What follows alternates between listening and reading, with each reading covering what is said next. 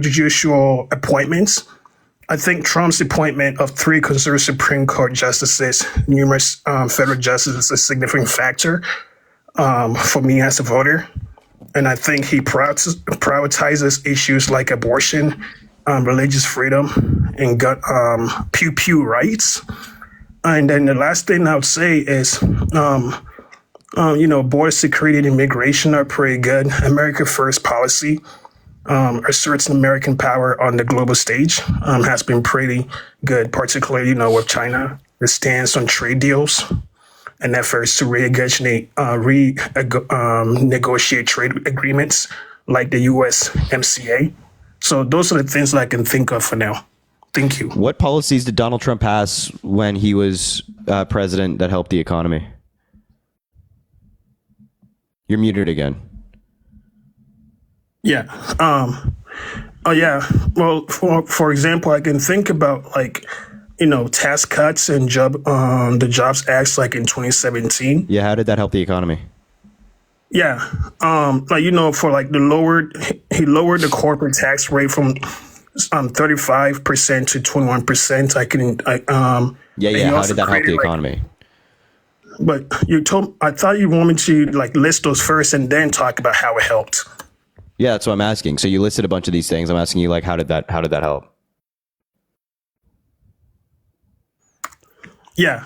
So, like I was saying, so I think I'd argue that,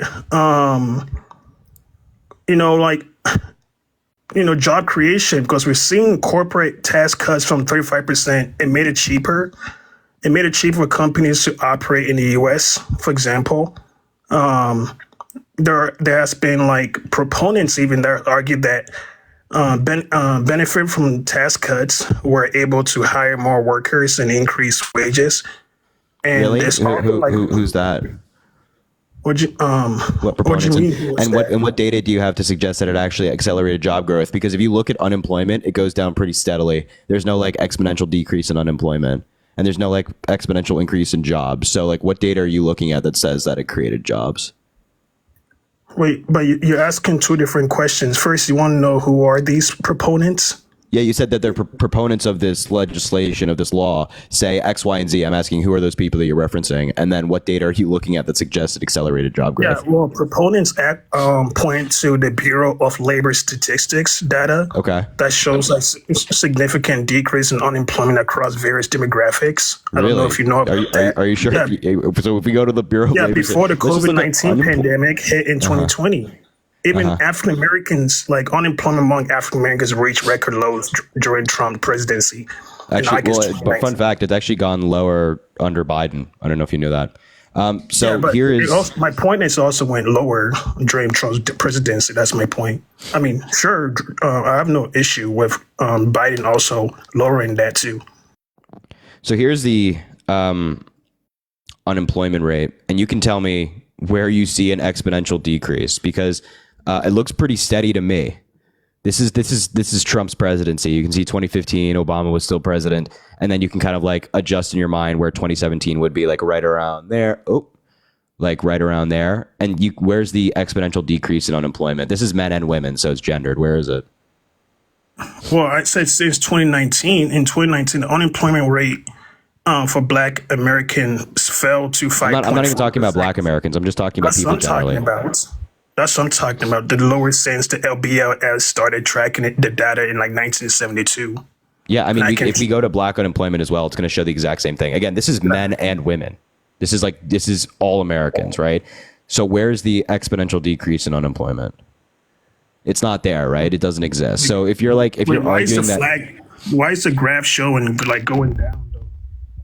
Why is the graph going? Because there was a steady decrease in unemployment, but there's been a steady decrease in unemployment for quite some time. I mean, if you go back to the housing crisis in 2009 and the recession, right? Unemployment since then had gone down pretty steadily until COVID. So there's no major decrease in unemployment as a result of Trump policy. Yeah, but I'm saying we have records that under his prominence among African Americans reached record lows. Yeah, but you'd actually have to tie the law that you're citing to a record low in Black unemployment, and there's no data to suggest that one caused the other. What do you want me to provide source? Yeah, I mean, if you can cite me data that says that the Tax Cuts and Jobs Act was the deciding factor in reducing unemployment for Black Americans, then by all means. Yeah, sure. So, Okay, go ahead. the sources for this that I would say is you can look into like which one? The U.S.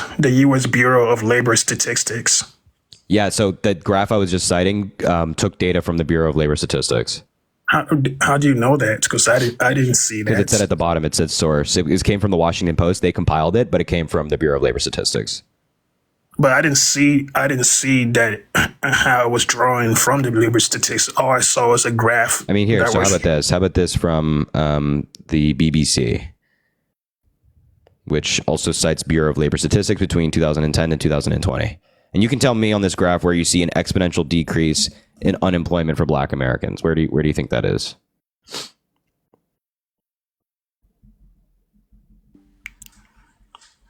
Well, okay. Wait, can you move it a little bit to the right?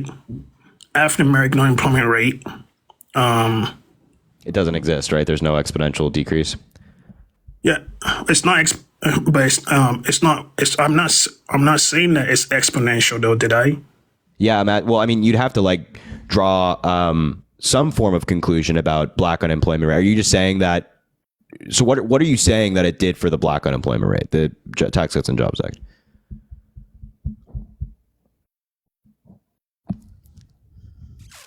Yeah. So the only logical pros I can present under this rule is that that essentially all I'm trying to say is that the unemployment rate among African Americans reached historical lowest levels. Because like in 2019, the unemployment rate for Black Americans fell to 5.4%, and the lowest figure since the Bureau of began tracking the data in 1972, right? So it was a decline in unemployment was attributed to overall economic growth. Shout out everybody coming from Parker's Live. So you're not saying that there's any like actual anything in the data that we can cite that said, oh yeah, Trump's tax cut reduced the unemployment rate for Black Americans? You're just saying that, oh, it went down, thus it must be because of Trump's tax law? Shout out everybody coming from Parker's Live. I appreciate Well, like y'all. he played a role in it. That's all I'm saying. Like he yeah, but helped play a what's the role that in it the played? president. What's the data that suggests it played a role? What's up, everybody coming from Parker's Live? I appreciate all of you guys. This is something that all presidents it's their duty to make sure that they're representing the American Republic, right? Like if there are some sort of struggles in like demographics, right? So yeah, I'm asking a question. Like, what data is there to suggest that the Tax Cuts and Jobs Act helped Black unemployment? Like in a big way, like in a discernible way that you can actually point to a connection. I just pointed you I don't know, like asking. I'm confused. I'm asking you just what date. Again, shout out everybody coming from Parker's Live. I appreciate all you guys. What data are you citing that suggests that the Tax Cuts and Jobs Act actually helped Black Americans when it comes to lowering unemployment? Like, what's the actual connection here that you're citing? Like I don't know what you guys want evidence. I told you the Bureau of Labor Statistics. Yeah. So data what? Okay. Then, for example, what does the Bureau of Labor Statistics say in your favor? Right. And I presented it to you that it shows that like the African Americans reached record lows during Trump's presidency. In August 29, the unemployment rate for Black Americans fell to 5.4%, and this was lower since the BLS started tracking the data in 1972. Yeah. So I'm still asking for the connection between the unemployment rate hitting a record low and Trump's tax law. Like you're just saying, oh, all you're saying is, oh, the unemployment rate hit a record low, which means it must be as a result of the tax law. I'm saying that we can't just make that conclusion. We can't just jump from one island to another. We can't say this is because of this. You actually have to prove that this is because of this. So what's your proof?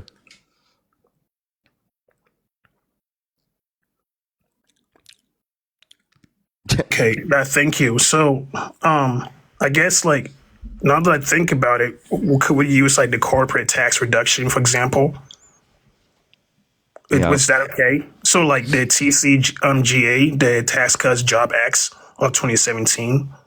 I mean, I would think that like that might provide business with more capital to reinvest in expansion, hire more workers, and increase wages. So like if I'm thinking about that, and I'm thinking about like the connection would be as business saw tax, many used the. I noticed that many use extra capital to expand operations, and African Americans benefited from those new employment opportunities in industry like manufacturing and like retail, for example, and healthcare. And this was all, and I'm sure there's going to like criticisms, but was alongside Trump's presidency. Yeah. So do you have like the actual data to suggest that this is the case? Yeah. Okay. What is it? So, so the data here would be like, to support that this is the case would be like, I don't know what else to give you, like Trump's cuts and the Jobs Acts, the TCGA. Yeah, you're just saying. Okay, so you're just saying like this act caused this that provided more unemployment or more employment opportunities for Black Americans and things like that, right? You're saying that that's the claim. That's you're saying what you that asked. Yeah, you're right. I'm asking you a different question than what you're answering, though. You're saying that, the law caused this. It provided more employment opportunities for Black Americans in a discernible way, right? In a way that's actually meaningful. And I'm asking you, what's your proof that this did this? And you're just saying, well, Trump's law did this. You're not providing the middle answer, which is, how do we get there?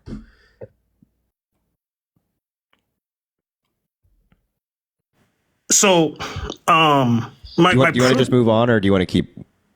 I can just present this to you. Okay. To see what you think, and if you don't like it. Now, go ahead.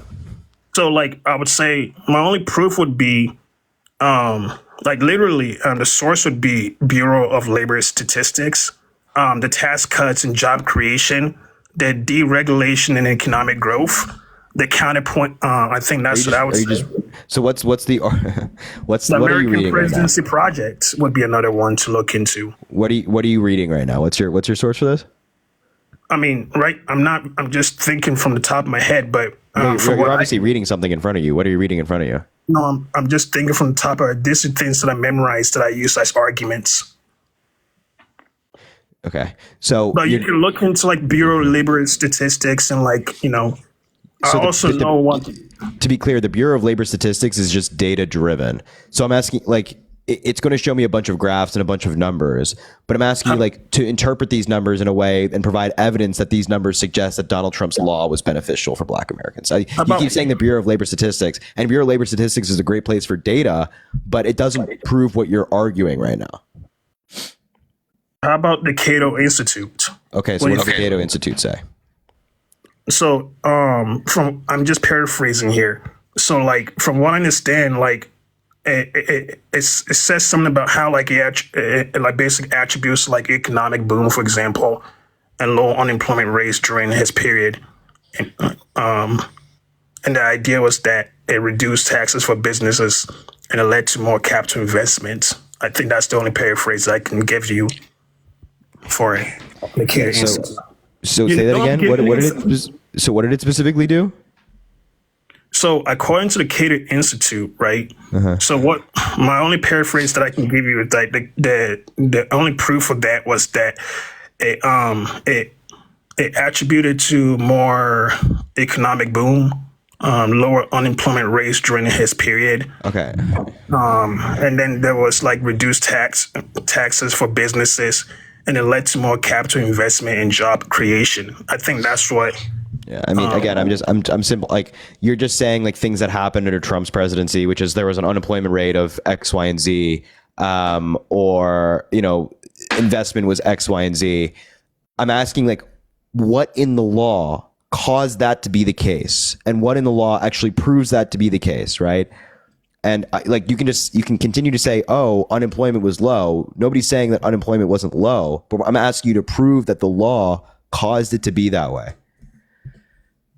Okay, no, I'm not. I'm not a stat major. You went. I just give it to you. No, I it's not. usually, You don't have to. You don't have to be a stat major. It's just that. Okay. I usually argue for philosophy and religion, but you don't have to agree with me. I can just paraphrase all of these things for as best as possible, but I'm going to lose, so it's all good. All right. All right. I'll move on to another guest. All right, man. Thanks for coming up. Religious reasons, though, for What was Trump. that? I have religious reasons for Trump. If you want to talk about that, You have religious reasons for Trump. What religious reasons do you have for Trump? religious reasons why I think people should vote for Trump. What's your religious reasons as to why you should vote for Trump? Right. So I think that, for example, when it comes to religious reason, like the dude is like a Christian. I think we've seen a transform heart. He is. We've Wait, so just to be clear here, Donald Trump, the guy who called his political opponent the other day mentally disabled, has a changed heart.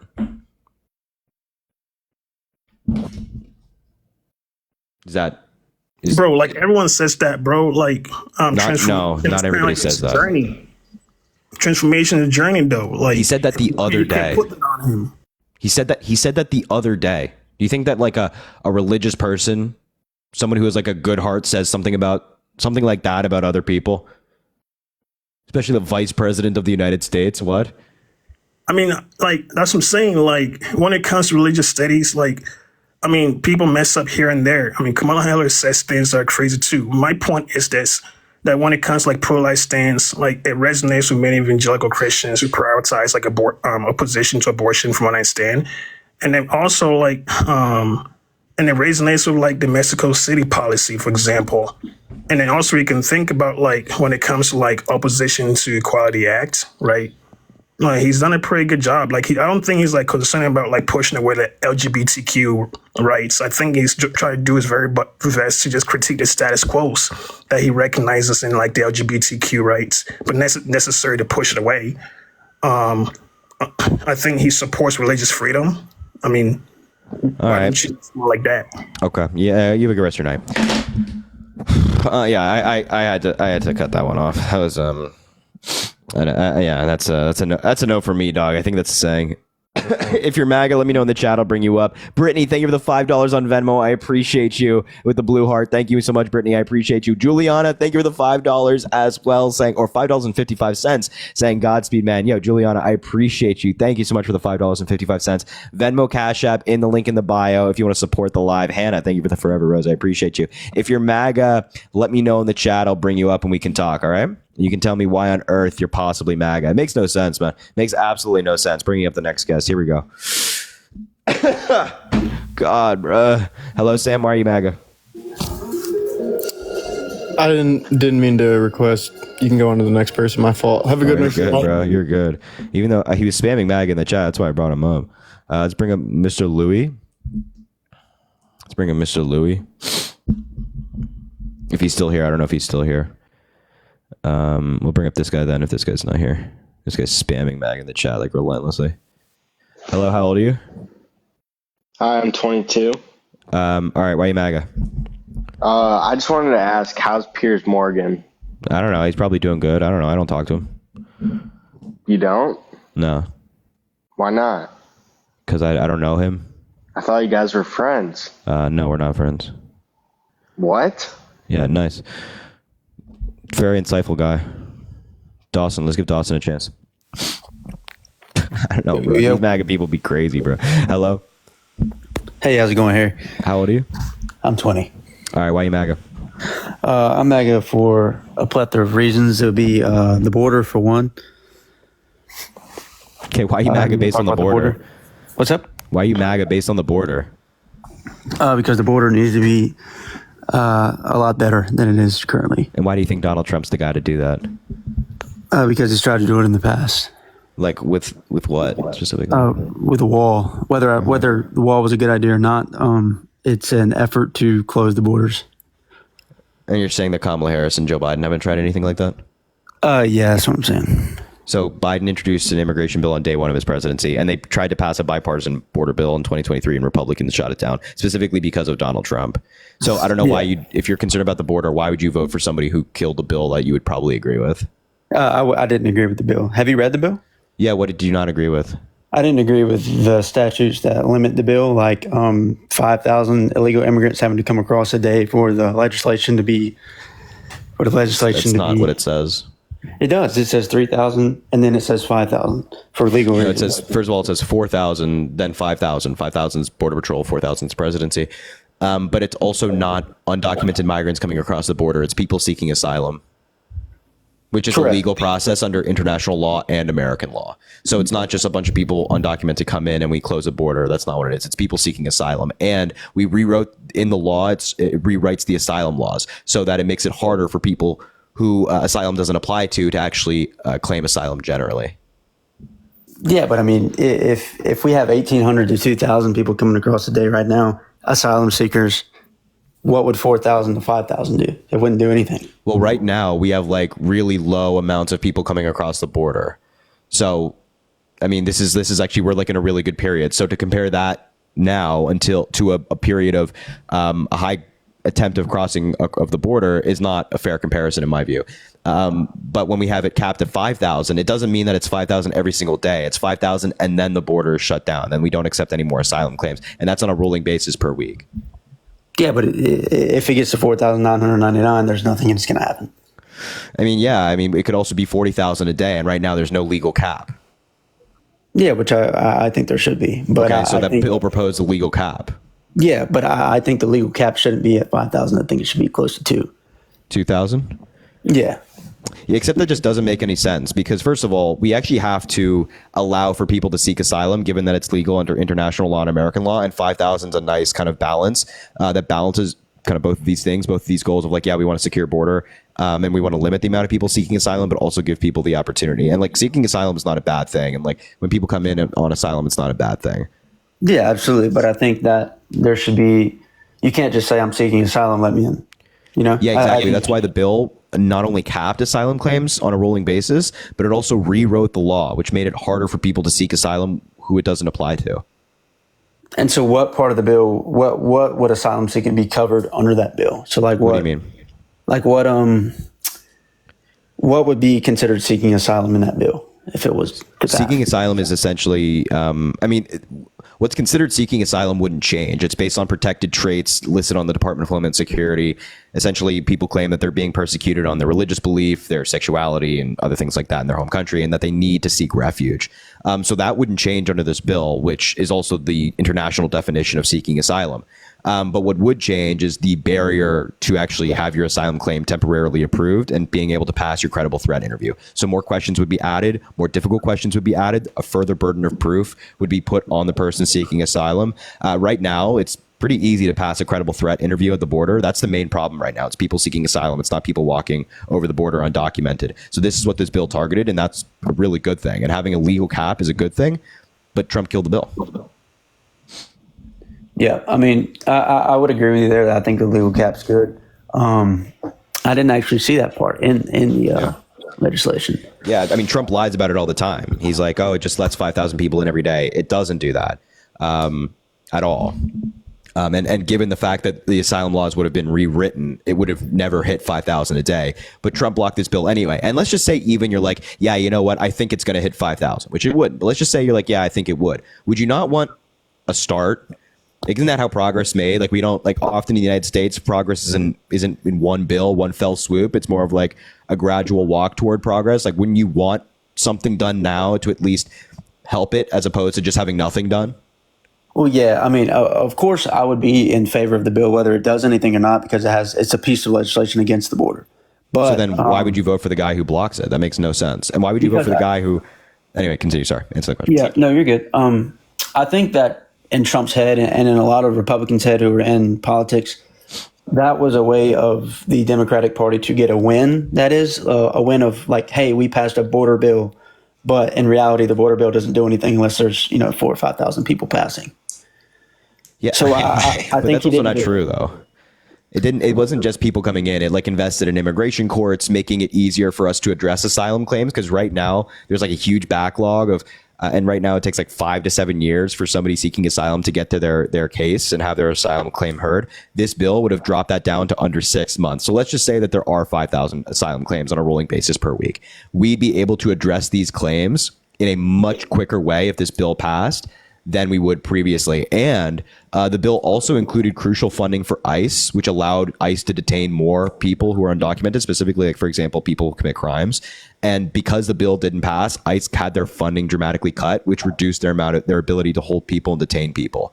And Donald Trump, again, like, blocked the bill. It makes no sense why he would do that. Yeah, I mean, I think some of the things you said aren't really Republican views, like it being quicker for asylum seekers. I don't think that's something that I necessarily, worry about on a day-to-day basis, just because I'm not, one of those people. I don't think that.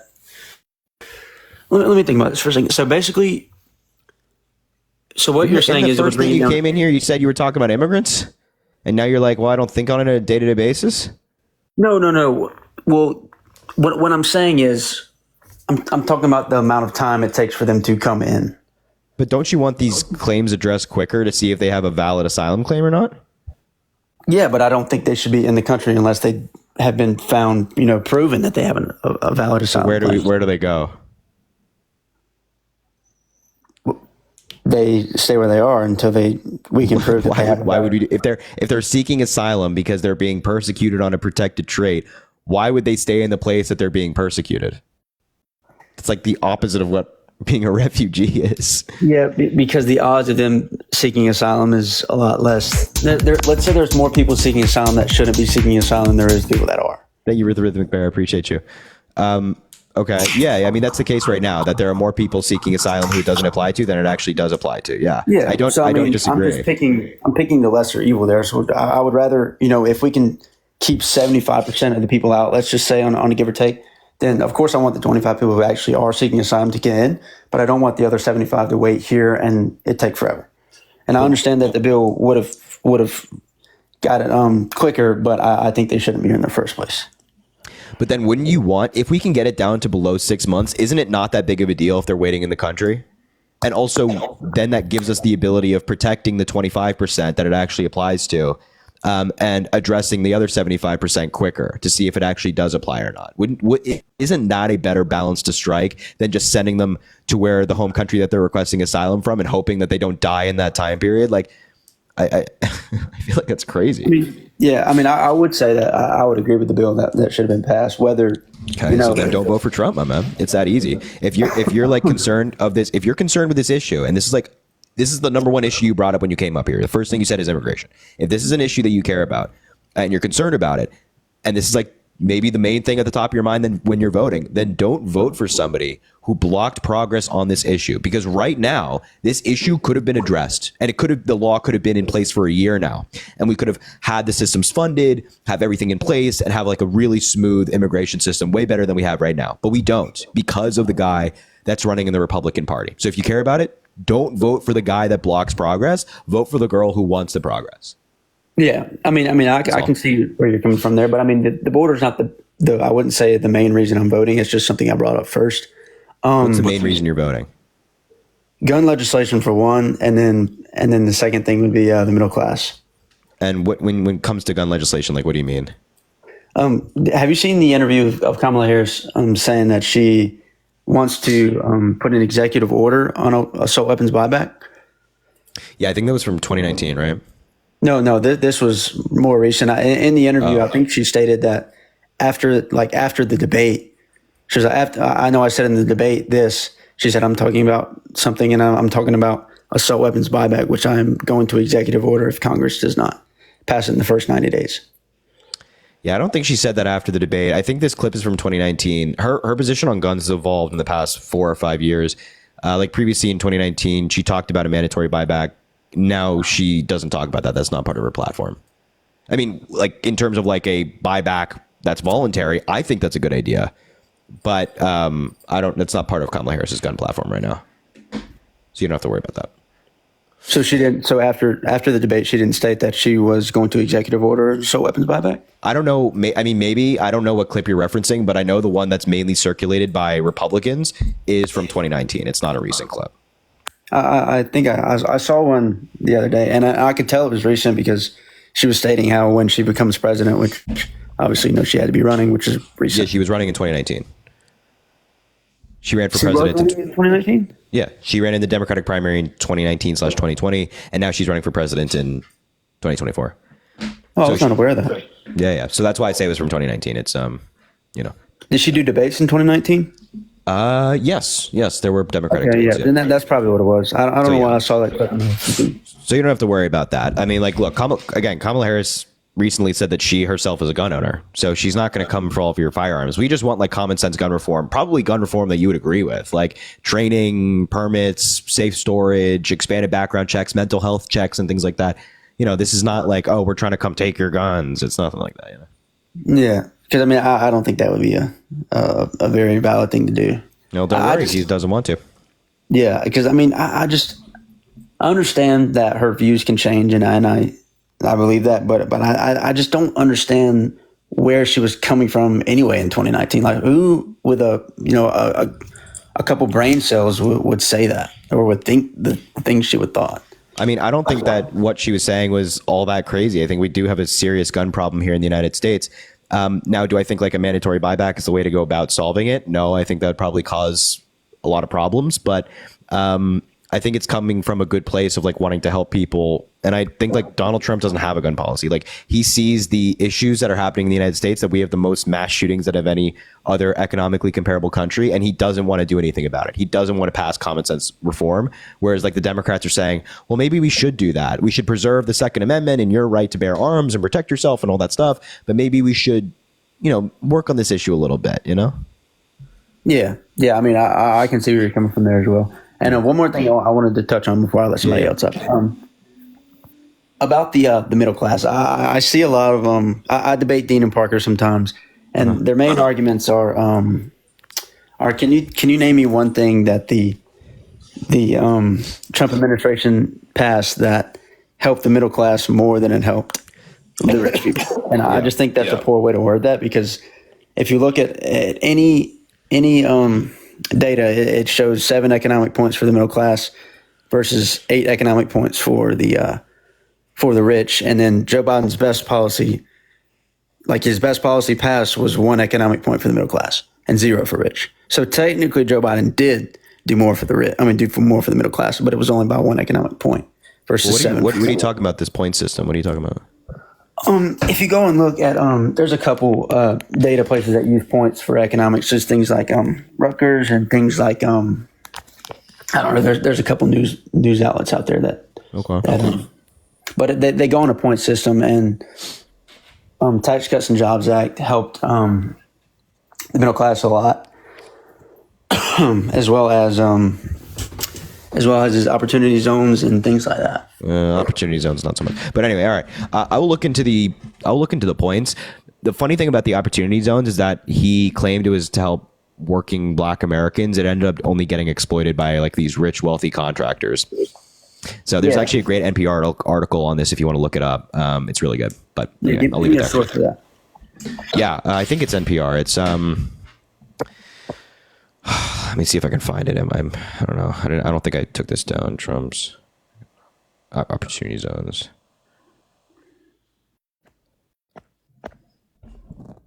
I think it's this one. I'm not 100% sure. It's called. I think this is one. White House looks at an opportunity zone extension in wake of COVID-19. It was written in 2020 by NPR.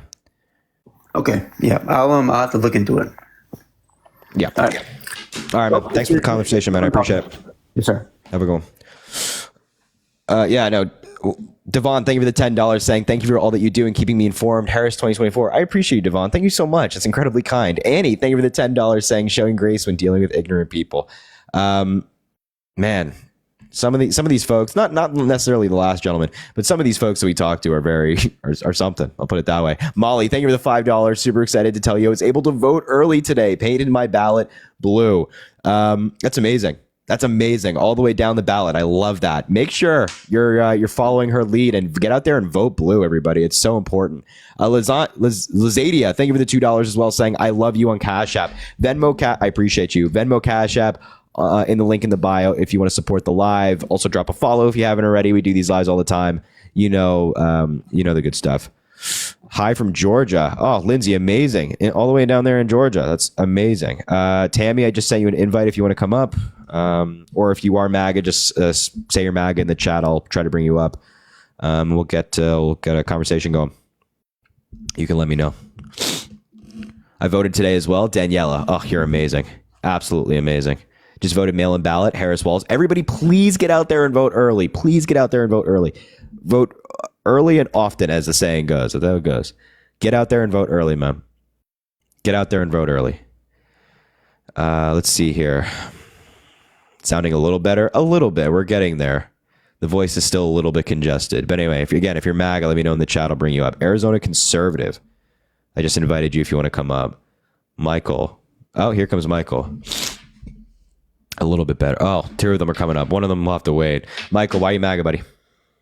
Hey, man, I'm MAGA just because when I got out of the military. Have I talked to you before? No, you have not. I've never. Are you sure? Oh, yeah. Okay. I'm trying. Oh my God, three of them are here. I mean, do you guys all want to talk? You guys can all talk at the same time if you want, or I can go one by one. What do you guys want? Oh, it's fine. We can all do it together. You all want to talk together? Yes. Oh, yeah, let's do it. Arizona Conservative, are you good with that? Supply chains in the United States. Is this guy? Hello? What's up? Are you good with talking about all these three people at once? I absolutely am. All right, let's do a 3-on-1. Venmo, Cash App, link in bio. If you guys want to support the live again, drop a follow. All right, guys, just generally tell me, why do you guys support Trump? And then we'll get into it. Why?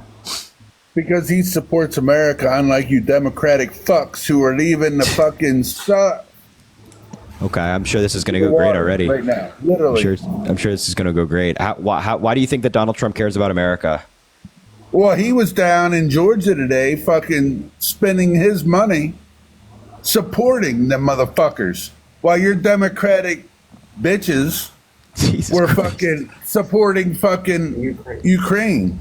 So, Joe Biden approved emergency declarations for every single state that requested one. And the governor of Georgia today literally said that Biden called him yesterday and offered him whatever he needs anytime. He said, call me directly if you need something. That's not the truth. That's what the governor of Georgia said today. No, that's not what the governor of Georgia said. That's literally. You want me to pull up the video? I want to see proof of this. Yeah, show me something. Show me something. Don't talk. Show me, bitch. You don't pay attention to the news?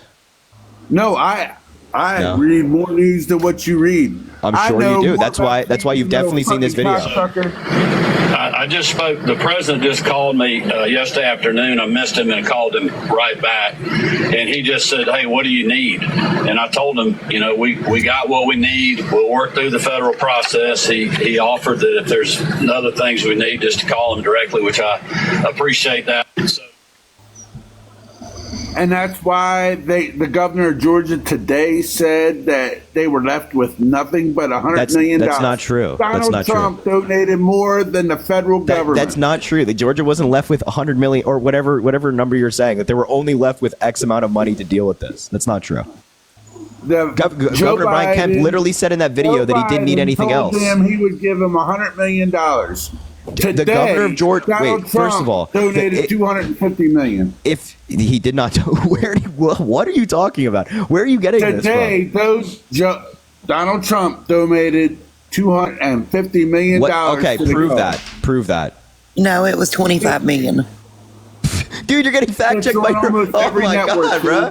You're getting fact checked. I don't even know if it was 25 million. I don't even know. But point is that the president of the United States approved Georgia's emergency declaration, which they asked for. He approved it the same day that they asked for, and the governor of Georgia is saying that Biden's been great. The governor of Virginia said Biden's been great. The governor of North Carolina said that Biden's been great. All these different Republican governors. I think it was Alabama. I think as well. The governor said that it was great. I mean. All these governors that are Republicans, except for the one in North Carolina, are saying that, Biden's been incredibly helpful. Okay, look, bro, I'm not trying to argue with you. For real. I love you America. Came in here all hot and bothered saying the Democrats are terrible people, and now you're backing down. Look, don't push it. I'm trying to tell you, show me some proof of this. What proof of what? I just showed you the governor. What else do you want? The emergency declaration approvals? You show me some fucking bullshit. That's the governor of Georgia. Show me some real proof. Wait, okay. So first of all, No, the governor of Georgia saying that an emergency declaration has been approved and that he called the president is a pretty good source of information when it comes to this stuff. Now, what proof are you asking for of what? I'm asking for real proof, not just Of some what? bullshit Proof of what? you Thank you for the showed. sunglasses. Proof of what? Proof of what you just said. So, for example, here's proof from whitehouse.gov of all the emergency declarations that have been approved. We have Do you actually in the believe top. WhiteHouse.gov? These are official statements by the government. And all of them have been verified by the governors who asked for their emergency declarations. And by the way, all this funding is public, so we know when emergency declarations have been approved. So we have North Carolina, we have Alabama, and we have Florida and Tennessee. All in this 4 grid I have right here. It's very nice. All these emergency declarations have been approved. What website is that? That's Who else whitehouse.gov. am I on here with? That's whitehouse.gov, my man. I'm going to go check it out, sir. Look, You should go check it out. You know what you should also go check out? The fact that in 2017, when Donald Trump was president and Hurricane Matthew hit North Carolina, he only approved less than 1% of the funds that they requested to deal with the hurricane. He denied over 99% of federal funds that they requested, and that came directly from the North Carolina governor's social media accounts that he put this out. Well, you know what? I'm gonna almost balance with you and go check this shit out. You should go do that. I'm a full-hearted Trump supporter, but I'm gonna balance out with you. You should do that. You should go. And also, you should not vote for somebody who politicizes tragedy. So that little campaign event that Donald Trump had today in front of a broken building in Georgia. I mean, what the hell is that? And when he was president, he politicized funding for these tragedies. Don't vote for that. Don't vote for somebody who does that. Donald Trump's. He is. Wait. Another one of Donald Trump's former advisors in his White House came out today. I think her name is Sarah Longwell. She used to work in the Trump administration. She said today on social media, I saw firsthand how Donald Trump politicized disaster response. So you shouldn't vote for somebody like that. Well, let me ask you a question, sir. Okay. Today, sir, all over social media, they're saying the Democratic government donated $2.6 billion to Ukraine. Oh my God. Wait a minute. Meanwhile, our country is suffering right now. So what do you have to say about that? See, this is so funny. My latest video is on this meme that was posted on social media. 2.4 billion for Ukraine, nothing for American communities, because this is not true. So we have funded for Ukraine. We have funded Ukraine for a while now. Even under Donald Trump's presidency, we were funding Ukraine, just not to the degree that we are now because there wasn't an active war. But also, we are funding every single area where there's been a disaster. FEMA is in all of these places. So I don't know where you're getting this, like, oh, we gave nothing to these communities. FEMA is in all of these places. I also have a statement here, because I came prepared for this stuff. I knew this talking point would be here. From a FEMA spokesperson, Jacqueline Rothenberg, a FEMA spokeswoman, said, President of the United States Biden has directed FEMA to stay in North Carolina until the situation is stabilized, and listed the things they have there, such as 900 search and rescue personnel, 200 federal ambulances, 40 Starlink satellites, 25 trailer loads of meals, 60 trailer loads of water, C-17 cargo planes of food, water, and other commodities, and more. It's all happening in North Carolina right now.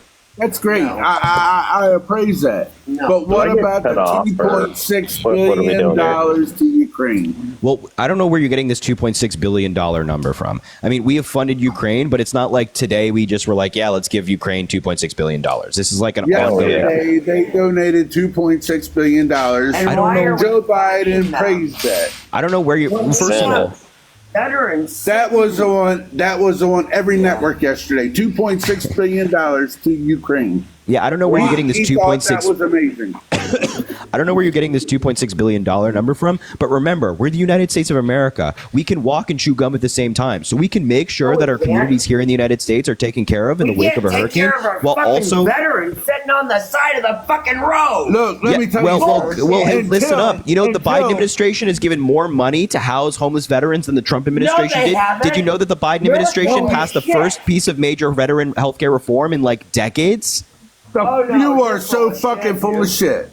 Oh, Let now me see now the you got facts. Tweedledee Show over me there. You some got Tweedledee and facts. Tweedledum. I know Dumber and for a Dumber are fact. getting now they're Biden now Dumb and administration Dumber are has like done going off nothing each but- other's energy right now. They're all screaming. They're all getting hot and bothered. It's like you guys are playing off each other's energy right now.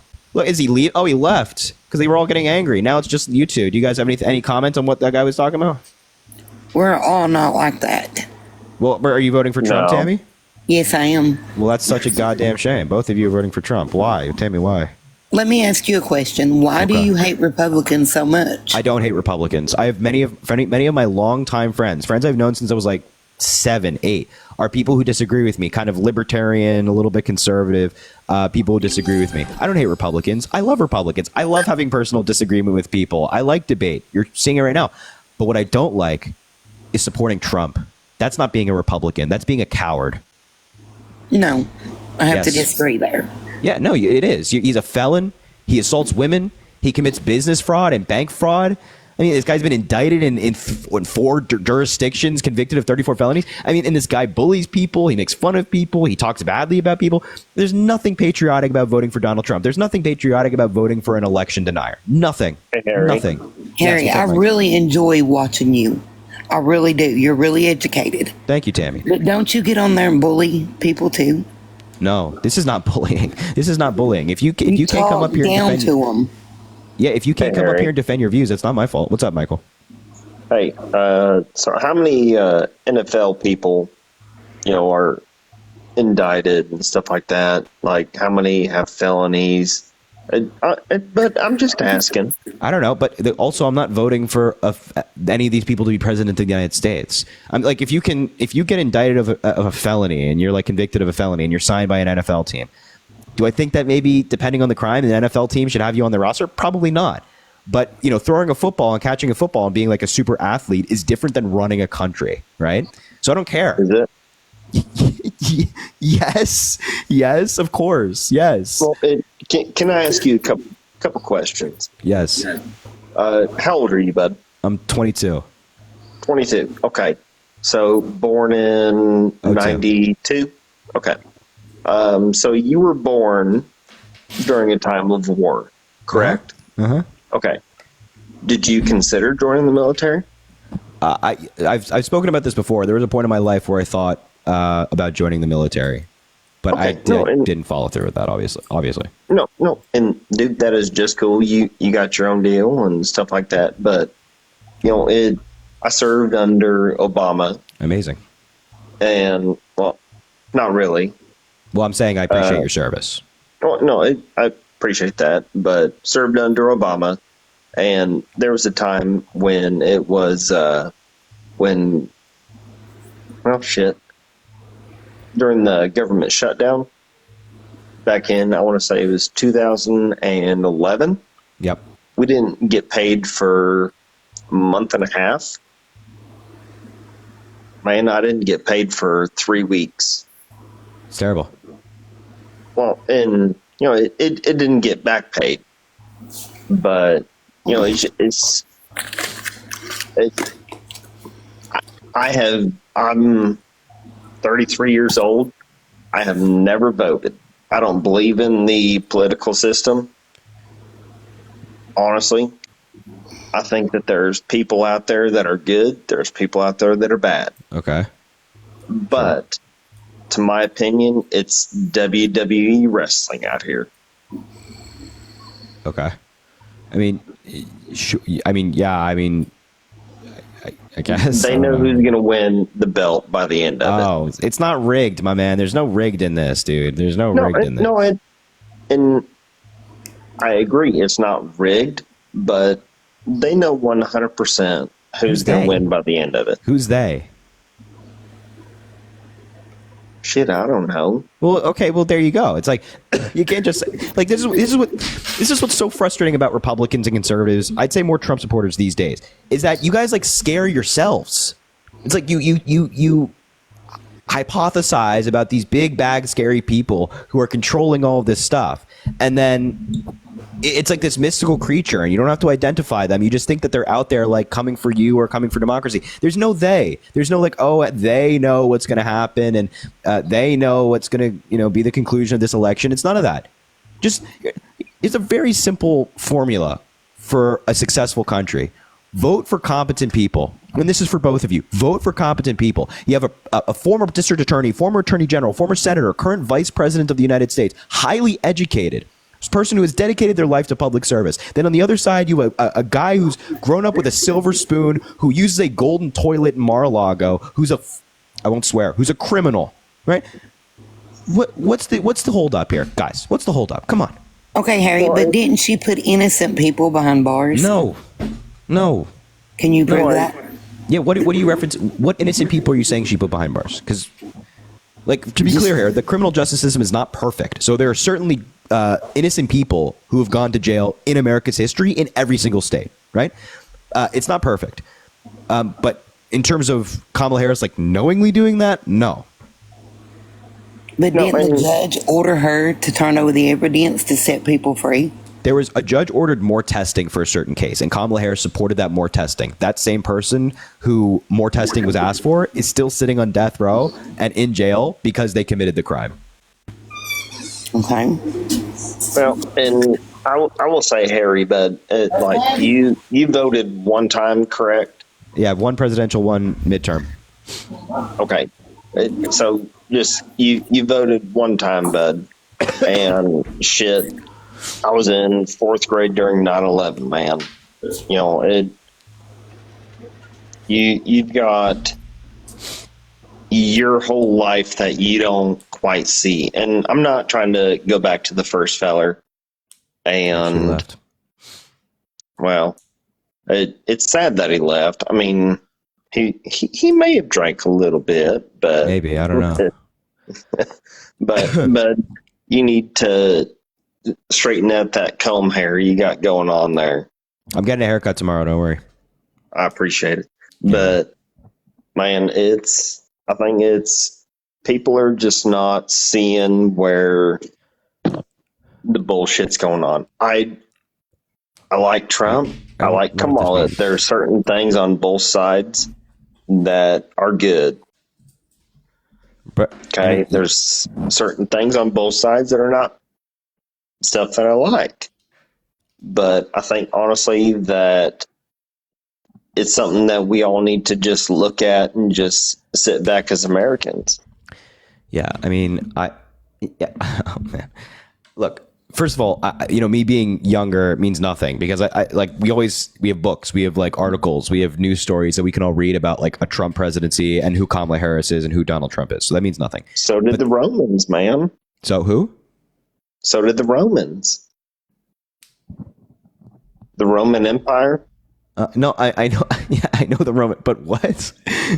What is that? I don't know what that means. The fall of the Roman Empire, man.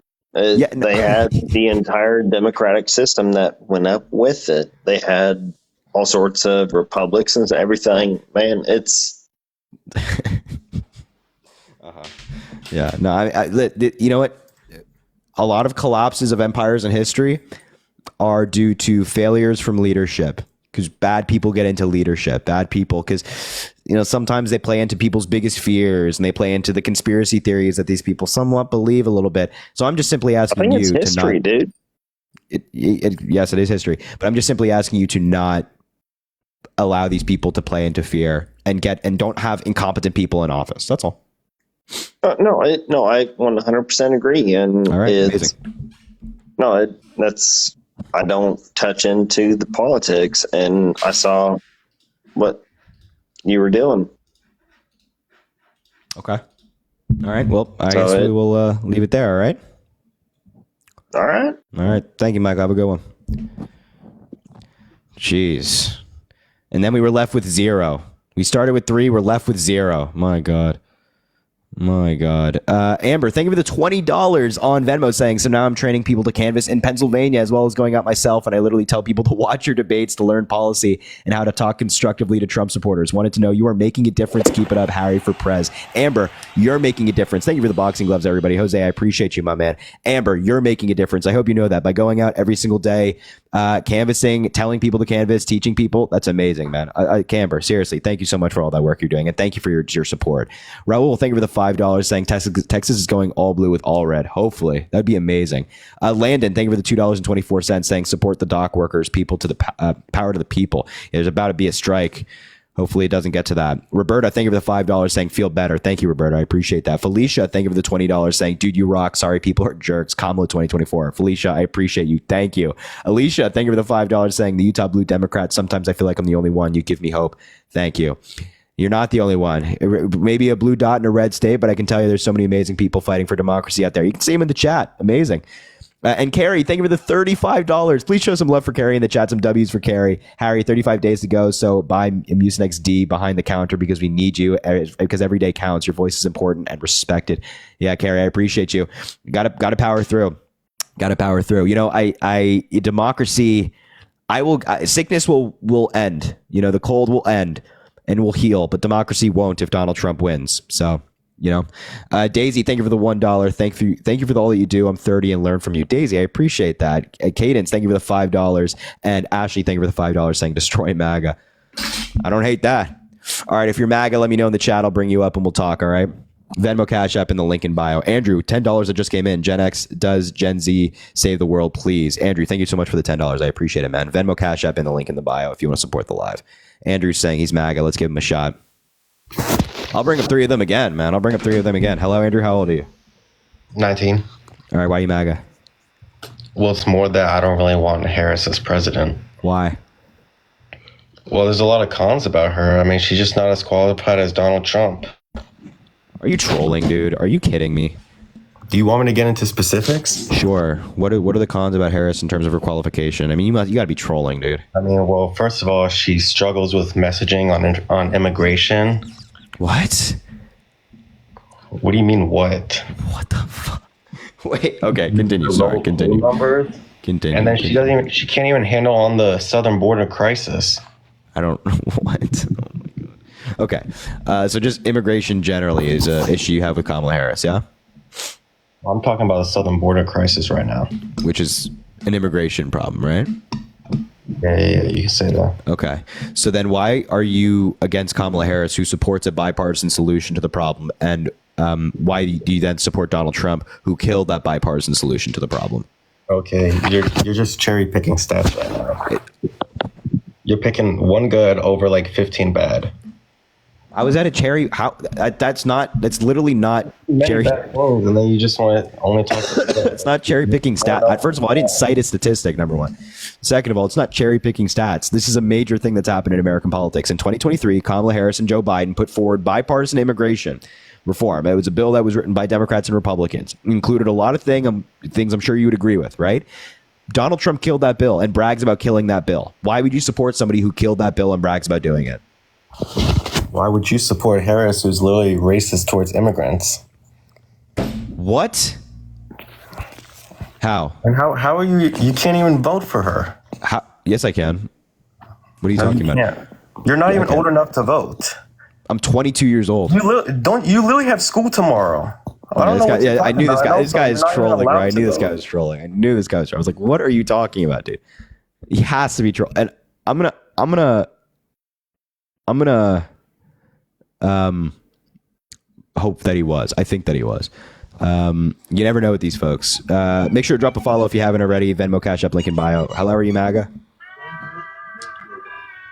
I've been around long enough to see some politics, and over the course of, I'd say, the last 20, 25 years, my question for you, I guess I was going to say it, but I'm going to rephrase it.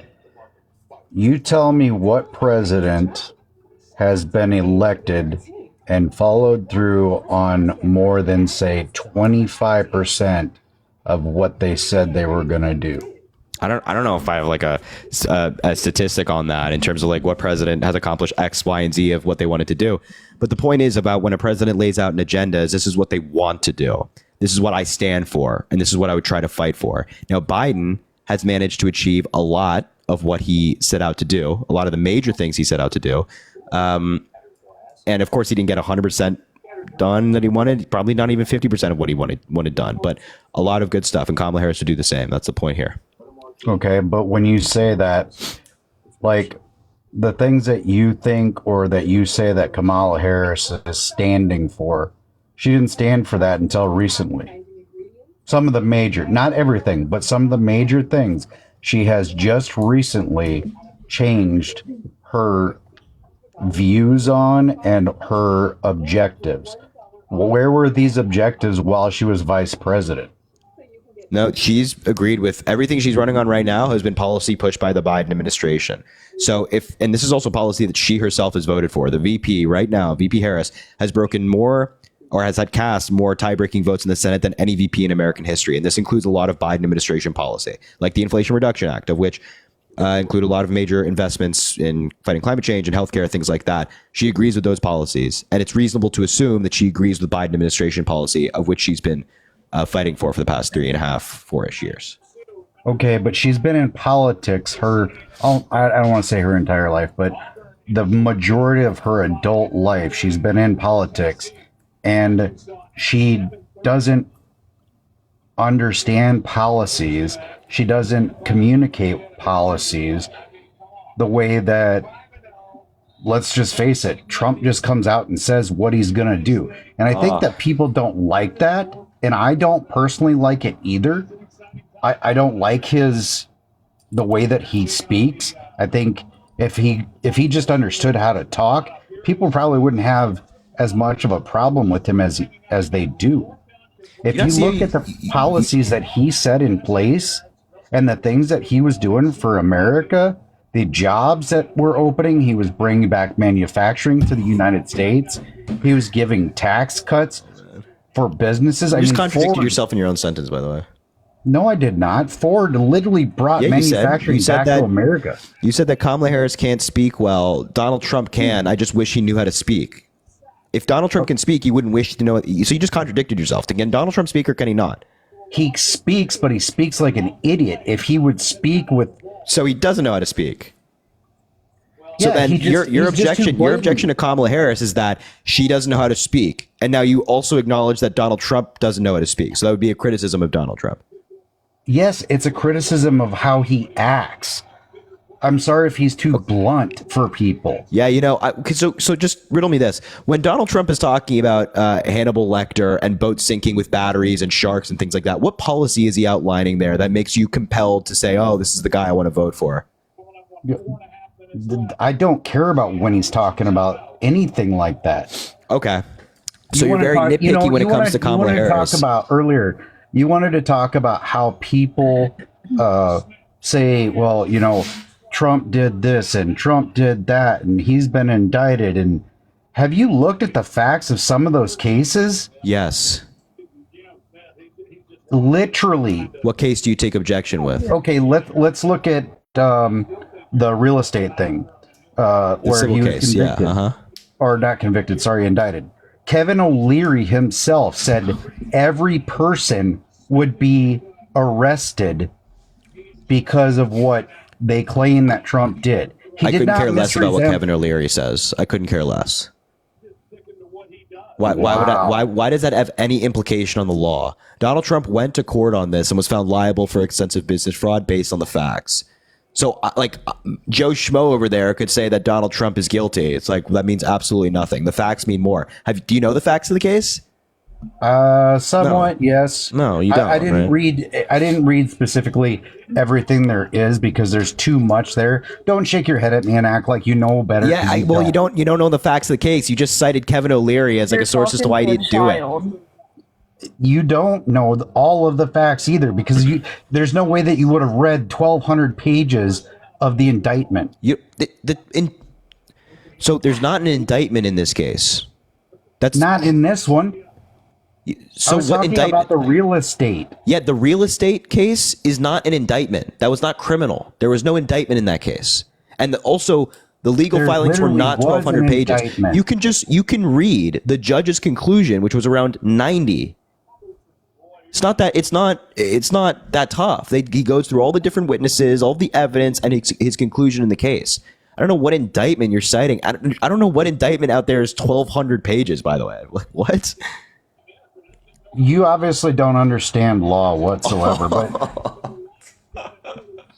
In order to yeah, you know, make it's me. these- Yeah, no, for sure. No, for sure. That's the conclusion here. Okay.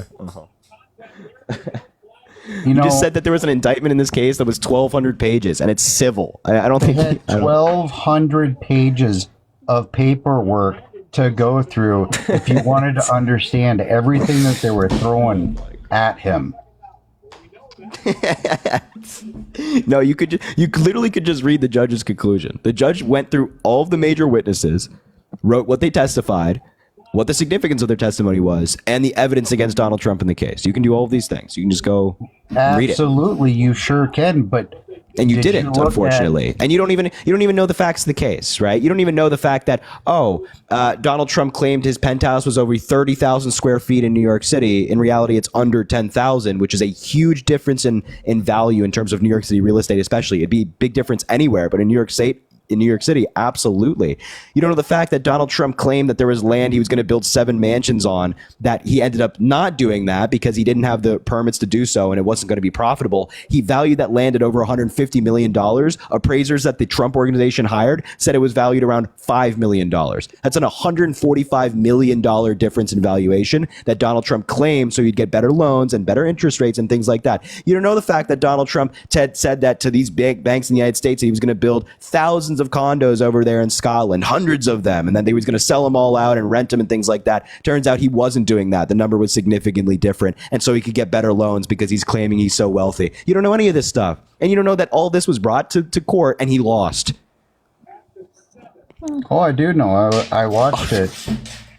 What do you mean you watched it? There was no cameras. No, I watched it on Facebook and on all these wonderful social media sites that report all the truth. Yeah. It's all the truth if it's on Facebook, right? No, I love that. My God, what? What about the document case? Do you know anything about that? Which one? I'm sorry. Okay, that answers that question. No, I seriously didn't hear you. What'd you say? The document case, the classified document case. The ones where he took them. Yeah, I'm aware. So what do you think about that? You didn't think that was just a bunch of BS? Well, no, I don't know. Here's the deal. I'm not trying to stall, and I'm not trying to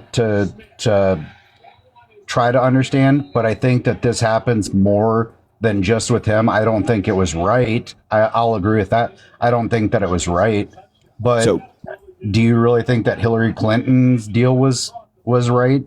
And she never got in trouble for any of that stuff. What deal for what? Deal for what? Her classified server being at home, which was completely... My God, she was investigated like 3 different times by the FBI of this and cleared every single time. And the FBI was also investigating Trump for the Steele dossier, but that was completely... They've come out and said that was completely false. Yeah, so the Steele dossier had a lot of unverified claims that they looked into, which is natural, because if they are given something that suggests that there was a crime that took place, they look into it. It doesn't mean that they were trying to get Trump. That's what the FBI does. They look into claims of criminal activity. That's what we want the FBI to be doing. But again, I just want to be clear that the FBI investigated Hillary Clinton multiple times surrounding this. She was exonerated every single time. And to be clear, that doesn't exonerate. Right. I just think that it's funny that all of these other politicians do a lot of the same things. Like, for instance, they literally just brought this up. Okay, they just brought this up. That there's, I think 16 or 17 million dollars in hush money that has been paid to people that have committed sexual assault against other victims and whatnot. And this was literally in, the Senate and Congress. And I'm not saying it's one side or the other. Who did it? They're saying that there's 16 or 7. There's an investigation going on right now that there's 16 or 17 million dollars in hush money that's been paid to hush people. My point is that everybody. First of all, hush money is not illegal. It is when it's the taxpayers' money. Well, okay, if it's taxpayer money for sure, but what are you talking about? What, like?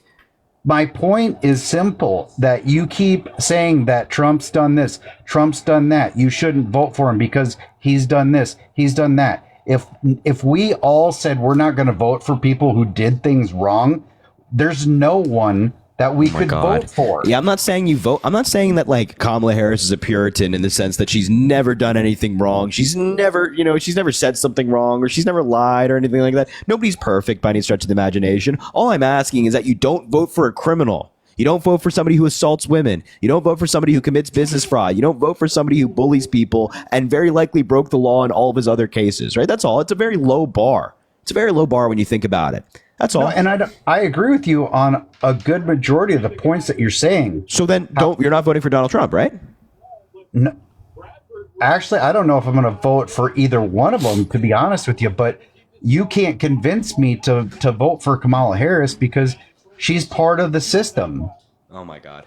So, I know that Facebook.com, right, is a source for you where you think that, the government is investigating $16 million in hush money, but I don't even know what the hell you're talking about. But if you're willing to sit back and say, yeah, I'm okay with sitting on the sidelines and possibly allowing a criminal to get into the Oval Office, then I don't know what to tell you. This is truly a very consequential election, and you should be doing your part to help whoever you care about in your family, whether it be a partner, kids, friends, whoever it might be in your life that you care about, or just other people generally you don't even know, and make sure that this person does not get into office. Like, it's crazy, the ambivalence here. Well, I think that I thought it would be an interesting chance to talk to you and hear some of the things that you had to say. You do know quite a bit about certain things, but you also don't know everything there is out there, just like I don't know everything out there. Of course. But I find it hard. The reason why I asked that question about what have other presidents done that you could say, yep, they did what they promised, is because, believe it or not, for the most part, Trump actually did do a good majority of the things that he said he was going to do. And my biggest reasoning for voting for Trump would be immigration. Yeah, okay. Voting for the guy who killed the immigration bill.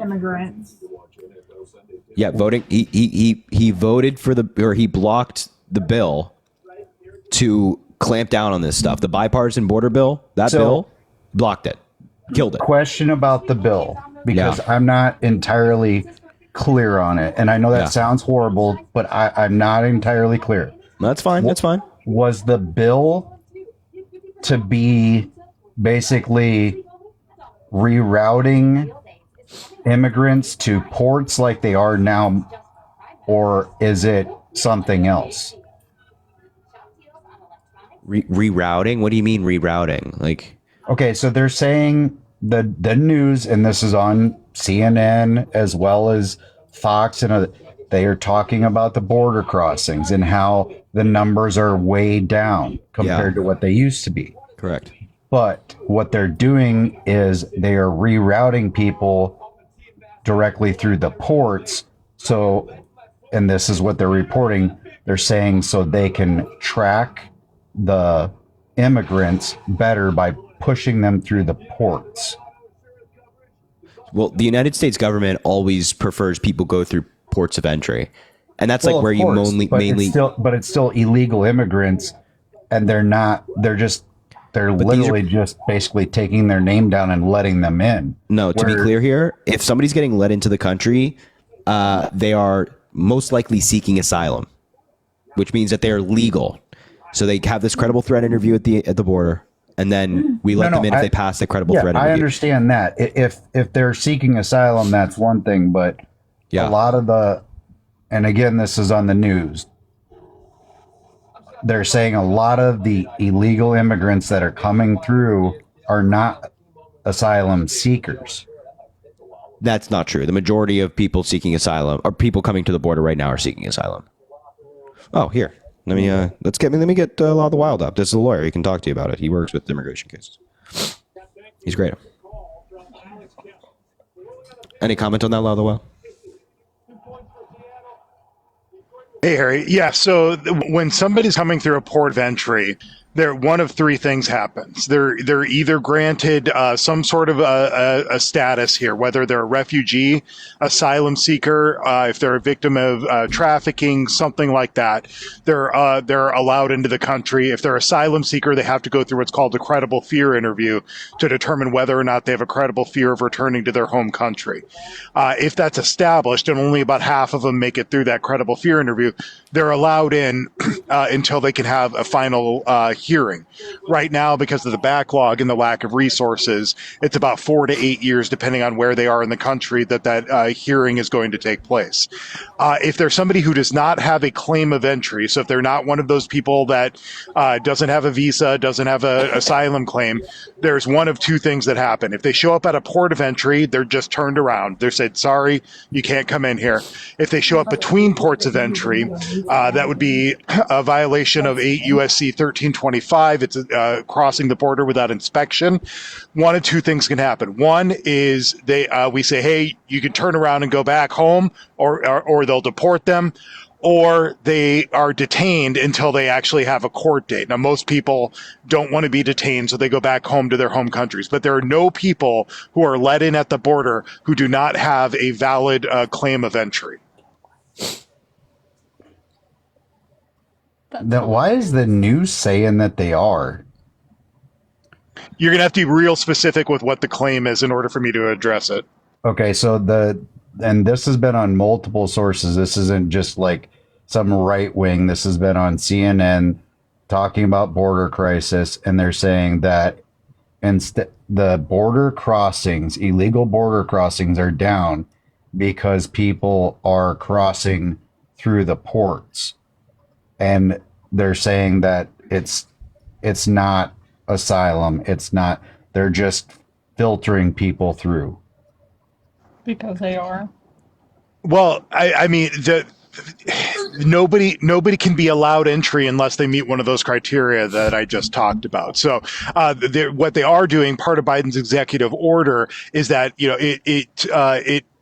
it's normally the case that when somebody comes to make an asylum claim, they can do it at a port of entry. And this is under 8 U.S.C. 1158. They can do it at a port of entry or between ports of entry. Now, when somebody is encountered at the border and they have an asylum claim, what they are doing now under Biden's new executive order is bringing them to the nearest port of entry in order to process their credible fear interview, whereas previously they could stay up in the country until for up to 1 year under current law. Now, that aspect is actually being challenged in court right now because executive orders can't override federal law.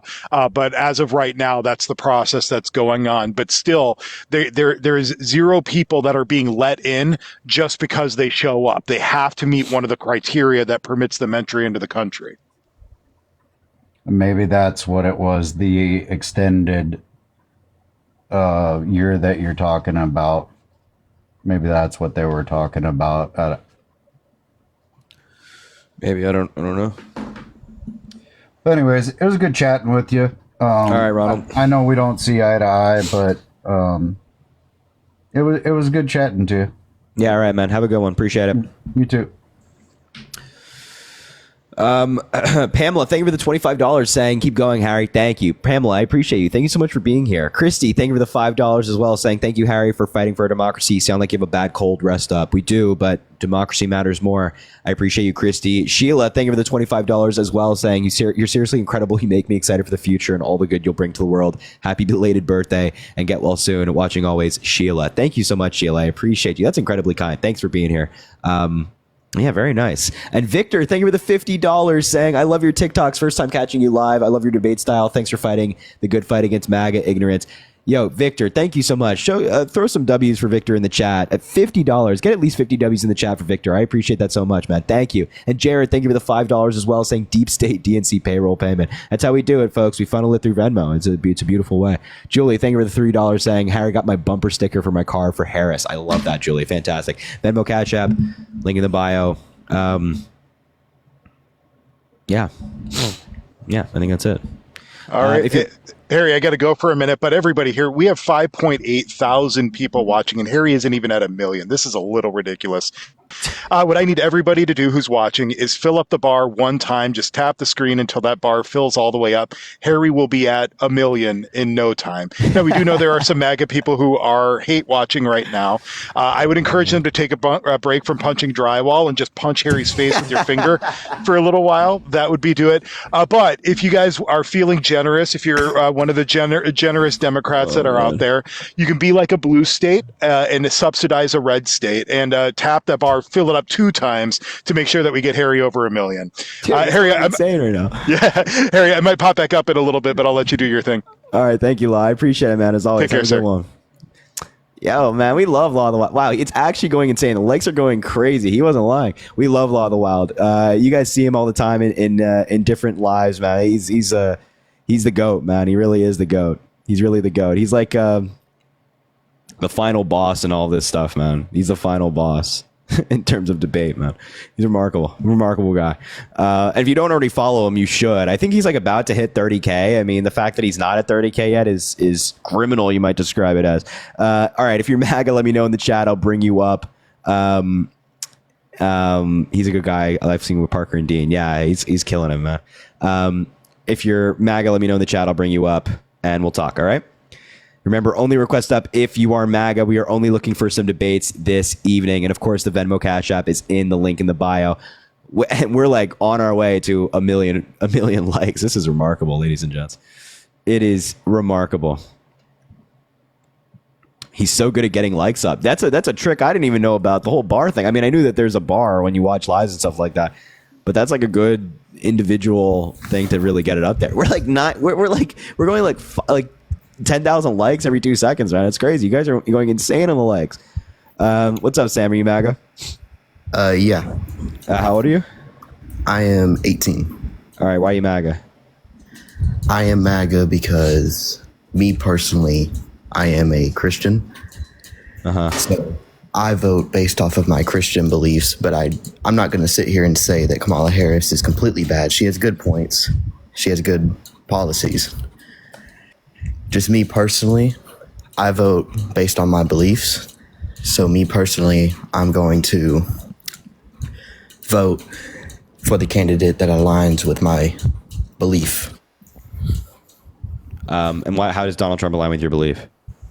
Quite simply because whenever I look at who I'm voting for, whenever I go based off of my belief, I start with the defenseless. So I am against abortion. So that's really the main reason. And so you're voting for Donald Trump because you're against abortion? No. I'm not. If RFK was still in the running, I might consider voting for RFK. I'm not completely MAGA, but I am MAGA as of right now. Because of abortion? Partially. So why does that make you want to vote for Donald Trump? Like, why are you pro-life? Quite simply because I don't agree with it at all. I think it's murder. Why don't you agree with it? Because I think it's murder. Why do you think it's murder? Because you're causing a life to not be born by going in and murdering it. Well, it's so you would define murder as like an unjust taking of a life, right? Yeah. Okay. So obviously you don't one sec. This guy's fucking one sec. Better. We'll talk to you in a second. So obviously not every taking of a life is bad, and I think you'd agree. Like if you have a family that unplugs a brain dead patient, would you consider that murder? If they're struggling, I would view it as more of a sense of like how you put a dog down, in a sense. I think, like how you said, the unjust taking of a life. Yeah. Okay. So so just to point out that there is the point of me asking that is that there are instances of which taking a life is justified. Now, why do you view an abortion as unjust? Like if a mother is like, or a woman just generally is like, yeah, I don't want to bear this child. I don't want to go through 9 months of this, and maybe I'm not in a financially stable position to do that. Why do you view that as an unjust taking of a life? Just because I simply view it as that is a life and you are going in and murdering it. So I view that as unjust. But on the offhand, if like but if the mother's life is in danger, like if the mother would die if she gave birth, that's the only time that I think abortion should be considered personally. What about in the instance of assault? In the instance of assault, like rape? Yes.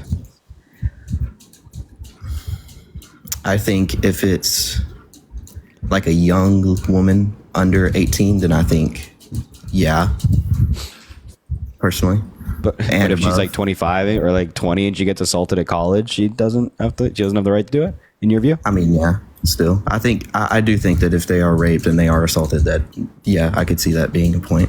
Okay. So then why is it unjust for just like a woman who maybe had a mistake with her boyfriend and she's like 17? Why is it a mistake? Why is it wrong and unjust for her to have an abortion? Isn't. Trump didn't say it was. He gave the red light for that. I'm not talking to you.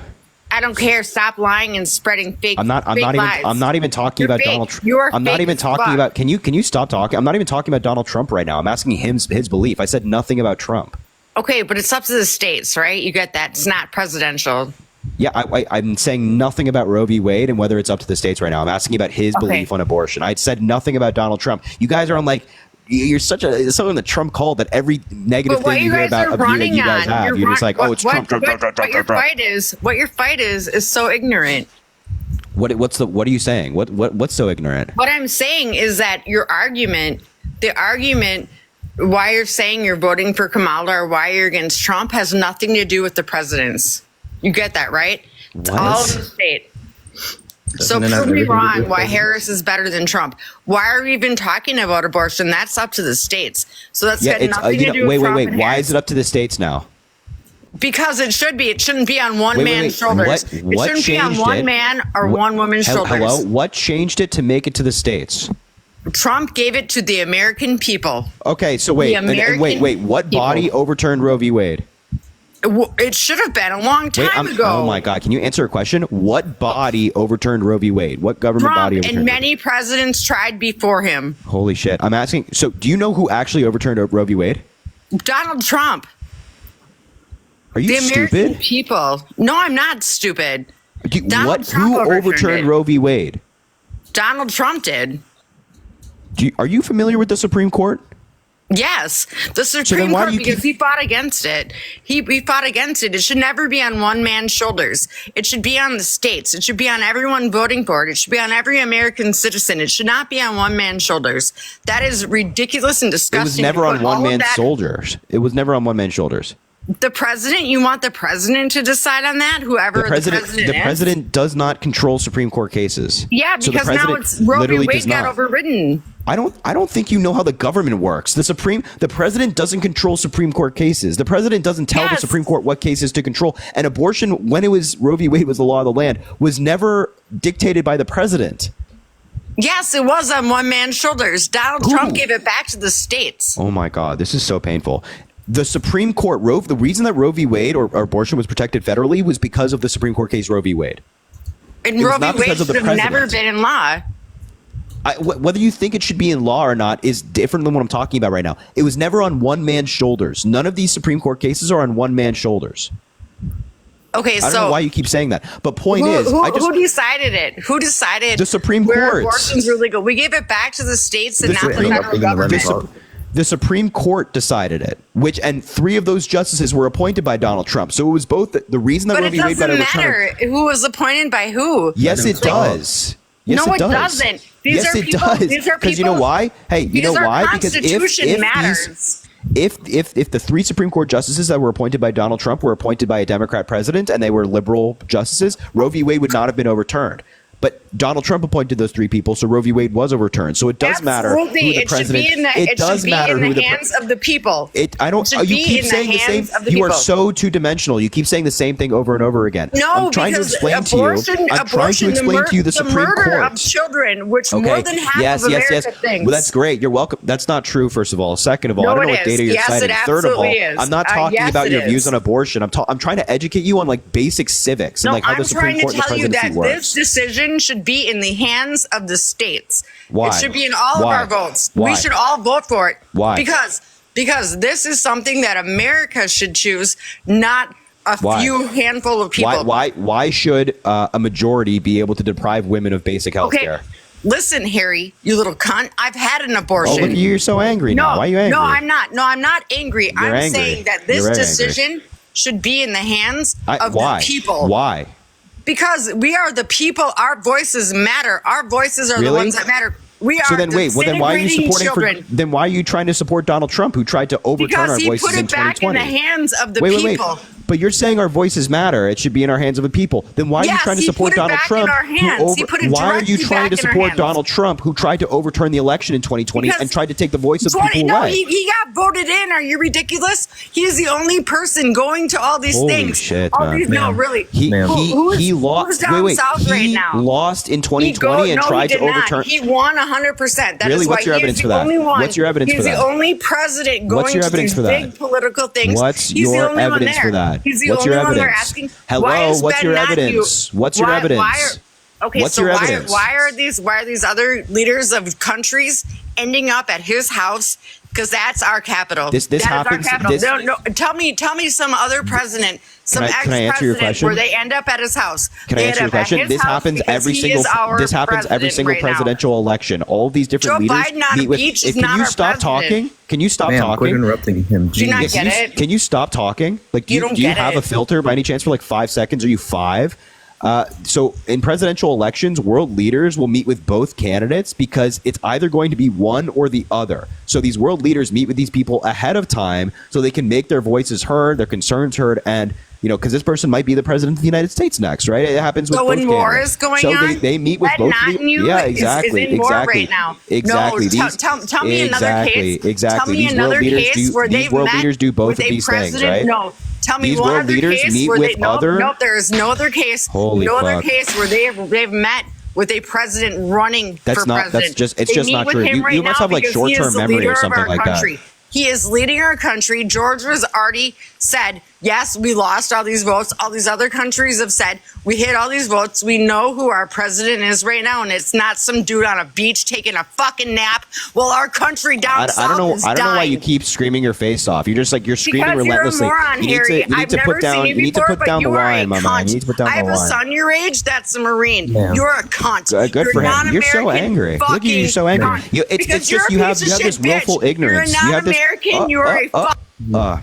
It's so, man, I'm so glad you got muted. You have this willful ignorance, right? Where you're just talking out of your ass. You don't understand that in every single election in modern American history, world leaders will meet with candidates from both parties, right? Because one of them is going to be the president of the United States.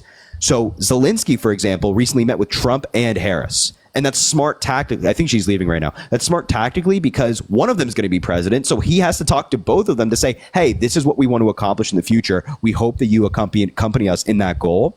That's called smart foreign policy on behalf of these leaders. And this has happened. You can go back in 2008 when Obama was running and became president-elect. World leaders were meeting with him and John McCain before the election happened, even though none of them were in the White House. Because it's just standard procedure in elections, okay? So you might have, like, I guess, bad memory when it comes to election history, and that's, your problem, not mine. But this happens all of the time.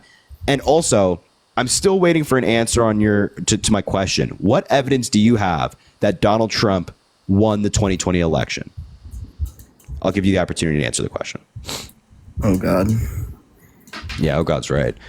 I sent you an invite to unmute. Now, let's see if this MAGA lunatic can find out the most difficult test of all, unmuting yourself on TikTok Live. It's a challenge for many of these I'm folks. MAGA, but it's pretty obvious that he didn't win the election.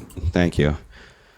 I'm sorry that you can't have a proper debate with her because she interrupts you all the time. It's all good, man. She's crazy. Can you not? Hey, you up there? Can you not figure it out? You literally press your thing. You press your little square and press the unmute button at the top. Okay, figure it out here.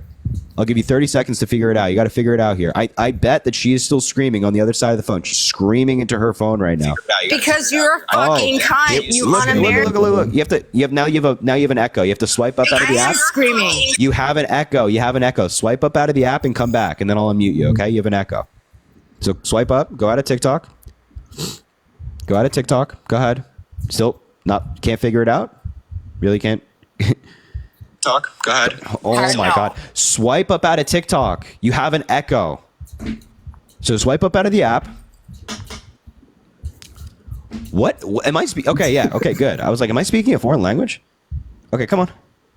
Come back. Come back. Come back. Bro, it's like trying to do Einstein's equations with this person. Come back. Come back. Come back to TikTok Live. Come back here. I'm giving you 15 seconds to come back, and then I'm going to move on. I really wanted to. 1, 2, 3, 4, 5, 6, 7, 8, 9, 10, 11, 12, 13, 14, 15. Oh, what a shame. Oh, no, you have to go. All right, Sam, sorry about that. Golly. It's fun. The thing with me is, like, I'm open to both sides. Like, I'm not founded in one side. Yeah. So I see Democrats' points and I see Republicans' points. It's just, I guess in a sense, I'm not really educated enough at my age right now to kind of okay. fully understand everything. Yeah, that's fine. That's fine. Yeah. I mean, it's a complex world out there. All I'd say is that, I mean, look, I know your views are grounded in religion, and so that can be like a very fundamental thing to you when you vote. But I would just say that, like, this election is very consequential. It's very important that Donald Trump loses, just because this is somebody who wants to abuse the power of the presidency like we've never seen before. And, he wants to get rid of his criminal charges so he doesn't ever have to face a court date. And he's just a criminal already. It's like, these things really matter. And I don't think we should have somebody in the presidency who's willing to abuse power and willing to go after people, as he's said. So, I mean, he reposted something on Truth Social calling for military tribunals for Liz Cheney, right? It's like, regardless of political belief, I think that, I hope that a lot of people put aside, maybe their political leaning and just put America first and the country first, and, put political party second. So that's all. Yeah, I agree with that. But can I ask you something real quick? Yeah, for sure. So for you personally, why is it that you view Kamala Harris like as the person you should vote for? Like, even if Trump wasn't a felon, like, because I assume you still think policy wise that Kamala is better than Trump, right? Yeah, absolutely. I just think she's significantly more qualified. I mean, she's worked her way up the political ladder. I don't know if you can become more qualified for the presidency. She was a district attorney, attorney general, senator, now vice president. She's dedicated her life to public service, and I just agree with her policy more. So wanting to build like 3 million houses in 4 years and give $25,000 in down payment assistance to help the housing shortage, I think is great. Like, she actually has a housing plan. Donald Trump doesn't. I think her view on like fighting climate change is vital, kind of saying that fossil fuels need to be phased out, but we can't just do it immediately, but also investing in renewable energy, which creates jobs, is great. I think her view on healthcare is great. We now have more people insured than ever before because of Joe Biden and Kamala Harris. She wants to continue that work. I think is great. So just in terms of like these policies and experience and morality as a person generally, I think it makes her the right person for the job. Yeah. Okay. I mean, that's understandable. Yeah. Yeah. Just for me personally, I mean, geez, some of these MAGA supporters, man, they are absolutely, they don't know how to debate properly. They don't let people speak. So it's kind of not leaving a good impression on people, especially for people who do support. Sorry. Yeah, and I mean, like, look, I don't think that everybody that supports Trump is automatically a bad person. I think there are a lot of like misguided people out there who think that Trump's going to do X, Y, and Z, and in reality, he won't. But I just think like what we just saw right there is actually representative of Trump. We saw him in the debate with Kamala Harris, right? He was like name calling her. He was saying that people are eating dogs and cats or whatever. Like, he was getting very angry and interrupting her and screaming at her and bringing up her race and things like that in the middle of a debate. So you might see something like that and you're like, wow, that's like atrocious. That's really terrible. It's who Trump is. So just understand that, it's not one for one, right? But it is like incredibly concerning that's sort of how Trump behaves. So I don't really, to what that guy said, I'm not going to be like that other guy before, but I do think he doesn't know how to speak properly. That's for sure. I think he tends to be more aggressive with his speech and like kind of just straight out mean with things he says. Yeah, he's a bully. I mean, he's a bully. That's what Trump is. He goes after vulnerable people. He targets people. He makes fun of people. That's who Donald Trump is. And I don't think that's a good quality in a leader. Honestly, character really matters, despite what a lot of folks say. Like, character matters in a leader, and his character is god awful, man. So just do me a favor. You're going to the ballot box this November. How old are you again? How old did you say you were? I just turned 18 in So September. you just turned. So it's your first time voting, right? You're going to the ballot box November. Just think about all this stuff, you know. And I know you're very religious, and I totally respect that. There's no problem. Just just understand that, or I shouldn't say just understand. Just think about the guy who is running in the Republican Party, and that's all I can ask. Yeah, I'm not blinded by just one side. I view all the sides. Like I view RFK, like I view Kamala, and I view Trump. But I mean, I'm currently taking in all the information until it's November, right? Yeah, amazing. That's all. That's all I can ask of you, man. That's all I can ask. Yeah, and well, I just hope for the rest of the time that you can find people who will actually debate you and not yell. Yeah, we'll see, man. Interrupt you all the time, but I thank you for taking some time out of your day to discuss. Yeah, no problem, Sam. Thanks for taking time out of your day to discuss as well. Thank you. Have a good one, all right? Yeah, you too. Thanks, bub. God. See, Sam was nice. That other screaming lady, I mean, my God. You'd think that if with all that screaming, she'd be able to figure out how to mute herself. No can do, apparently. It's a tough task. It's like asking her, solve Einstein's equations. Do you know quantum physics? It's basically the equivalent for her. It's a tough task. It's very difficult. Very difficult. Owen, thank you for the $3 saying, not old enough to vote yet, but enjoy watching your videos and will be voting blue soon. Amazing, Owen. I'm so glad to hear that, man. Thank you. Sean, thank you for the $5. You're an idiot. Kamala is stupid, and if they win, we will be screwed. Well, thanks, Owen, for the $5. I appreciate that. Donna, thank you for the $100 saying you have an amazing future. So smart. Please show Donna some love in the chat. Spam the chat with W's for Donna. I appreciate that. Thank you, Donna. $100. That is crazy. Show Donna some love, please. That is amazing. I appreciate that. Shout out, Donna. $100 is crazy. Thank you so much, Donna. I appreciate you. And thank you for being here and supporting. It means a lot. I really, really appreciate that. And Krista, thank you for the $10 saying manifesting your 1 millionth like. Oh, well, Krista, I'm happy to report we're at 1.4 million. So it's all shout out to you guys. Thank you, Krista. I appreciate that. Carly, thank you for the $3 saying, did you see about the Georgia abortion ruling? Also love watching your lives. Can't wait to go vote blue in November. Carly, I appreciate that. And yeah, the Georgia abortion ruling is amazing. They overturned the 6-week ban, which is fantastic. Emma, thank you for the $10 saying, thanks for what you do and putting up with all these people. Young voices in politics gives me hope and makes me proud of our generation. It's my second presidential election, and I'm doing what I can to turn Ohio blue. Emma, thank you for that. That's amazing. You have a very important Senate race in Ohio, and I know you're working hard on getting Sherrod Brown elected. And of course, hopefully Kamala Harris wins the state. If she does, that'd be great. I'm not holding my breath. But Katie, thank you for the $5 as well, saying this woman is embarrassing. My husband is ex-special forces and infantry, and we love watching you. Veterans for Harris. Katie, please, thank you guys for your service. I appreciate you guys so much, and thank you for watching. Yeah, that woman was crazy. JW, thank you for the $25, my man, saying, sending you lots of love and joy, brother. Thank you, Jason. I appreciate that, my man. Thank you for being here again, always supporting. It means a lot. It's very kind. Raymond, thank you for the $25 as well, saying, boot her, Harry. There you go. She's gone. And Matthew, thank you for the $20 saying kick her blank. I can't say that on live, but thank you for the $20 as well. Daisy, thank you for the $5 saying I can't send, or excuse me, $2 saying sorry, I can't send more, but I love you and have me giggling today. Daisy, please don't apologize for not sending more. The fact that you're just here supporting means the world to me. You don't have to send anything at all. The fact that you're just here means more than anything else. So thank you for being here, and thank you for the $2 as well. It means a lot. But yeah, Venmo, Cash App. One sec. Still a little sick. Venmo, Cash App in the link in the bio if you want to support the live. Also, drop a follow if you haven't already. We do these lives all the time. And double tap the screen. Let's try to get to 1.5 million likes. We're super close. Fill that bar. Taking the law of the wild method. Divine, hello, are you MAGA? Yeah, man. Why? Yeah, because I'm pro-life, and ultimately, although I don't think Trump is pro-life, I definitely vote for a more pro-life candidate if I could. It's just ultimately I think abortion is wrong. Wait, what state are you voting in? What state am I voting in? Yeah. Yeah, Philadelphia. You're not from the United States, man. Nice try, though. Nice try. Philadelphia is not a state, mama. It's not a state, mama. Golly. It's not. That ain't a state. That ain't a state, cuzzo. That ain't a state, cuzzo. All right, if you're MAGA, let me know in the chat. I'll bring you up. Louis, let's get Louis up here. I appreciate the hey, you named an American city. It's props. Hello, are you MAGA? What's going on, Harry? Yeah, I'm MAGA. How old are you? 24. All right, why are you MAGA?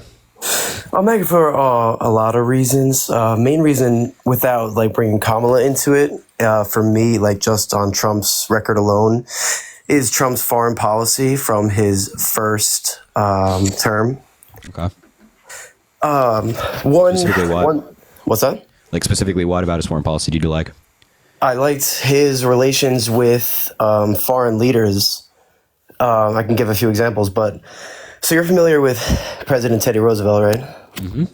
So President Roosevelt, his foreign policy was to achieve peace through strength, and like the quote that he had was like, "Speak softly and carry a big stick." That basically meant like, you know, have strength in the military, and by that you'll be able to have peace throughout the world with foreign leaders. So like Gen Z, like when we were growing up, like I feel like you'd agree with me, like under the Obama administration, there always seemed to be a lot of tension with countries like North Korea, and the idea of a president having good relations with Kim Jong-un seemed like an impossibility up until 2016. So Trump meeting with Kim Jong-un and developing a good relationship with him, crossing into the border of North Korea, which had never been done before, is really impressive. And at that time, we felt safe as Americans because the leaders of the world respected the United States, respected Trump, and that was through peace through strength in his words and in policy. So yeah, I don't buy that at all, because North Korea was still threatening the United States after Donald Trump met with him in North Korea in the DMZ. So there wasn't a great relationship there. They were still testing their missiles. They were still accelerating their missile program, still moving toward a nuclear weapon. Like nothing in the United States relationship with North Korea actually changed. How could you say it didn't change? They were still threatening us. North Korea border.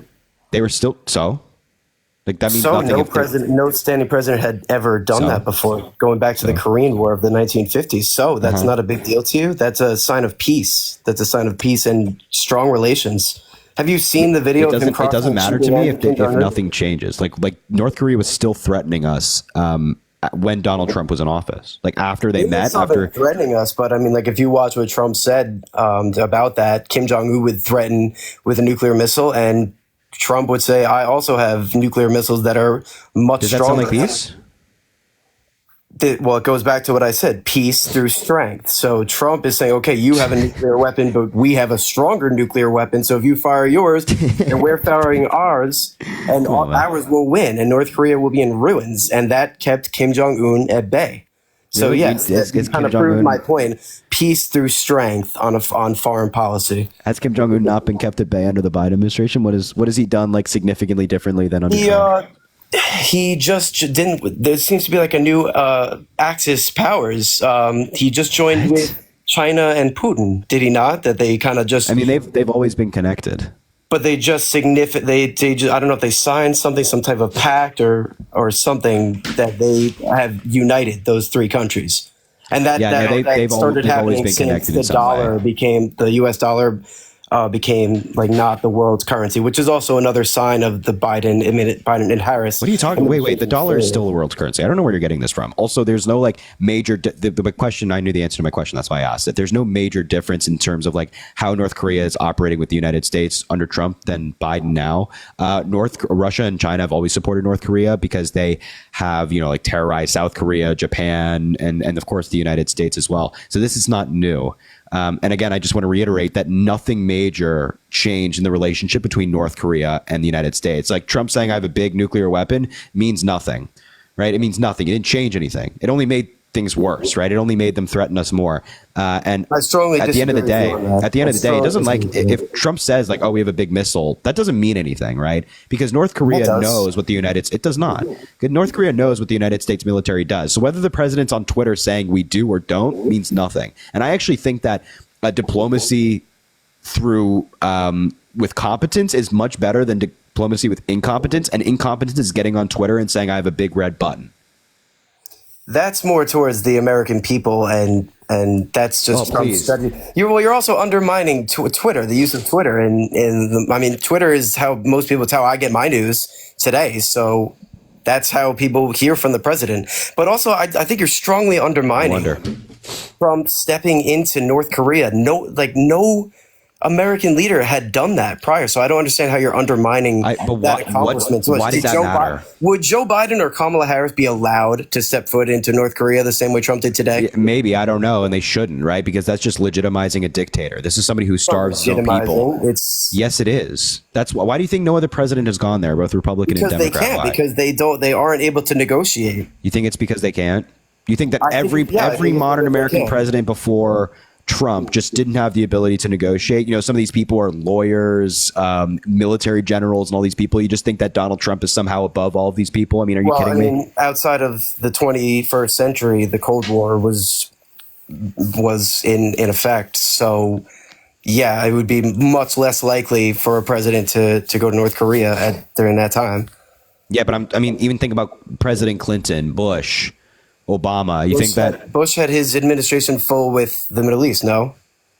Wait, yeah, just because the Bush administration was certainly involved in the Middle East doesn't mean that they couldn't focus on other countries and talk to other countries as well. Like, you really think that? Just to be clear here, your view is that Donald Trump is just superior to all these people, and thus all these lawyers and military generals that came before him just are unable to negotiate, and all these military generals who are in Biden's administration right now are just unable to negotiate. I mean, really? I think Donald Trump is a very good negotiator, and he shows the might of the American military in terms that foreign leaders could actually understand, because he puts it very plainly. It's the same thing with Putin. If you want to move over to, if you want to switch over. This is such delusional crap. I can't even lie. Like, it's not delusional. It's utterly delusional. Like, the fact that you think that like Donald Trump is just somehow like holier than thou and so much better than all these other presidents that came in before him. It's nonsense. It's like, if Donald Trump was such a good negotiator, why was North Korea still accelerating their missile program and still testing missiles? Why didn't he negotiate his way to make North Korea not do that? If he was just so good at that in a second term, perhaps he would have done that in a second term. Wait, but he's such a good negotiator. Why didn't he do it in his first term? If he was such a good negotiator, he would have done it the first time, right? He was making progress. He stepped foot into North Korea. He's a great negotiator. But he's a great negotiator. Anyone that things like denuclearization of the world take more than one term. Is that why he pulled out of the Iran nuclear deal? That was a poor deal by the Obama. What was bad about it? What was bad about it? Did it not give permissions to Iran, give them any type of leeway to be in possession of weapons? No. What was bad about it? What are you talking about? No, it's the exact opposite. What was bad about it? It seemed to me at the time, we were both pretty young, but it seemed to me at the time that it just kind of bent the knee to Iran. A global agreement stopping Iran from getting a nuclear weapon? How is that bending the knee to Iran? Well, I know a lot of Republicans disagreed with. But why do you disagree? Iran. Why do I disagree? Yeah, why do you disagree? Maybe that mustache. Well, I don't really. I would say with the Iran nuclear deal, I don't know fully.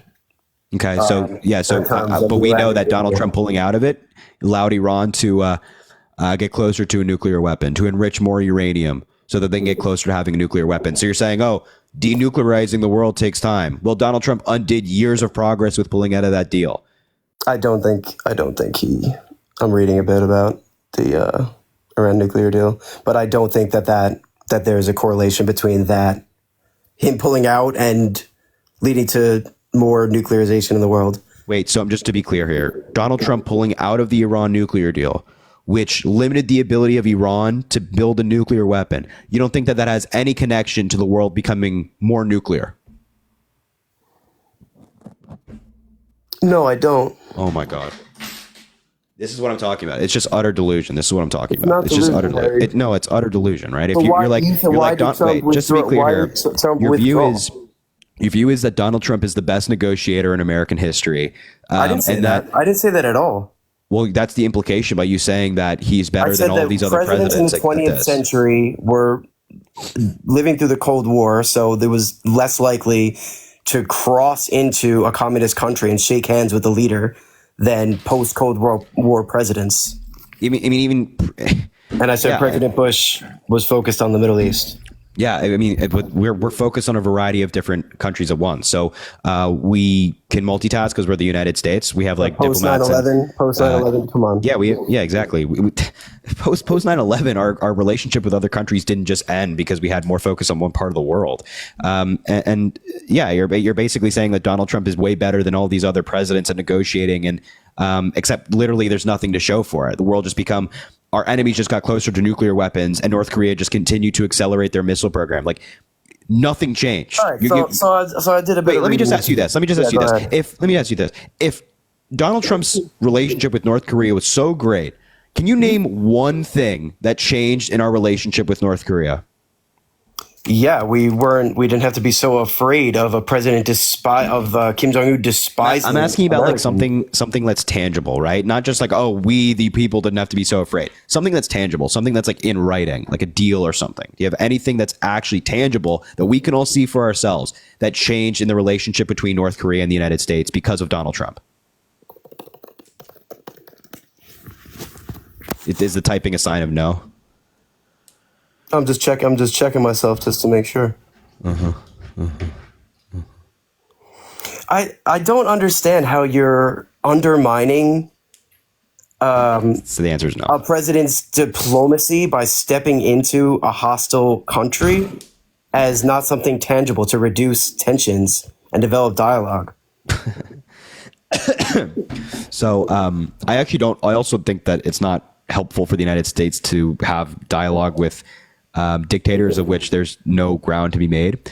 So what's the alternative, though? What's the alternative from having dialogue? Well, can you answer my question first? So just to be clear, there's nothing tangible that you can cite that in a relationship change with. I think having a sitting president step into North Korea's border is something tangible. So nothing.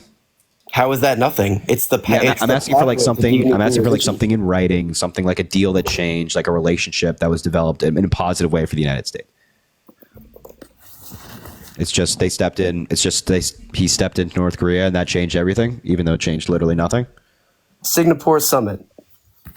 Singapore, and what about the Singapore? What about it? What about it? It included commitments from North Korea to work toward denuclearization of the Korean Peninsula and to reaffirm the goal of peace. And what happened as a result of that? Well, I see that there's a lot of stalled negotiation, and yes. Okay, but Harry, it's the efforts. It's the effort that count. And a second term could have led to more development. Oh wait, I thought he was such a good negotiator. He should have got it done the first time. I mean, that's the claim here that he was just so good at it. He's working against world dictators, Harry. Exactly. So here's one of the points as to why understand that. I don't disagree that it's not easy, but here's the point: is that working with countries like North Korea is meaningless.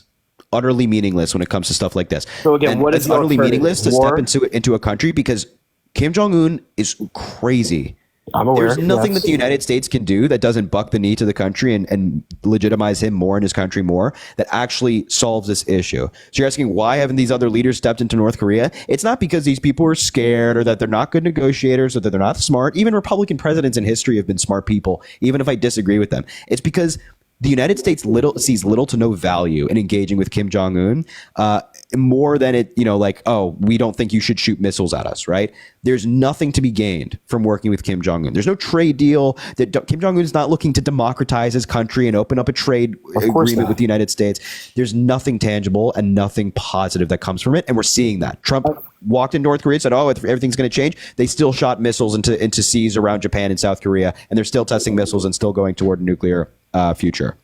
There's merit to what you said, and I agree, but I think you're leaving out a big part of it, which is the military-industrial complex, which is why many people in Washington would not want to engage with Kim Jong-un, because walking towards peace is defunding the military-industrial complex, which up until Trump really was the Republican Party's platform. And Trump revamped the entire Republican Party by claiming the Iraq War was a complete mistake, which kind of completely shifted the mindset of Republicans. Now it seems that the Democrats are the party of war in the modern day. That's utter nonsense as well. How is that utter nonsense? How is the Democratic Party the party of war? I'll tell you exactly why, and I guess we'll get into Ukraine and the Middle East. Sure. One, Kamala Harris went to go meet. I don't know exactly. No, she met with Putin, but then 3 weeks later, the Ukraine war broke out, and we're not even really talking about Kamala yet. But that's really because Kamala is completely incompetent, and I think Putin. I think Putin realized that, and then 3 weeks later he invaded Ukraine, and then similarly October 7th happened in the Middle East. So, and these wars are being at least Ukraine is being funded an insane amount by the United States. And there's no end in sight. And Kamala Harris, like when I watched her at the DNC, her pledge to stand up to foreign leaders spells out to me that she's willing to go to war with these leaders, to stand up against them. And Tulsi Gabbard, who I don't know why Democrats don't find her credible. I don't know your stance on Tulsi Gabbard, but I respect her. Lunatic? Yeah. I heavily disagree. But she said that she doesn't believe that, bless you. Thank she you. doesn't believe that Kamala could stand up to the military-industrial complex like Trump. I don't care what Tulsi Gabbard says. She's a Putin puppet. All right, but everything that I say, you just brush off like it's. She's a respected. No, she's not. Yes, she is. Who maybe on the respects her? Republican side now because the Democrats have cast her out. Yeah, maybe the Republicans respect her, but I don't. Elected official. She served our country. Who the fuck? I don't care if you're an elected official. Who the fuck cares if you served our country? No, I specifically said if you're an elected official. Who the hell cares if you're an elected official? There are plenty of elected officials in country. There's a plenty of elected officials in our history that you don't respect. I'm sure you don't respect all the people who are segregationists, right? The ones that have done dastardly things and are I think that Tulsi Gabbard has done bad things by spreading Russian propaganda. I think it's bad. Yeah, see, this Russian thing, I think that's ridiculous. I think she spread lies about Ukraine having developing chemical weapons in Ukraine at these factories, which is just not true. There's literally no evidence for that, which is something that, by the way, Putin himself has spread. So I don't think that spreading Putin talking points is beneficial for the United States. And, I know that Tulsi Gabbard and Donald Trump and all these Republicans like doing that, but I actually don't think it's good for the United States to be parroting Russian talking points that they want us to be parroting that helps them. I don't think that's a good thing. And I don't think that anybody that does that is a good person. I've never seen anyway, on a lot of what you just said, I don't care what Tulsi Gabbard says. Oh, Kamala Harris, I don't think she could do this. Well, that was just one point. Yeah, the overall point was that Kamala Harris is weak on foreign policy, and I don't think she can stand up to the military-industrial complex. And me personally, I will not go to war for Kamala Harris. Okay, so if Donald Trump was so about peace, why did he increase drone strikes 450% in the Middle East, and why did innocent Afghanistan deaths increase 330% from 2016 Did Obama not do the same thing? He increased drone strikes 450% from Obama. Isn't Obama called Drone Obama or something like that? And the name is like completely unjustified given the fact that Donald Trump came after him and he increased drone strikes 450% on top of what we were already doing. Now you can take issue with Obama's use of drone strikes, like that's if you have issue with that, that's fine. But Donald Trump increased it 450%. And innocent Afghanistan deaths, for example, went up 330%. And in 2019, Donald Trump literally changed the law surrounding drone strikes so that the United States didn't have to report as much as we were previously innocent deaths as a result of drone strikes. So how is this about peace? How is Donald Trump the not wartime president if he's just using drones to blow up people all the time? Well, I don't agree with killing civilians as a result, and I don't agree with censoring the amount of civilian deaths. However, that you know very well that there's good reason, and I'm sure, even Obama, to drone strike the Middle East, like dealing with ISIS and other terrorist groups.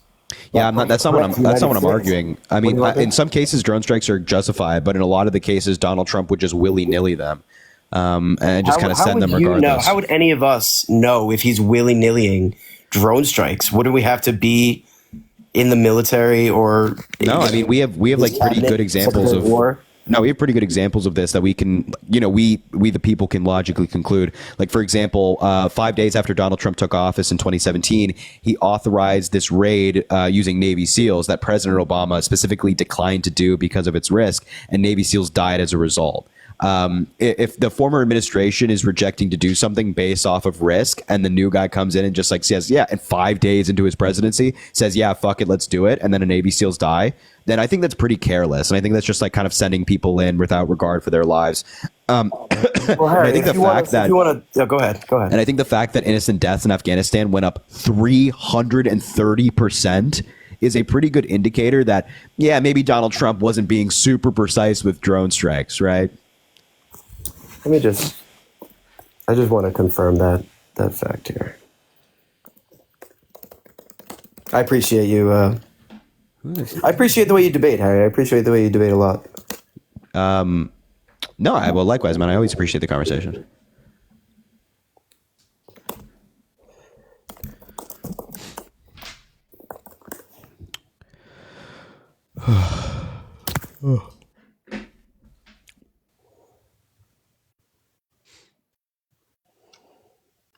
Okay. Yeah, I mean, what I'm saying is that when it going up by exactly 300% is not necessarily true without context. But I definitely do see that civilian deaths do see an increase under Trump's presidency. Yeah. Yeah, it's not good, man. Yeah, I don't think we should. I think it's like the opposite of. Trump is like literally the opposite. To really make an impact on terrorist groups like ISIS that President Trump did, what would be the moral but effective way for a president to maintain Obama's level of drone strikes? No, I think that there's I don't think that increasing drone strikes to take care of terrorist groups is inherently like a bad thing to think about, right? Like, it's intuitive that you might be, you and I talking here, be like, yeah, well, let's increase drone strikes to hit terrorist groups. Except in practice, it's not all that effective because sometimes like our intelligence is bad and that person we're trying to target isn't actually there. And it turns out it's just a bunch of innocent people. And so I think to a degree, it's almost better to just not go after these terrorist groups in that way. Because look, there are bad people all over the world. There are bad people in every single country. There are terrorists in every single country. Is the United States just going to say, hey, we're going to start drone striking every single country? I'm not sure that's effective foreign policy. And I don't think that Donald Trump saying, yeah, you know what, let's just drone strikes all of these groups is effective foreign policy either. I think like certainly there are instances of which it can be used. And I'm not saying that every single instance that Donald Trump used it is bad, but that increase and that level of innocent civilian deaths increase is certainly concerning. I'd say it's concerning. However, ISIS being basically destroyed by the end of Trump's presidency without the United States military, having to actively engage on a large scale is effective. And yeah, that I agree with you that developing military strategies to accomplish military missions is a goal for future administrations. But I do think Trump was effective, yes, at the cost of civilian lives, which isn't right. I don't think that disqualifies him from being the president, and I don't think that makes him bad on foreign policy because, like I said, it was effective against ISIS. Yeah, I'm not saying that like if an innocent person dies in a drone strike that you're automatically disqualified from the presidency, but that level is, and also like it's a bit careless. I definitely well, we shouldn't have a careless president, number one, and number two, it's like you're never. First of all, ISIS is still a thing. Like, no matter how much Donald Trump... they regrouped under the Biden administration. Well, it's not... They were regrouping under the Trump administration as well. So the thing is, like, you think Trump would have allowed to have that happen in a second term? Yeah. Because look, the United States can have all the intelligence we want. We can't we can't just drone away these groups, right? We can continue to take out leaders who continue to go after Americans, but we can't just say, yeah, you know what, we're going to bomb every single country of which we think ISIS is, and hopefully the group deteriorates. It's like, that's never how a terrorist group is going to deteriorate, right? We can't just drone our way out of that. So there has to be more effective strategy, and there also has to be a point where we say we have to have effective mitigation strategy and not just send bombs when we feel like it. Because not only is that expensive, but then, a bunch of innocent people die, right? And again, I want to make it clear that I think drone strikes in certain instances are absolutely justified. No problem with that. But not in the way that Donald Trump did. But my point overall in this conversation is that Trump is not the anti-war president. Right, he's not. He claims, "Oh, I'm against this. I'm against that. I hate war." It's like, please. We were attacked by Iran. Donald Trump went after Iranian generals. Donald Trump bombed the hell out of the Middle East. This is not somebody who's a pro-peace. And and now he's saying, like, with the Middle East, he's like, Israel has to finish the job, right? They have to take care of it, and they can do whatever the hell they want. It's like, come on. And he also said for Russia that if he were to win and a country doesn't pay their dues for NATO, he would let Russia do whatever the hell they want to that NATO country, and he would not support them. That is insane. All right, yeah, so there's a good point. So let's start with his 2016 run. So I think he is the anti-war president because, like I said at the beginning of this conversation, going into the 2016 election and those debates, he went up against every Republican candidate on that stage to declare that the Iraq war was a mistake. That's before he gets into office. That's one of the first points that he made that shifted the mindset of the Republican Party. So that alone promotes an anti-war agenda. Then during his presidency, there's no new wars started, which hasn't been done essentially since the military-industrial complex was coined by President Eisenhower after World War II.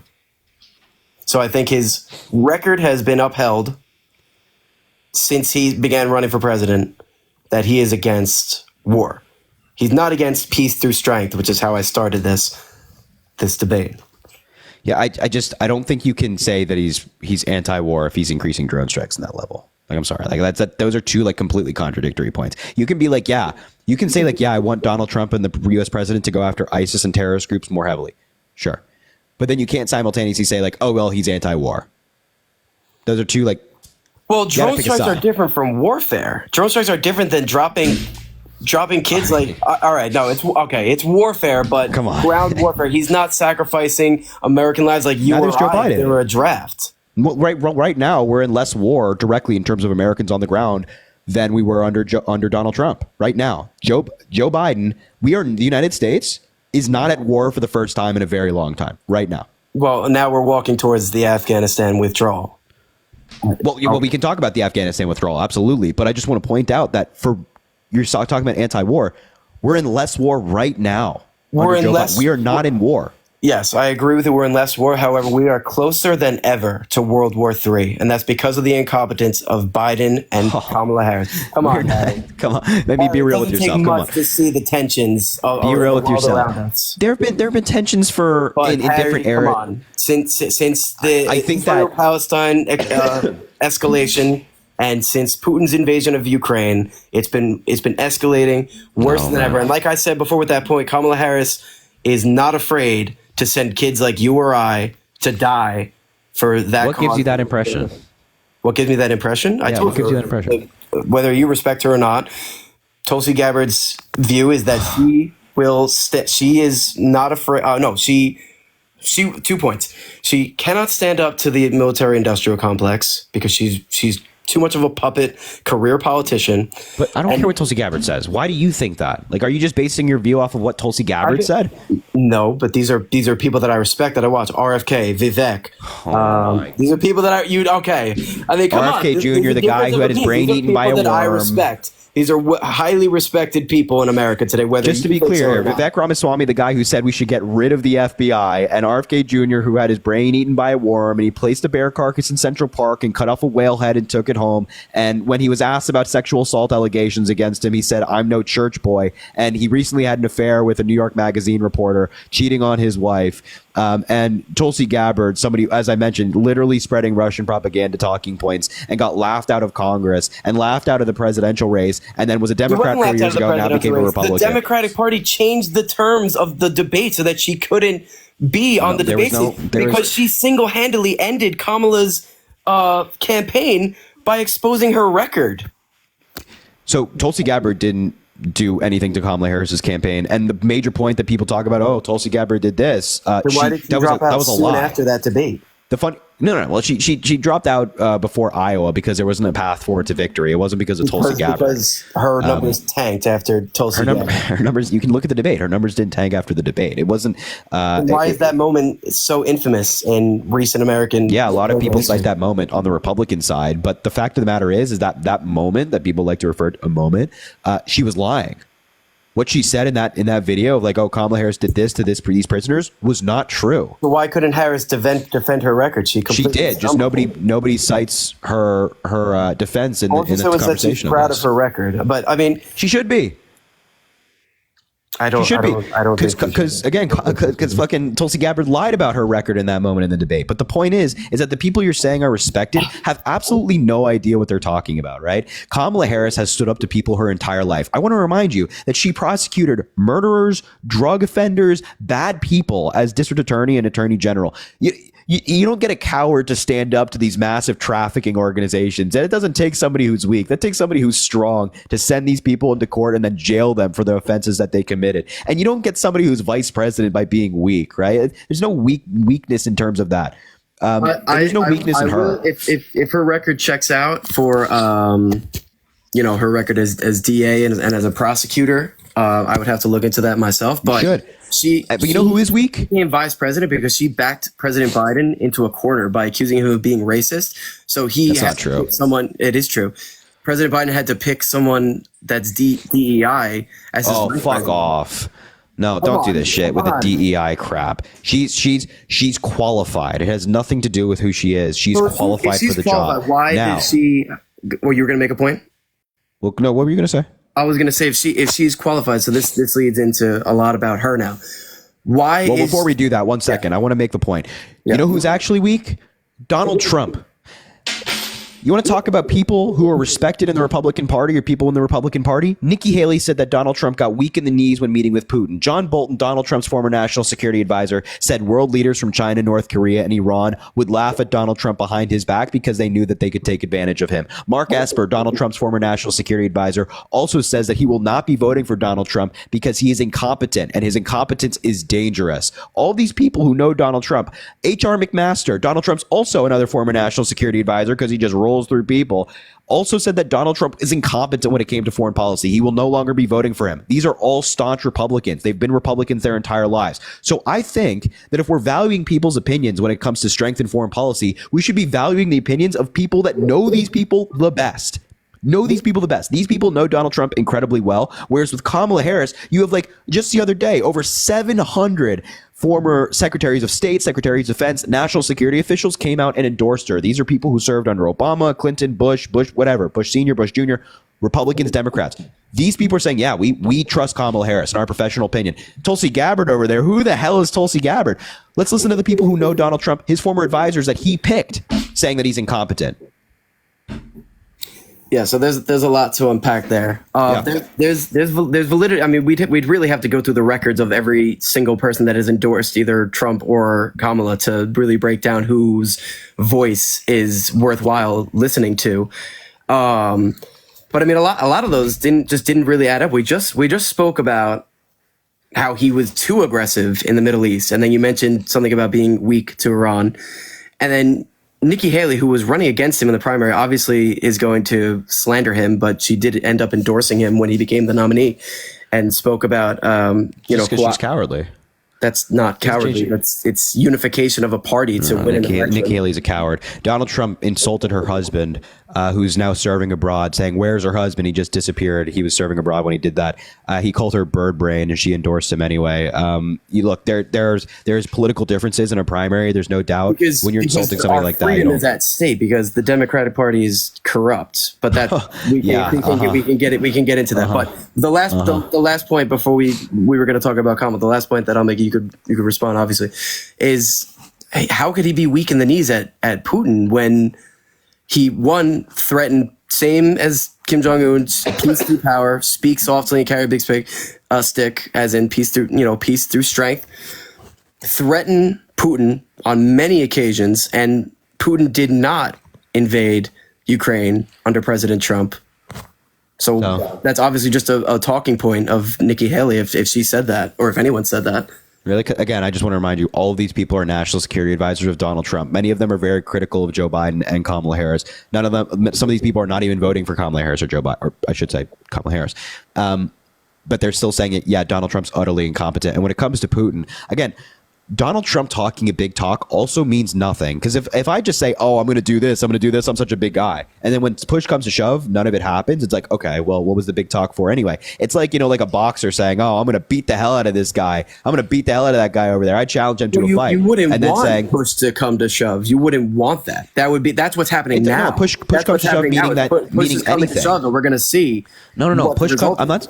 When I say push come to shove, I don't mean like actual war. I just say like when it's time to actually deal with these people in an official capacity. Trump crumbled. I want to remind you the things that Donald Trump has said about Putin, that he's strong, that he's a good leader, he rules with an iron fist, that he was intelligent to go invade Ukraine, that he said that if Russia invades a NATO country and the NATO country didn't pay their dues, that he would allow Russia to do whatever the hell they want. We have a bunch of people and a bunch of articles on this about how Donald Trump wanted to pull out of NATO, which is one of Russia's biggest dreams for the United States. Donald Trump has an America first mindset and platform, as many Americans do. Donald Trump does not want the United States to be ripped off and doing more of their share than other countries. Yeah, except it's the whole argument that America is not the world's police.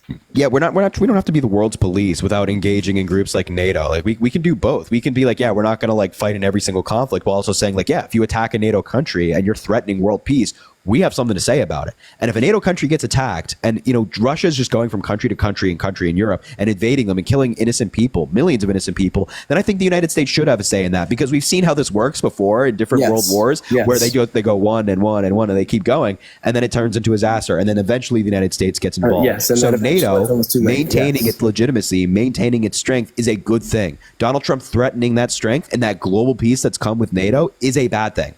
Ronald Reagan's rolling in his grave right now. Other countries should also be doing their fair share and maintaining that. No doubt, I agree. But right now, more NATO countries are paying their dues under Joe Biden than under Donald Trump. Right now, it's around 23 out of 31 nations are paying their dues. And you know what? Joe Biden didn't have to threaten them. He didn't have to say, yeah, if you don't do this, I'm not going to defend you. He does it quietly. He does it through strength in private without insulting these countries and maintaining these relationships. That's a good leader. Donald Trump saying, oh, I'm gonna let Russia invade you if you don't do this, is so dumb. It only pushes away our leaders and emboldens Russia. I mean, it's crazy what this guy does. And it's crazy that people think that this guy is like some foreign policy whiz. I mean, my God, You're making interesting points. I'm just reading up a little bit. No, you're good. You're good. Just no reason to elect this guy. I mean, this guy's just utterly incompetent. Well, perhaps I think I gave you some pretty good points. I mean, we disagree on some of them, but I think I gave good arguments as to why. No, listen, you bring up things that we can fundamentally disagree on, and that's perfectly fine. Like, for example, with drone strikes, I don't think that you saying like, yeah, I want to go after ISIS with drone strikes means you're inherently bad, right? I don't think that. That's like, I disagree with the method, but I don't think that means you're inherently bad. But I think that overall your views are not backed up by Donald Trump as the candidate. You're saying like, I believe in strength. I believe in this. I believe in that. I believe in like standing up to these leaders and think. I totally agree with that. But Donald Trump is not that guy. He's not the guy who's going to do that. He is. And the state of the world just shows that. You don't even need to do the research that we do to understand that. All you have to do is just look around. The wars are breaking left and right because the America is weak. Look around. You're right. That's what you were saying. That American excellence is literally on display in maintaining world peace. American excellence is literally on display right now. You're right. Look around at how the United States manages this stuff. When Russia invades Ukraine, which is not, by the way, has nothing to do with the American president. When Russia invades Ukraine, America stood strong with our ally and we united. And Joe Biden, something that nobody thought was going to be able to get done, got 50 Western countries to invest in Ukraine, give them weapons, give them artillery, and Ukraine and Kiev still stands. That's American excellence right there. That is what the United States does. Excellence to this day now. We're going on two plus hell years, yeah. Insane amounts of money to that. First of all, we're not amounts that we're not spending that much. It's honestly around like 2% of our military spending every single year. Dollars into this Ukraine war at this point.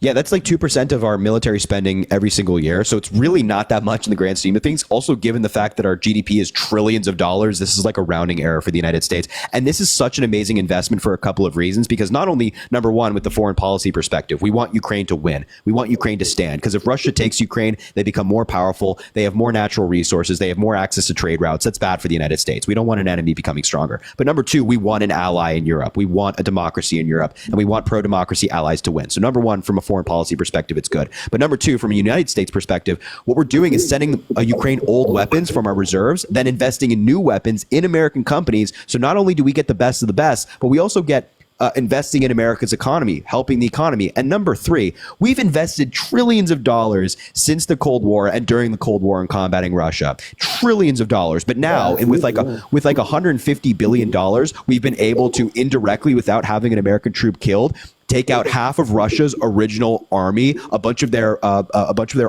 ammunition storage places have been bombed. That's what led to the end of the Cold War. Yeah. Yeah, but think about the investment we've made, taking out a bunch of Russian troops, taking out a bunch of their weapons, taking out a bunch of their ships and their planes and things like that. Are you kidding me? This is such an amazing investment for the United States and remaining a stronger country than Russia. This is good. And again, like, this is like the principles that Reagan talked about, who I hate. But Reagan was like, yeah, let's stand with our allies. And now Donald Trump is just like, no, it doesn't matter. It doesn't affect us. Of course it affects us. Of course it does. So, Harry, these are you're making solid points. I hear you. So I want to tie this into what we were talking about earlier with drone strikes. Yeah. So your argument about poor leadership then was Trump's recklessness in firing drone strikes that ended up killing 300% more civilians. Yeah. Is it not the same concept of dragging this war on endlessly and leveling Ukraine to a point where it's not even a country anymore, and tons of volunteer people in Ukraine's military dying? I mean, both sides really, both in Russia's military and in Ukraine's military. I'm sure the civilian casualties are through the roof right now. So, at what point does it become irresponsible on the Biden-Harris administration and possibly the Harris administration to continue this war at the cost of human lives and infrastructure of a whole entire country? Look, the United States position is we don't want this war to continue, but we will not stand down to Russia. We will not bend the knee to Russia and allow them to take Ukraine. There's a really simple way that this war could end right now, and that's Ukraine pulls out all of their troops, stops firing missiles into Ukrainian apartment buildings and hospitals and schools, and just get out of Ukraine. And we can go back to the borders we had prior and end the war right now. But as long as Russia continues to invade an ally, we, the United States, should stand with them. Because if we don't stand with them, then, as I mentioned earlier, Russia will just take Ukraine. They'll just have more economic opportunity, more natural resources, more trade routes. Trump's strategy to end that war, as he claims, like day one, he's going to end it, is just give Russia. Oh God, it drives me up the wall. There is not a single national security official out there, not a single military official who's like, yeah, I think Trump's going to end it in one day. That is utter nonsense. If he does end it in one day, he'll end it by, I don't know, giving Russia basically all Ukrainian land. That doesn't mean it's a good ending to the war, right? And it doesn't mean that innocent people won't die. Because here's the thing. Right now, Donald Trump could come into office and say, you know what, Ukraine, give up half the land, all right? Just give it to them. And maybe Ukraine is like, well, the United States won't fund us anymore, so maybe we'll do that. What's stopping Russia from 5 years from now from rebuilding and invading Ukraine again and taking the other half? It's like we need solid... I would say a transition of power, ideally to someone that maintains Trump's foreign policy. Oh, give me a break. Yeah, exactly. That would be the intention of Trump, to maintain peace after his second term. Yeah. And another reason I believe that Trump would end that war in a way that works for everybody, and a strong attribute of his with diplomacy is the Abraham Accords. I think that's a good part of his record that would be displayed in a deal between Russia and Ukraine that would work. Yeah. Again, peace through strength. He would. I believe he would be threatening everybody. But maybe recklessly, as we've been talking about. I think his people that have worked with him say that he's incompetent because, one, he's reckless. He's big with words, and he's not a lifelong politician. But many Americans empathize with that, and honestly, me included. Yeah, but here's the thing: like many Americans connecting with that doesn't mean it's good foreign policy. But it is. It is because It's I not. mentioned I brought up a few really solid foreign parts of his foreign policy here. The Abraham Accords were brokered by the United States. The Abraham Accords included two countries, of which relations were somewhat already normalized. So, no, I wouldn't say that the Abraham Accords were consequential and a huge peace agreement in the Middle East. Again, we're seeing that not be the case right now. So I disagree. I think you undermine the strong points that I make about his foreign policy because many Arab nations I'm sorry refuse to to break recognize this to Israel. you. There's no strong points in Donald Trump's foreign policy. I think I listed a lot. I think I listed a lot tonight. Look, And I think I every listed a lot of flaws of Biden and Harris's foreign policy. Just the fact that Harris went to go negotiate 3 weeks prior to That's not Putin's true. invasion. That's actually not true. That's not true? Yeah, do you want me to pull up a fact check for you on that? Go ahead. This is a weird lie that is CNN good for you or MSNBC or AP? Honestly, it's CNN. It's literally a rather fact than check. MSNBC. We'll do CNN. Okay, so CNN fact check. This was back in August when Donald Trump was still making this claim. Trump falsely claims Harris met with Putin before Ukraine invasion. Facts first. Trump's claim is false. Harris never met with Putin. In reality, she met with U.S. allies, including Ukrainian President Volodymyr Zelensky, at the Munich Security Conference in the days before Russia's February 2022 invasion of Ukraine. Putin was not at the conference. I think that's a, you know what, I think I've already actually known that fact. I think I actually did learn that. But Donald Trump keeps saying it. He's a pathological liar. But come on, Harris spews the same garbage, and not true. She does. Not true. At the debate, they were fact checking Trump and not Harris. And Well, yeah, because Trump's lies are so egregious. Like Harris. And by the way, I'm not claiming that Harris is perfect again. That she's never lied in her entire life, and she's never misquoted a statistic or something. I'm not saying that. But in terms of lies at the debate, Trump's lies were so egregious. Again, he said that Haitian immigrants were eating pets. They are Harry. They are Harry. They are Harry. Oh, they are Harry. All right, wow. I mean, this is They crazy. absolutely are. This is really because the local mayor, the local police, and the governor of the state, who was, by the way, Trump endorsed, said that it's not happening. They have zero credible reports of it happening. Matter of fact, the person who originated it, one of the people that the Trump campaign cited, posted in a Facebook group, was interviewed by news agencies and said, "I wish I never said it. There was no basis for it. It was not true." A lot of the claims started One of the people that the Trump campaign cited as their cat was eaten by Haitian immigrants, a bunch of news agencies went and talked to them. Turns out their cat was just in their basement.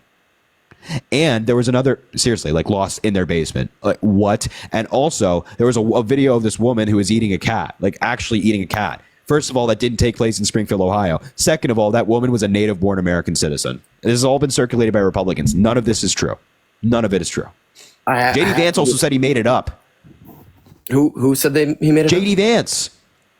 J.D. Vance didn't say he made that up. Yes, he did. I'd never seen him say I'm not joking. He said something like, "If I have to make these points, I will." Isn't that what the comment was? No, he said, "If I have to make up stories, I will."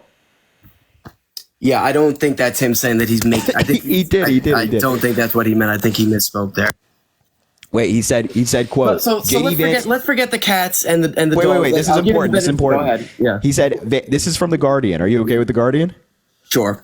And Quote, I know the quote you're going to say. But J.D. Vance admits he is willing to, quote, create stories to get media attention. Vance's remarks came during an appearance on Sunday on CNN State of the Union, where he said he felt the need to, quote, create the story so that the media actually pays attention. Asked by the CNN host Dana Bash whether create is the wrong word there. I think he means cite stories. Oh, please. He said, really? Because Dana Bash, the CNN host, said, "A story that you created." Vance replied, "Yes." Dana Bash has no credibility whatsoever. Well, okay, whatever you think about Dana Bash, that's I think she's great. I think she's a good journalist. My response to that is that I think create is the wrong terminology. But he not only, he said create stories, and then she was like, "A story that you created." He said yes. So not only did he say it, he then doubled down on it. Yeah. He did do that, but I don't think I think so it's not true. He's citing stories from residents in Springfield. But that's not what he said. He said create. He said create. But Harry, create and cite are two different words. The accounts of people that live in Springfield that are explaining what's going on there. In Springfield, the local officials there, the police, the mayor, and the governor have all said that there are no credible reports. So somebody can get on Facebook Live. Citizens there. Hold on. Somebody can get on Facebook Live or go to a town hall meeting and say that this is the case, but it doesn't mean that it's actually happening. And if they have zero, and I mean zero, credible reports of this actually happening, then maybe we shouldn't just be listening to lunatic narcissists like Donald Trump who are willing to say anything to get media attention and win political points. Trump started using it as a political point after the story became viral from citizens of Springfield. That wasn't something that formed in the Republican Party and started being, told to all media outlets. It came from it. Yeah, it went viral on social media. And the funny thing is, it went viral mainly on Twitter. And a lot of Republicans were openly acknowledging that it wasn't true. And it got so viral that Donald Trump actually saw it and repeated it, which means that Donald Trump saw a story on Twitter and then repeated it at a presidential debate. That is insane. Don't you want somebody who fact checks their stuff first? Kamala Harris would never say such a thing. Fact check Kamala, and she lied a lot. What did she lie about?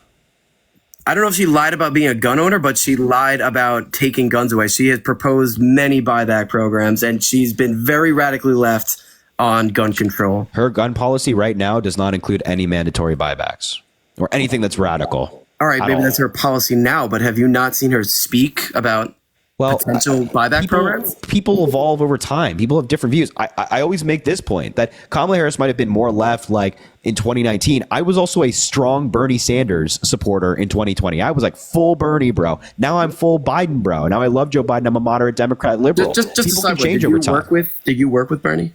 No, I never worked with this guy, man. Okay. You don't know an economist named Stephanie Kelton, do you? No. Okay. All right. No, just carry on. No.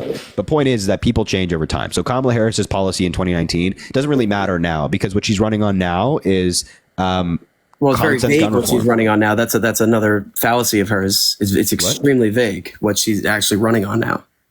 I disagree. I think that her policy is pretty clear. How come? And I know about corporate tax rate and $25,000 towards a new home, the child tax credit. But how come every time in the very few interviews that she has done that somebody asks what her plan is to make everyday life more affordable for more Americans, why does it always start with a very clearly scripted talking point? I grew up in a middle-class family, etc. There's no legitimacy to that. It's so clearly fabricated because she doesn't know. She either doesn't know how to articulate what her actual policies are, which is not good for a presidential candidate, or she doesn't actually have any. So again, I just want to make the point. She didn't have any policies on her website, so Republicans called her out on it. Because she was in the race for 4 weeks at that point. Donald Trump has been in the race the entire time. I think at that scale, policies on your website in 2024 is one of the first things. I like policies on a website are great, right? But I think that listening to them speak in interviews and speeches is way more valuable. She didn't do any interviews, Harry. She didn't do for the longest time. That's not How true. long did it take to get one of the first ones? CNN? She gave speeches. I think speeches are far more... mean nothing, Harry. Speeches mean nothing. Well, if she's outlining policy in speeches, that's obviously very significant, right? That's running for office have a responsibility to be asked hard questions and in front of the American people, not give... Is that why Donald Trump always does interviews with Fox News and Newsmax? Harry, Donald Trump does interviews with everybody. Really? When was the last time he sat down with CNN? I don't even think CNN would have him, but he sat at what was it, the African American convention? What was that? It was African American. ABJ? I believe so. That was a very hostile environment. Yeah, and you know what? His campaign, he was meant to be up there for an hour. His campaign pulled him after 30 minutes because it was going so badly. Because they were late. It was an incredibly late start, Harry. That's it wasn't because they were late. They pulled him because he was bad.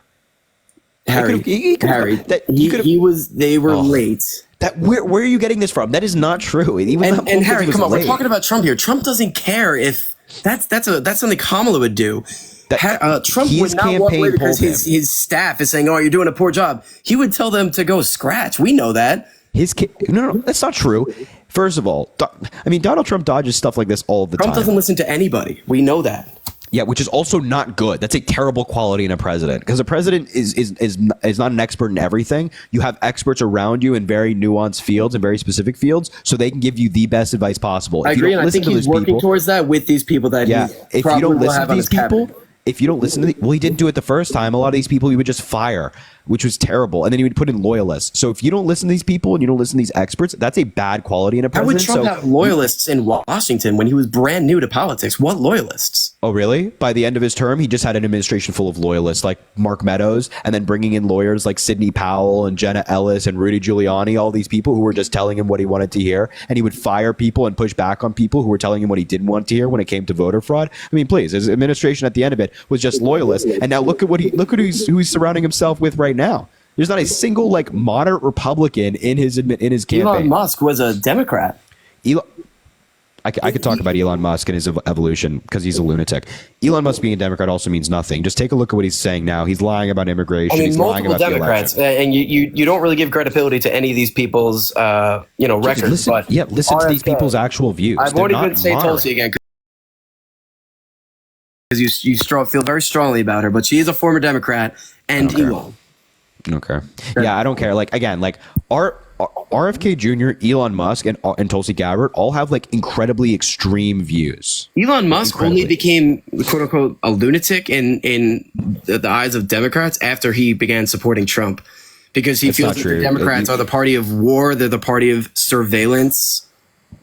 Yeah, I mean, yeah, we hear these talking points all the time, except there's literally no evidence to back it up. There is, Harry. That's just not. It's just not true. There's no evidence Musk to back has this said up. that the And also, Democrats' Elon plan Musk's is to- entire like thing right now is immigration. He's like, oh, the Democrats are trying to bring in they people to wanna- vote. That's utter Do you nonsense. agree that they are busing and flying in these migrants on purpose in the Purpose hundreds for of what? thousands? What's that? Purpose for what? What's the purpose? I'm sorry. When did I say purpose? I Did you say they're bringing them in on purpose? Yes, I did say yes. So what's the purpose? To get them registered to vote. No. Yes, and then these swing states will become left, and they will become blue. Yeah. First Harry, of all, Harry, a there's lot of these- video. wait, There's first of video all- of illegal migrants, I believe, in Arizona that came out recently. That a translator is asking them, "Are you registered to vote?" And they say yes, and they say, "Who are you voting for?" And they say Kamala Harris. Yeah, because if you see a video of people on audio claiming to be undocumented migrants, and if they say something, it must be legit, right? And it also must mean that that's the case, that they can do that legally. Here's the thing. We have data on this as well. We know that a very, very, very, very, very, very, and I mean very minuscule amount of people who aren't allowed to vote in elections. It happens, but it's not election altering. It doesn't have any impact on the elections results, right? Also, we're not bussing in or flying in people with the purpose of voting. There's no legal method for that to happen. And a lot of these programs, which do include migrants flying into the country, have been in effect for a long time now. Some of these programs go back to the 1990s. So unless you think that Clinton, Bush, Obama, and Trump and Biden have all been doing this, then I think you have a pretty tough argument to make. Well, Obama deported more people than I think any of those. And Biden has deported hundreds of thousands of people. So if the goal is to bring people in and have them register to vote, then Biden's doing a really shitty job of it. So you're saying that the border issue is really not an issue at all, and it's fabricated as Republican. No, that's not what I'm saying. I'm saying that, yeah, I agree that we need immigration reform. Also, if the goal is to bus in people and have them register to vote, then why was it Joe Biden and Kamala Harris working with one of the most conservative senators in Congress to pass an immigration bill? Isn't that kind of counterintuitive if that's the goal? The immigration bill, first of all, when was it introduced? When was it 2023. blocked? 2023. So that's 2 years into their administration, close to the election, that it finally got proposed. Biden introduced an immigration bill. This is after Kamala Harris, who pretty much admitted in one of her foolish interviews that she did not visit the border. Where she said, "I also haven't been," quote, "I also haven't been to Europe." Yeah, that was in 2021, like 3 months into her term. So you think she's been to the border multiple times since then? Yes. I disagree. I We have disagree pictures heavily. of her doing it. Because I've never seen them. I've never seen those pictures. The first time I've seen her go to the border was just the other day. But then why is it that if you asked border patrol agents, they would not support her? I don't know. I mean, You don't know. Wouldn't they know better than anybody? The Border Patrol Union endorsed the immigration policy we're talking about right now. That got blocked by Republicans. Correct. They endorsed the policy. I think it was blocked because By the way, here she is in 2021 at the border. You can tell it's. I mean, the date on the article. This is from the Houston Chronicle, or excuse me, the Texas Tribune. The date on it is June 25th, 2021, and you could also tell it's 2021 because she has a mask on. she has a mask, actually visited the border. I mean that's going on 3 years ago now.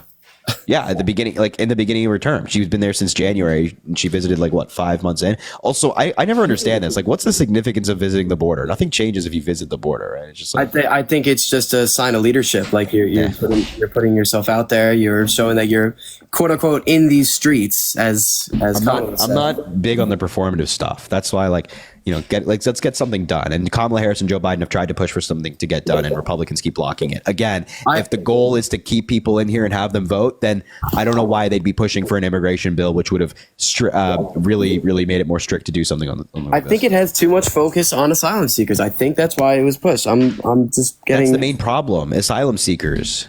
Right. That is the main problem before a mass invasion of illegal migrants into the country, and that's something that I think our generation has to tackle in politics. That is the reason why so many we people really need to get to the bottom of changing the immigration system so that it's easier. Less than 5 to 7 years, like you were saying earlier. 3 to 6 months? The bill supposedly would have accelerated to. Yes. Yeah, Yeah, I think that's a goal as our generation gets into politics that we really need to settle once and for all. But right now, the issue is securing the border first and foremost, which the bill would have done. I don't think all of those things can be done in one bill. Well, we could let's at least get a start on it. I'm not in Congress. I'm not in Congress, but it just seems, especially if it's a Democratic, if it's a bill from the Democrats. It's not a bill from the Democrats. Where it was from the Biden-Harris administration specifically? No, it wasn't. It was from Democrats and Republicans. It was written by both parties. Let's see. Senator James, look up Senator James Langford's immigration bill. He's a senator from Oklahoma, one of the most conservative Republicans, endorsed by Donald Trump. Let's see. And there's Republicans like Mitt Romney who have slammed Donald Trump for blocking this bill, saying that the reason it's a problem is because of Donald Trump. All right, Langford. Terrible.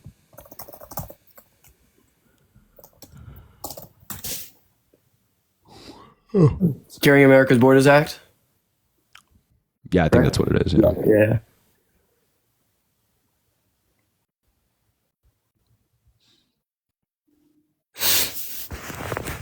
Yeah. Yeah, I see it.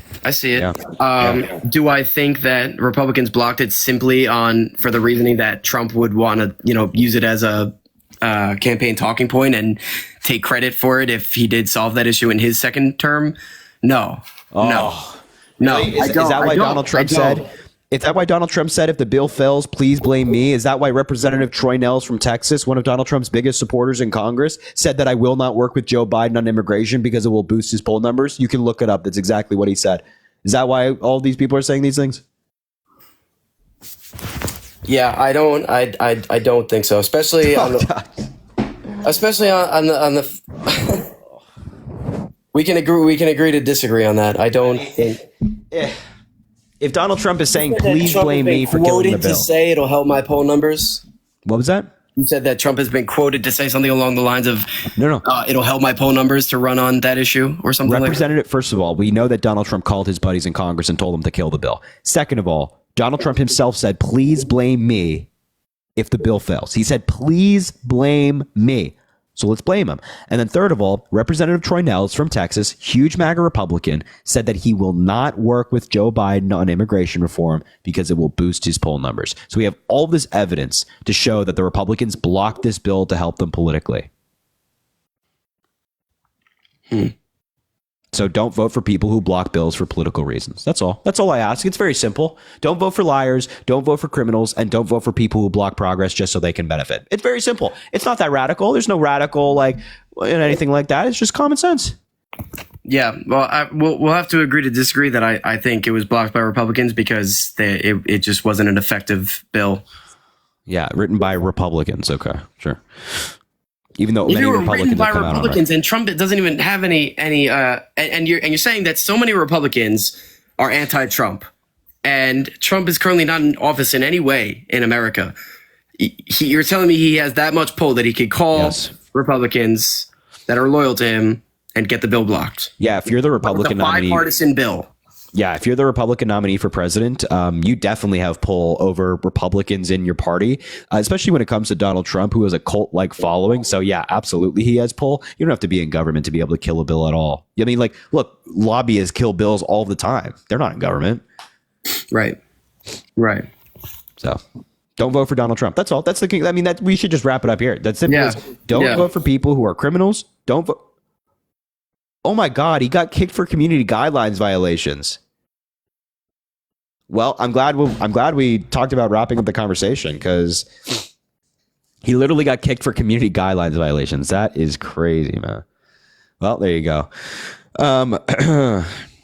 Devon, thank you for the $20, saying I'm 37 and voted for Hillary. Never thought I could vote for one woman for president, let alone two, and hopefully many more. There you go. Vote Blue 2024. I appreciate you. Yeah, I saw that. You got removed for some reason. It said that community guidelines violations. I don't know, man. It's weird. Thank you for the $20, Devon. And Brent, thank you for the $5, saying I'm a blue dot in Texas watching the state flip. I love that. This Latina woman in Texas for Harris Walls. Let's go. I love it, Brent. Thank you for being here again. Naomi, thank you for the $5, saying I'll never get tired of hearing the mental gymnastics MAGA has to do, talking themselves in circle. Much love from Minnesota. Keep being you. I appreciate you so much. Thank you for being here. And oh my God, $50 more from Victor, saying these 50 did more for our relationship with South Korea than Trump's photo op. Damn right. Or sorry, I should say that's North Korea. North Korea than Trump's photo op. Yeah, absolutely. I like you were creative with it. You put the up arrow and the South Korean flag to indicate North. I like that. That's creative. I like that. Because I guess they don't have the North Korean flag on emojis, which makes sense. But thank you, Victor, for the $50. I appreciate you. That's very kind. W for Victor in the chat. Another $50. That's kind. Lee, thank you for the $25, saying, hi, Harry. The debate should always be over when they think pets are being eaten. Just FYI, love your work. I also think that's a pretty good rule of thumb, that if somebody tells us, hey, I think that pets are being eaten in Ohio, then I think that's probably when the debate should end, right? That's like someone saying that the earth is flat and that, the moon is a block of cheese, right? Dulce, thank you for the $10, saying, love you, Harry. You doing okay? Also, what do you think of David? I'm not actually sure who that is. He seems really ill-informed. I'll have to look into that person. But thank you for the $10. I'm feeling okay. I'm a little congested. I think everybody knows that the sickness gets a little bit worse at night, so I'm feeling it a little bit more as the live has gone on. But, we're doing good. Sam, thank you for the $1, saying Daniel Jones sucks. No objection from me. Amy, thank you for the $5, saying thanks for fighting for women and my LGBTQ rights. Thank you, Amy, for being here. And thank you for being a fighter as well. Jose, thank you for the $20.24, saying Hispanic military vet voting blue in 2024. Jose, my man, I love that. Thank you so much for your support. So glad to hear you're voting blue. And thank you for your service as well, brother. I really appreciate that. Autumn, thank you for the $5, saying you're amazing. No, you're amazing, Autumn. I appreciate you. Alyssa, thank you for the $20, saying Texans against bullshit. Autumn, put that on a t-shirt. My God, put that on a yard sign. Matthew, thank you for the $20 as well, saying I never get tired of admiring you. My love to you. I appreciate that, Matthew. Thank you for the $20. And thank you for all the support on Venmo Cash App, everybody. I appreciate all that, ladies, gents, boys, and girls. All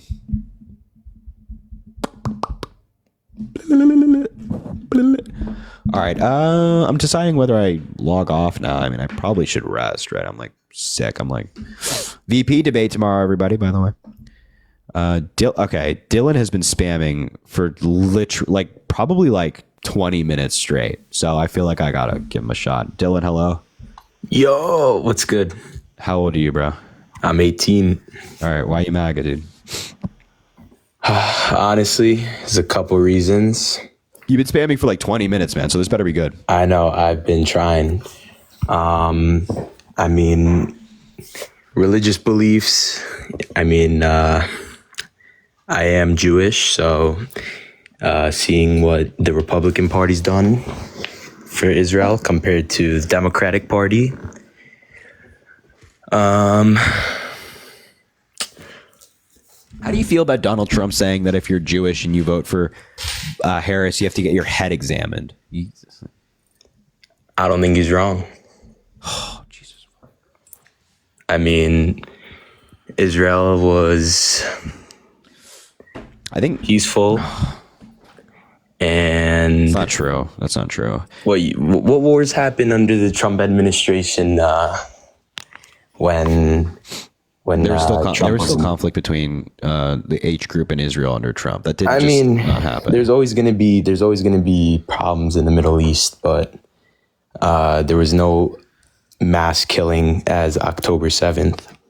Yeah, I mean, there's different flare-ups in war. But for example, like 85,000 children starved to death in Yemen under Donald Trump because of a continuation of U.S. policy, and an undisclosed amount of adults did the same. We don't know the number of adults. There's so many. So I don't know. That's pretty bad, no? I mean, honestly, like I said, I mean, how old are you? I'm 22. Yeah, so, I mean, I would say I'm not super informed on politics, but based off of my religion, based off of my family's status, like, I don't know what I would, not status, that's the wrong word, based off of the morals that my family follows. I just think that the Republican Party aligns best, but always open to hearing reasons why not. It's I mean, what's your major issue that you're voting on, or like a couple, or just generally, what are you thinking about this election? So I am pro-life, except for the exceptions, like rape, incest, and life of the mother. And I think that with that mindset, it would kind of align more with the Republican side than the Democrat side. I mean, I think that abortion is just a huge conflict, and it's really tearing up this country, no matter what you believe in. Why are you against like I don't know, an 18-year-old girl has a mistake with her boyfriend, she's about to go off to college? Why would you support forcing that 18-year-old girl to have a child? Like, Sorry, one more time. So an 18-year-old girl has intercourse with her boyfriend. She's about to go off to college, and they have an accident, right? Like they use contraception, or something went wrong, and she gets pregnant. Why would you support forcing that woman to have that child? I mean, having sex, you gotta know what the risk is. Why? Why do you trust? Like, I get it. 18-year-olds, 20-year-olds, whatever. Like, people these days are like horny. I get it. They want to do what they want to do. It's not okay. But no, you wouldn't agree. I just wasn't expecting. Anyway, just keep going. But like, you got to understand that there's risk. There's risk you could get pregnant. There's risks you could obtain STDs even with condoms and with whatever birth control and whatever you're trying to go on. Then why, if we obviously understand there are risks in literally everything. There's a risk in you sitting here and debating on your phone right now. There's a risk in like walking outside. But if we can mitigate risk and make it so that if you happen to fall into one of these possible consequences of an action, that you would be taken care of. That's kind of like the goal with a lot of this stuff. So why would we want to make it more risky for people to have intercourse, which we all know that teenagers and young people are going to do, and even like middle-aged people are going to do regardless? Yeah. So like at the end of the day, like I said, it's just a really tough topic for a lot of people. I mean, my parents, just friends and family, even if they are Republicans, they might not, honestly, like my family doesn't really agree with the abortion. Some of them like it. Some of my parents don't really like the abortion, and they're more on the left side for that. So, yeah, but it's really tough. Can I propose something to you? Yeah. How about this? you yourself might be uncomfortable with the idea of an abortion, and that's okay. Maybe you're like, yeah, I just not a fan, and that's fine. I disagree. I'm like, I'd be perfectly okay with my partner getting one, even though it's not really my choice. I'd be perfectly okay with my partner getting one. No problems here. But maybe you're different. Couldn't you just have a view where you yourself and your family and your partner wouldn't get one, but that you wouldn't want to block other people from getting one? Like, I mean, it's not, and tell me if I'm wrong, but it's not really blocked from anyone getting one because from what I believe, the power is given to the states to decide that, correct? Yeah, as of now. But I'm saying that like Republicans what do have you mean proposed as of now? You think that could change in the future? You think in the future that country with the whole country won't? Not certainly a national ban. Absolutely. That's something that Donald Trump flirted with in his first term when he was running for president in his first term. He said that women have to be punished if they get an abortion, including like jail time and things like that. This is something that Republicans have proposed in Congress, a national ban. And also in a lot of these Republican states, they say that they have, an ability to seek an abortion, but it's virtually impossible, right? It's around like a 6-week ban. Many women don't know that they're pregnant at 6 weeks, so they have absolutely no idea that they would be needing an abortion. So it's practically a ban. If you don't give them time to know this information, then it's a ban. So this is the reality for many countries, many states in this country. So my suggestion to you is, why can't you, for yourself, just be pro-life? Say like, yeah, I wouldn't want my partner to get an abortion. I'm personally pro-life, and allow other people to make choices that are best for them. I mean, people are making choices that they think are best for them. Like I said, the power is in the states, and the states are choosing. And I recognize that. And you said before, in his first term, that he was, whatever you said, thinking about fully taking it away, whatever. And like you said in the past with Kamala, for example, that over time politicians' views may change. Yeah. And Trump, I've actually been waiting for someone to say this, and not a single person has, but Trump was a registered Democrat. Yeah. You understand that? So he and you've said actually multiple times too, which I think is wrong, that Trump has never changed his political views, and he's just sticking with the same script since the first time he ran back in 2016. And even in the past, but he has in the past been a registered Democrat. So I'm kind of confused with that statement that you've brought up a couple times. No, I just want to like hammer home this question. Like, why, like, I don't know if I'm phrasing it badly, but why can't you be pro-life and also support other people making their own decisions, regardless of what is the law in current states right now? At the end of the day, like, I can't support that. I can't control what other people want to do. If someone wants to get an abortion, like I can't like stand in between them and be like, nah, like you can't. But are you okay with that? Like, are you okay with other people getting an abortion? I don't think it's right. Would you rather state law be that a woman can get an abortion if she wants to, or a woman can't, regardless of what you would do? Would you want state law or federal law, whatever it might be, to allow women to get an abortion if they need it or not? I think that sorry, wait, one more time. So I'm asking, like, aside from your view, like you might be pro-life personally. Would you rather the law be that women can get abortions if they want to, or women cannot get abortion if they want to? I think they should be able to, but So you're pro-choice. No. But that's what it is. No, but you're not letting me finish. But I think they should only be able to if it falls in between the rape, incest, and life of the mother. It's so dumb, man. It's okay. That's just so that's the so you would want state law to bar a woman from getting an abortion, aside from the exceptions. If it does not fall under the exceptions. Aside from that makes absolutely no sense. I mean, I don't know. I have a question too. What state do you, if you don't mind me asking, do you live in? Oh, New York. Okay, same. Oh, okay. So your vote's nah, New York couldn't turn red. You don't know. Yep. Just Long like Island? Idaho's turning blue. Long Island, I'm guessing, or the city. No, not Long Okay, Island. I'm not trying to get you. Okay, never mind. Oh no, you're good. I don't want people to try and find out where you're at. No, you're And one more thing too. I mean, not only am I Jewish, but I'm also Persian, which kind of sounds a little crazy. because of the conflicts between Iran and Israel. But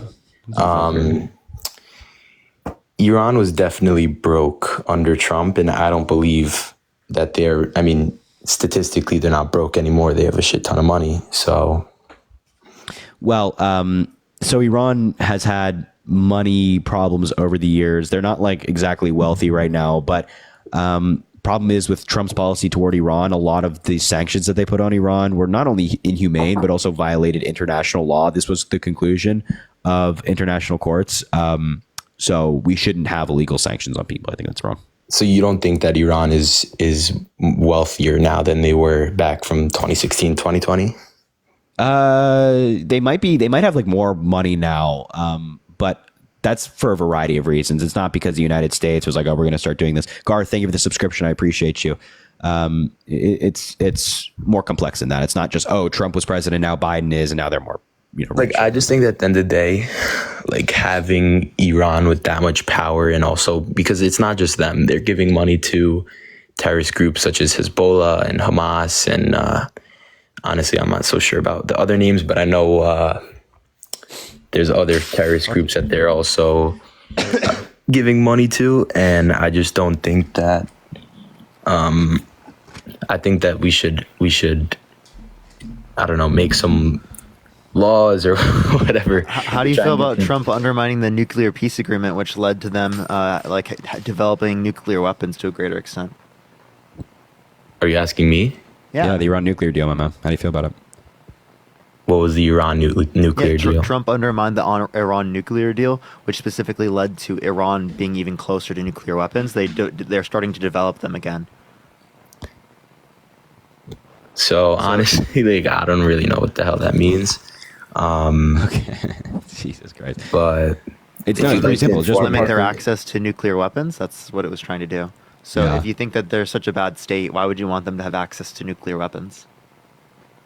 I do think that Iran is a bad state, is a bad place. Oh, okay. Well, regardless whether you think of that, I'm talking about the government. If you think the government is bad, you don't want them to have access to nuclear weapons, right? Correct. Okay, so if you don't want them to have access to nuclear weapons, and Trump pulled us out of the nuclear peace agreement, which brought them even closer to nuclear weapons, that means he had a plunder on foreign policy there. But if they were closer to nuclear weapons, there was still no, or close to no Middle Eastern wars during his presidency. Is that correct? Yeah, but like, was that caused by him? And was the extra conflict caused by the Biden-Harris administration? That's also not true. Iran attacked the United States under Donald Trump. Oh, and we also assassinated a top military general in Iran. we assassinated. Yeah, exactly. Like it was not like there was no conflict in the Middle East with Iran, and they attacked Saudi Arabian oil refineries. Saudi Arabia is an ally of the United States. I mean, the way I see it, just life just seemed much more peaceful in the U.S. and outside of the U.S. during those 4 years. I mean, my life was definitely better. Even though more American soldiers died under Donald Trump than Joe Biden, and Donald Trump increased drone strikes 450% in the Middle East, and innocent Afghanistan deaths went up 330%. I mean, all sounds very peaceful, doesn't it? I mean, I don't know. Where are the facts that there were more people dying under Trump's presidency? Yep, 65 under Trump. Where can you find it? That's from the military data. Yeah, it's actually from a database run by the government. I can pull up the article for you if you want. Did you know in 2022 it was the first year, I think in like 30 or 50 years, something like that, that had 0 deaths in conflict. In active combat, that's right. Yeah, so here's the Newsweek article on it. It's backwards. I can flip it if you want. It says U.S. troop deaths under Joe Biden compared to Donald Trump. And if we scroll down, let me find the exact paragraph for you.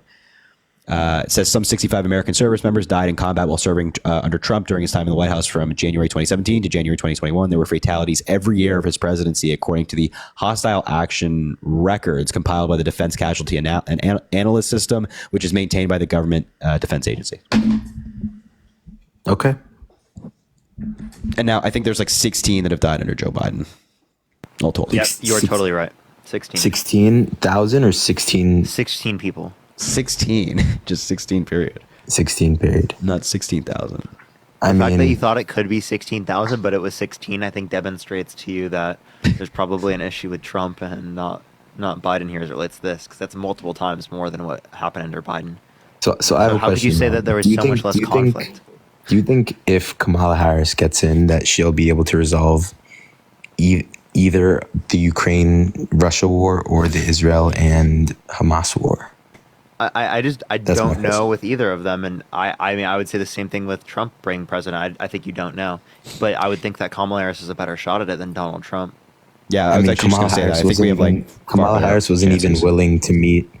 Kamala Harris wasn't even willing to meet with Netanyahu when he came and spoke She at met with Congress. Netanyahu. Yeah, I'm pretty sure they met. I think I she believe went she to didn't- like she didn't even I think she meet- went to she some didn't even sorority meet with event him. while there was a like a speech of Netanyahu, but Yeah. she met with him. Yeah, when he was speaking. Yeah, exactly. So he actually met with him at the White House. I was based off of my research, I was shown that he did not. She Want me did to not show you a meet picture with of them him. meeting? Yeah, you can literally see a picture. Of that. Sure. She got like a bunch of flack on the left for like shaking his hand.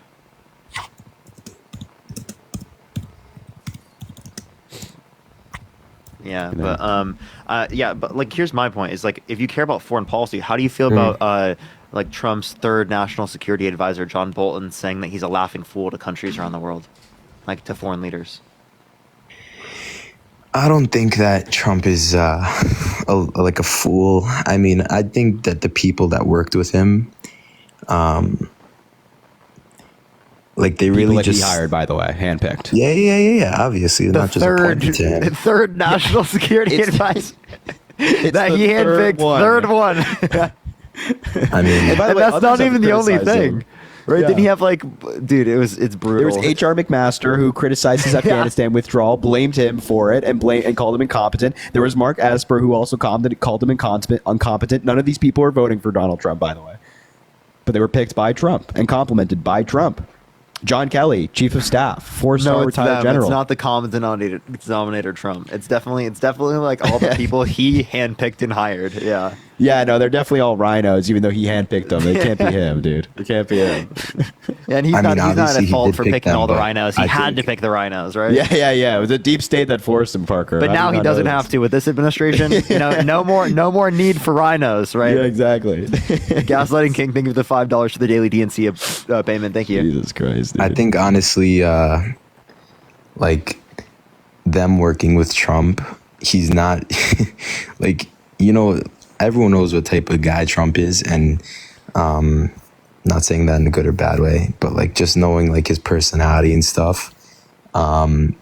After working with him, like honestly, I feel like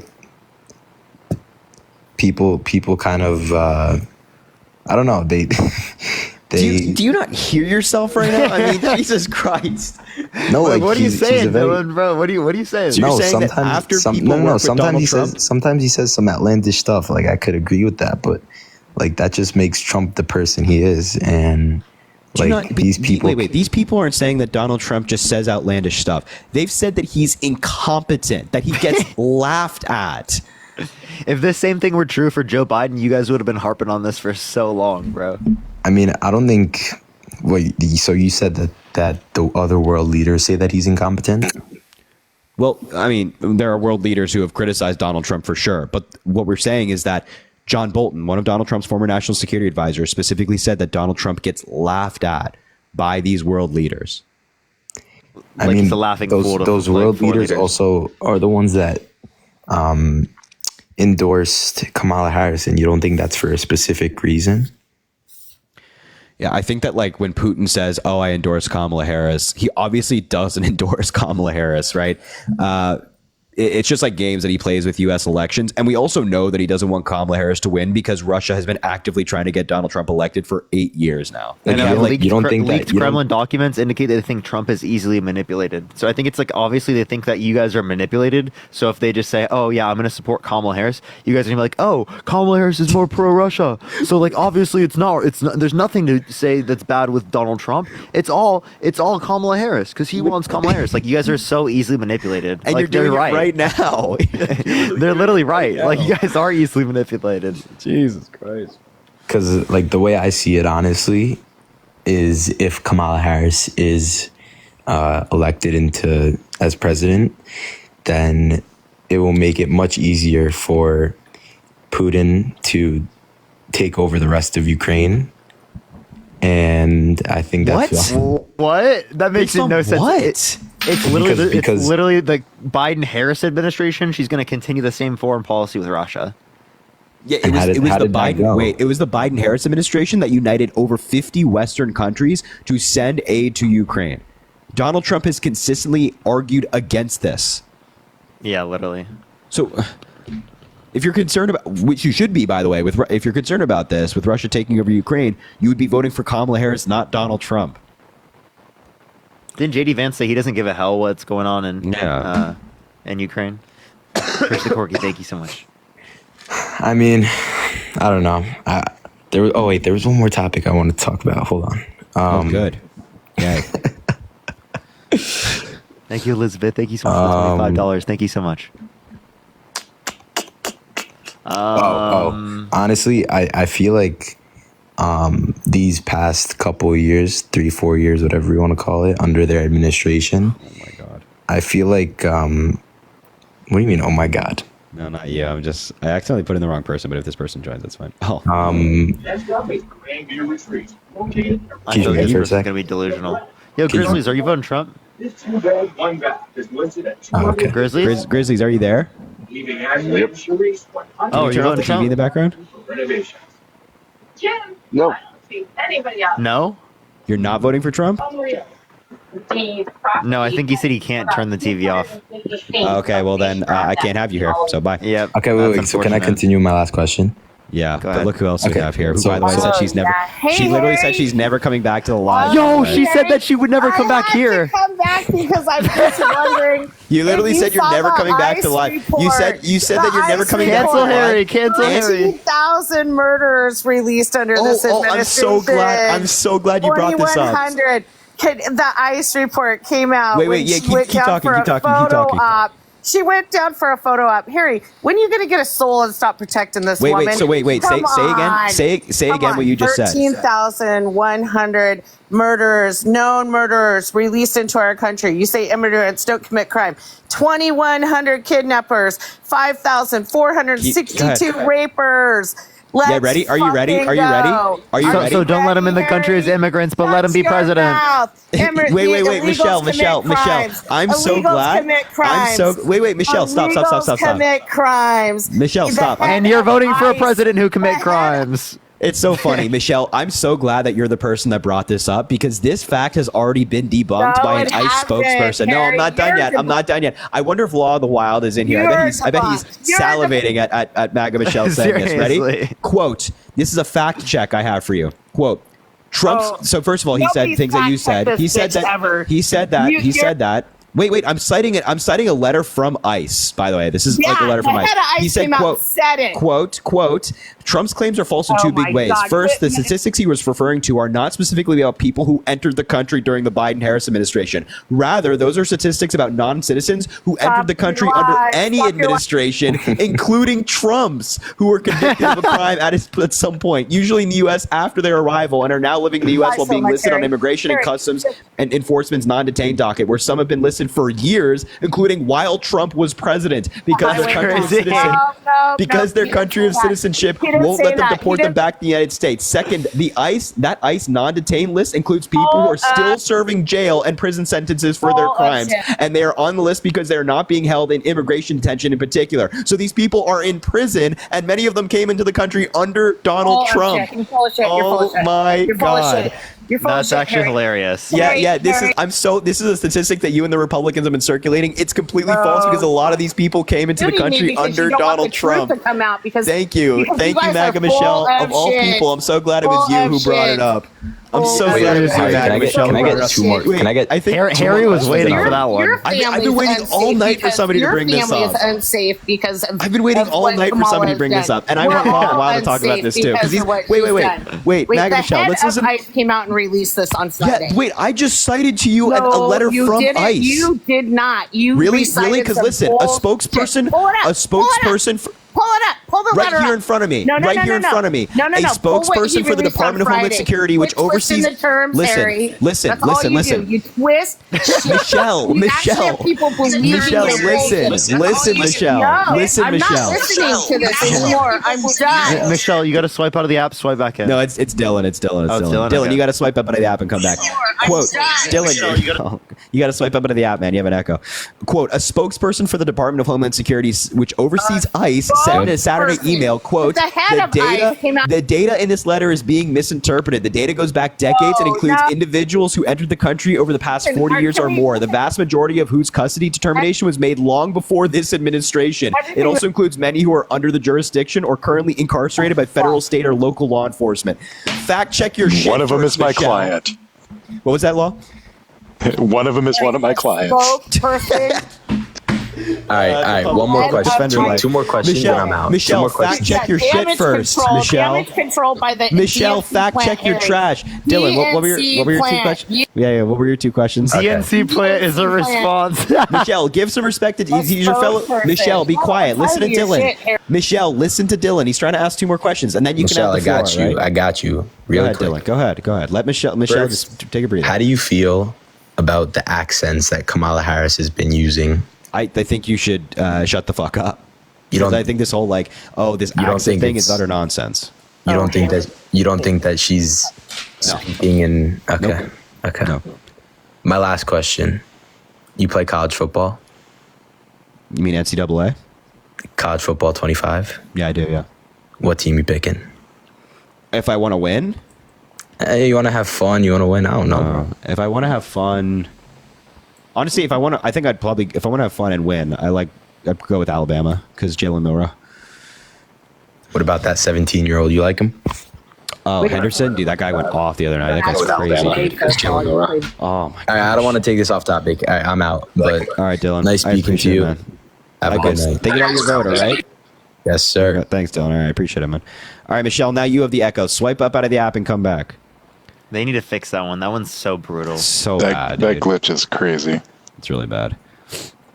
Michelle, swipe up out of the app, Michelle. Get it together. I still she can't figure it out. She can't figure it out. She thinks There she goes. There she goes. There she goes. Come back, Michelle. Come back, Michelle. Come back. Baby, come back. It's a good song, ain't it? Michelle, it's not that hard. Come back. Wow. Michelle can't get back. She can't now figure she it out. can't figure out how to get back into the app. She can't figure it That's out. brutal. That is Come on, really man. brutal. Well, while she's figuring her stuff out, yeah, this is literally what I said as soon as this letter came out. And everybody was making hay of it for about 20 minutes until it got debunked. The non-detained docket just means people who are not in ICE's custody. The vast majority of people who are on the non-detained docket or on the criminal dockets for ICE are not in ICE's detention because we only have like 35,000 ICE detention beds. The vast majority of them are being held for other crimes in other jurisdictions, including one of my former clients who was convicted of a crime here in Minnesota. He's awaiting deportation, but he's one of the people who are on these this non-detained docket. And this is the current docket, and this is people who, even if you miss a court date, if you're out on warrant status, you can be out on warrant status for 30 years. You could not even be in the country anymore. You could be in a different country. You're still going to be on the non-detained docket. So this is all in history. And, the vast majority of these people are in custody, just not within ICE. Right.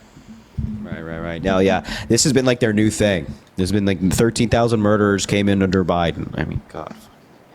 Jesus Christ. It's like it's very painful listening to these people talk. They also mention like grapists, but then like they're okay. You don't want a grapist in the country, but you want one as president. So like, yeah, they're like, oh, look at these criminals. I'm gonna vote for one though. What the fuck? Seriously, like, what are you talking about? Steven, hello, are you MAGA? Yeah. Logan, thank you for the $5. Trisha, thank you for the $5, and yeah. Sherry, thank you so much for the $20. Thank you so much, Sherry. 1 second. Alyssa, thank you for the $31 on Cash App. I appreciate you, Alyssa. Thank you so much. Shout out. Give some W's for Alyssa in the chat, please. Richard, thank you for the $5. And Logan, thank you for the $5 saying MAGA is crazy ASF. Dude, I totally agree. Trisha, thank you for the $5 saying yesterday I tried to debate a MAGA and he was doing well until he said the government was putting digital thoughts in our cells. Yeah, that's probably, that'll do it. And Ashley, thank you for the $1 saying I was listening from across the room and heard the voice and thought, OMG, I know exactly who that is. Yeah, she's a character. All right, Steven, why are you MAGA? Thank you for the sunglasses. Appreciate you. I think Trump is better on energy and the border and taxes. Better on energy, border, and the taxes. Okay. So where would you like to start of any of them? We can start with energy. Energy. Okay. Why do you think Trump is better on energy? Oil production was better under him, and most of the country runs on oil. So, what's your source? Because the Energy Information Administration indicates you're wrong. There's oil production higher now, and there was more drilling permits accepted under Biden. Yeah, sure, we can go over that. The oil production is up under Biden because of the leases that Trump had given out. You know, he also signed more leases, and then he signed those that had been done by Trump. And also, oil production is actually down. It's not keeping with the pace that Trump had. He signed ones that were done by Trump. What do you mean? So Trump leased the land for drilling, and then doesn't he have to sign to do that? No, you lease them first. People put up bids. They get the bids, and then the permits are signed. Okay, so you're saying that Trump was the one who got all of the leases set up, and Biden didn't do any leases. He just signed them. No, Biden probably did do some leases, but most of them from Trump. And oil production is up under Trump way more. What is your source? Because you're just saying like probably. It doesn't sound like you really have like a source.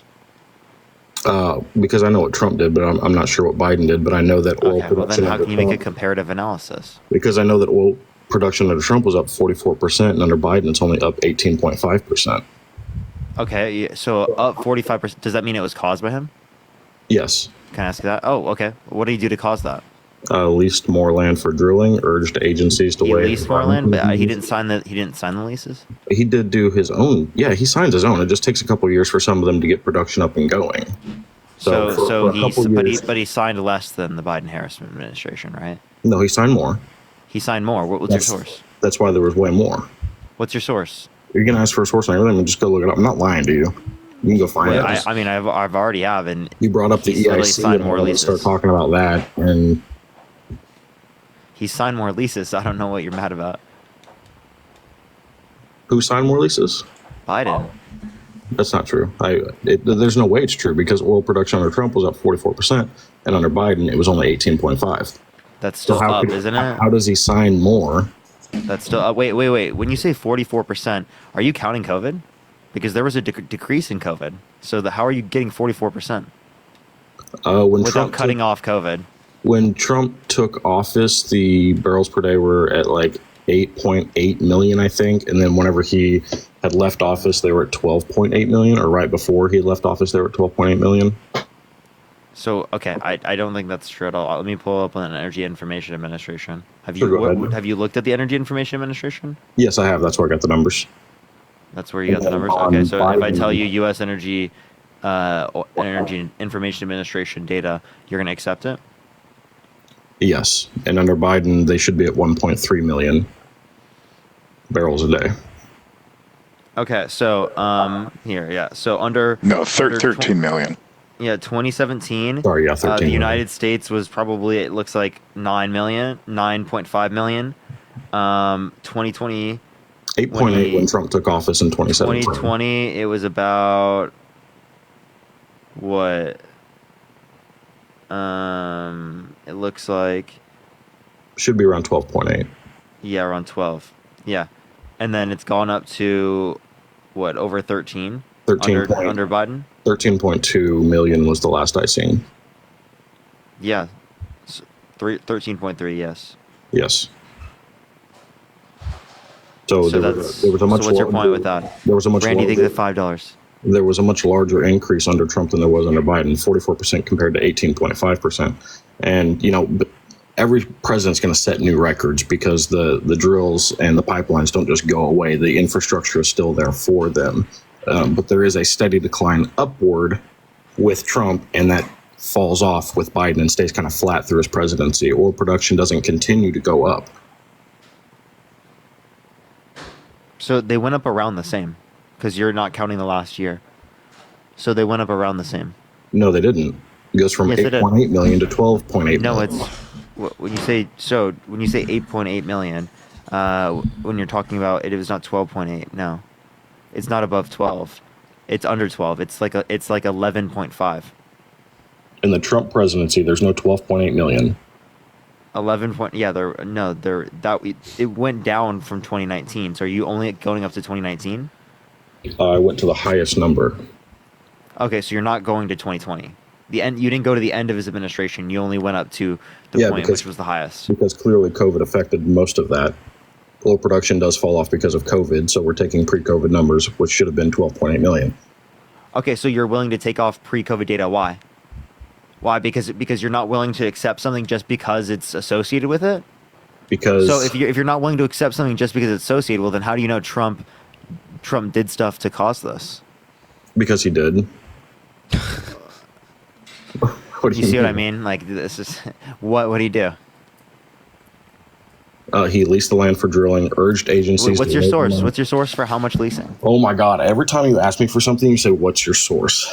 Well, I mean, there's a good reason for this because when you look at the EIA, the number of weekly active drills that we have has been consistently going down over the years. It's the rigs that we have currently are producing more, so our increase is coming from the production due to horizontal drilling, hydraulic fracking, and things like that from existing rigs, not necessarily new leases. There was a 40% decline in new leases over the course of COVID. We're starting to build that back up.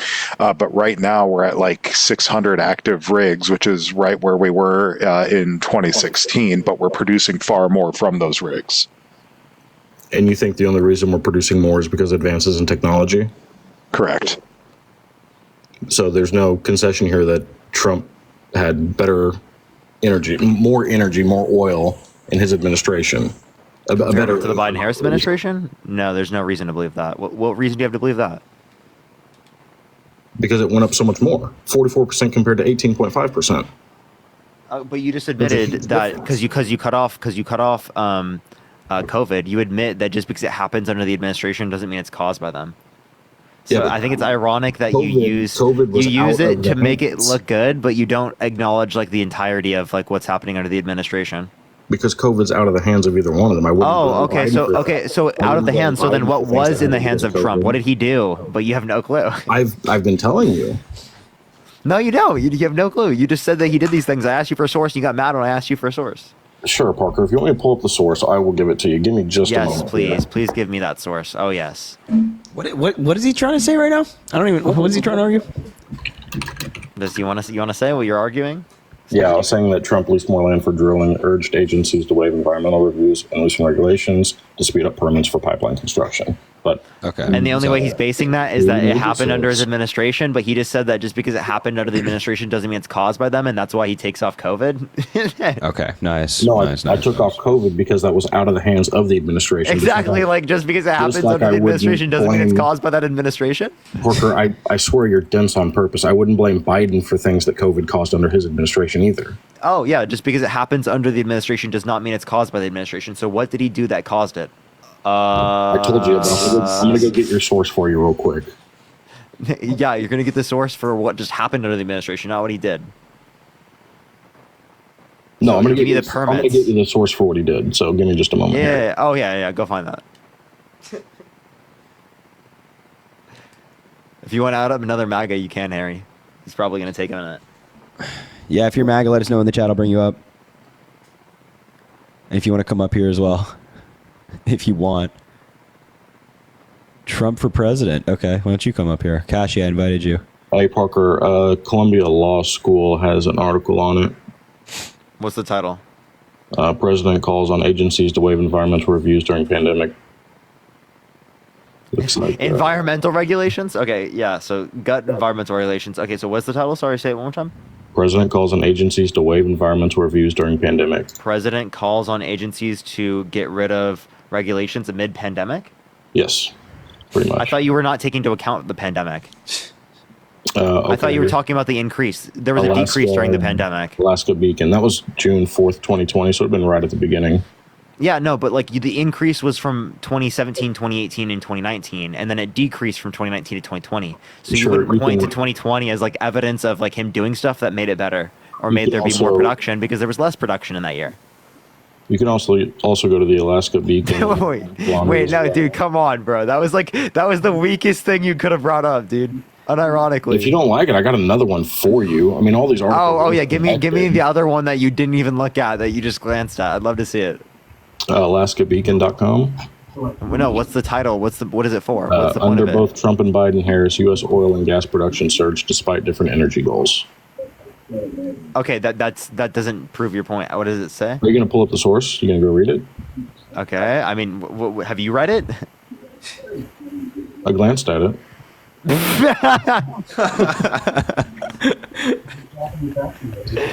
Dude, okay, how about you take a look at it, you read your own source, right? And then we'll talk to someone else in the meantime, and then you come tell us. Asks for a source, then doesn't even go look at it. Okay. Well, you didn't even look at your own source. I've read this article in the past, but I don't think I'm. Oh yeah, you definitely did. Go read it again while we talk to this guy. C. Stacey, are you MAGA? Yeah, hey guys, just wanted to start off by saying I do support Trump, yeah. And I just want to say one more thing. We are all American, and there's a lot of division going on in the election here. Thanks, I think it's important for us all to just remember that we are all American, and at the end of the day, we should just be looking for what's best. 100%. That's why you should vote for Kamala Harris, and that's why it's patriotic to vote for Kamala Harris. All right, Parker, I'm ready for you. Yeah, so and I would love to like get your perspective and like see where you're getting that from, though. Are you like paid off by like Harris? Is that why you're saying that, or no? Neither Parker nor I know law. Yeah, we take so much Harris money, dude. Yeah, No, we I'm just serious. roll, like Like, they I'm give just us literally wondering me and Parker. They give us $5 Literally million $1 trillion a alive. year. $1 trillion alive. Yeah, $1 trillion alive. Taylor Swift also gives us like $1 trillion a second. Oh yes, Taylor Swift. That gave me the bingo. That was the missing one on my bingo card. Thanks, Harry. Yeah, we got to start playing bingo with these lies. I swear to God. Yeah, no, we're paid off by like Taylor Swift. Oh, like Hunter Biden as well. He pays us like $1 billion. So does George Soros. All these people. yeah, It's all no, shadow money. All shadow money. Yeah. Right. Yeah. No, and I'm just saying that because I do support Trump, and it's hard to like actually see it from your guys' perspective. Like when there's just so much chaos going on in the past 4 years. Like, are you saying that's all the past 4 years? All the bad stuff that's happened. Lacey, I think because of the $5 Trump? from the Harris campaign. Thank you. I just think it's funny how you're like, we should all be united, and like I don't disagree. I think the country should be united. And the first thing you said was, "Aren't you guys like paid off to do this?" Like it's crazy. Well, no, I'm not trying to be like condescending at all. Actually, I was condescending. I like that. Yeah. So no condescending. Yeah.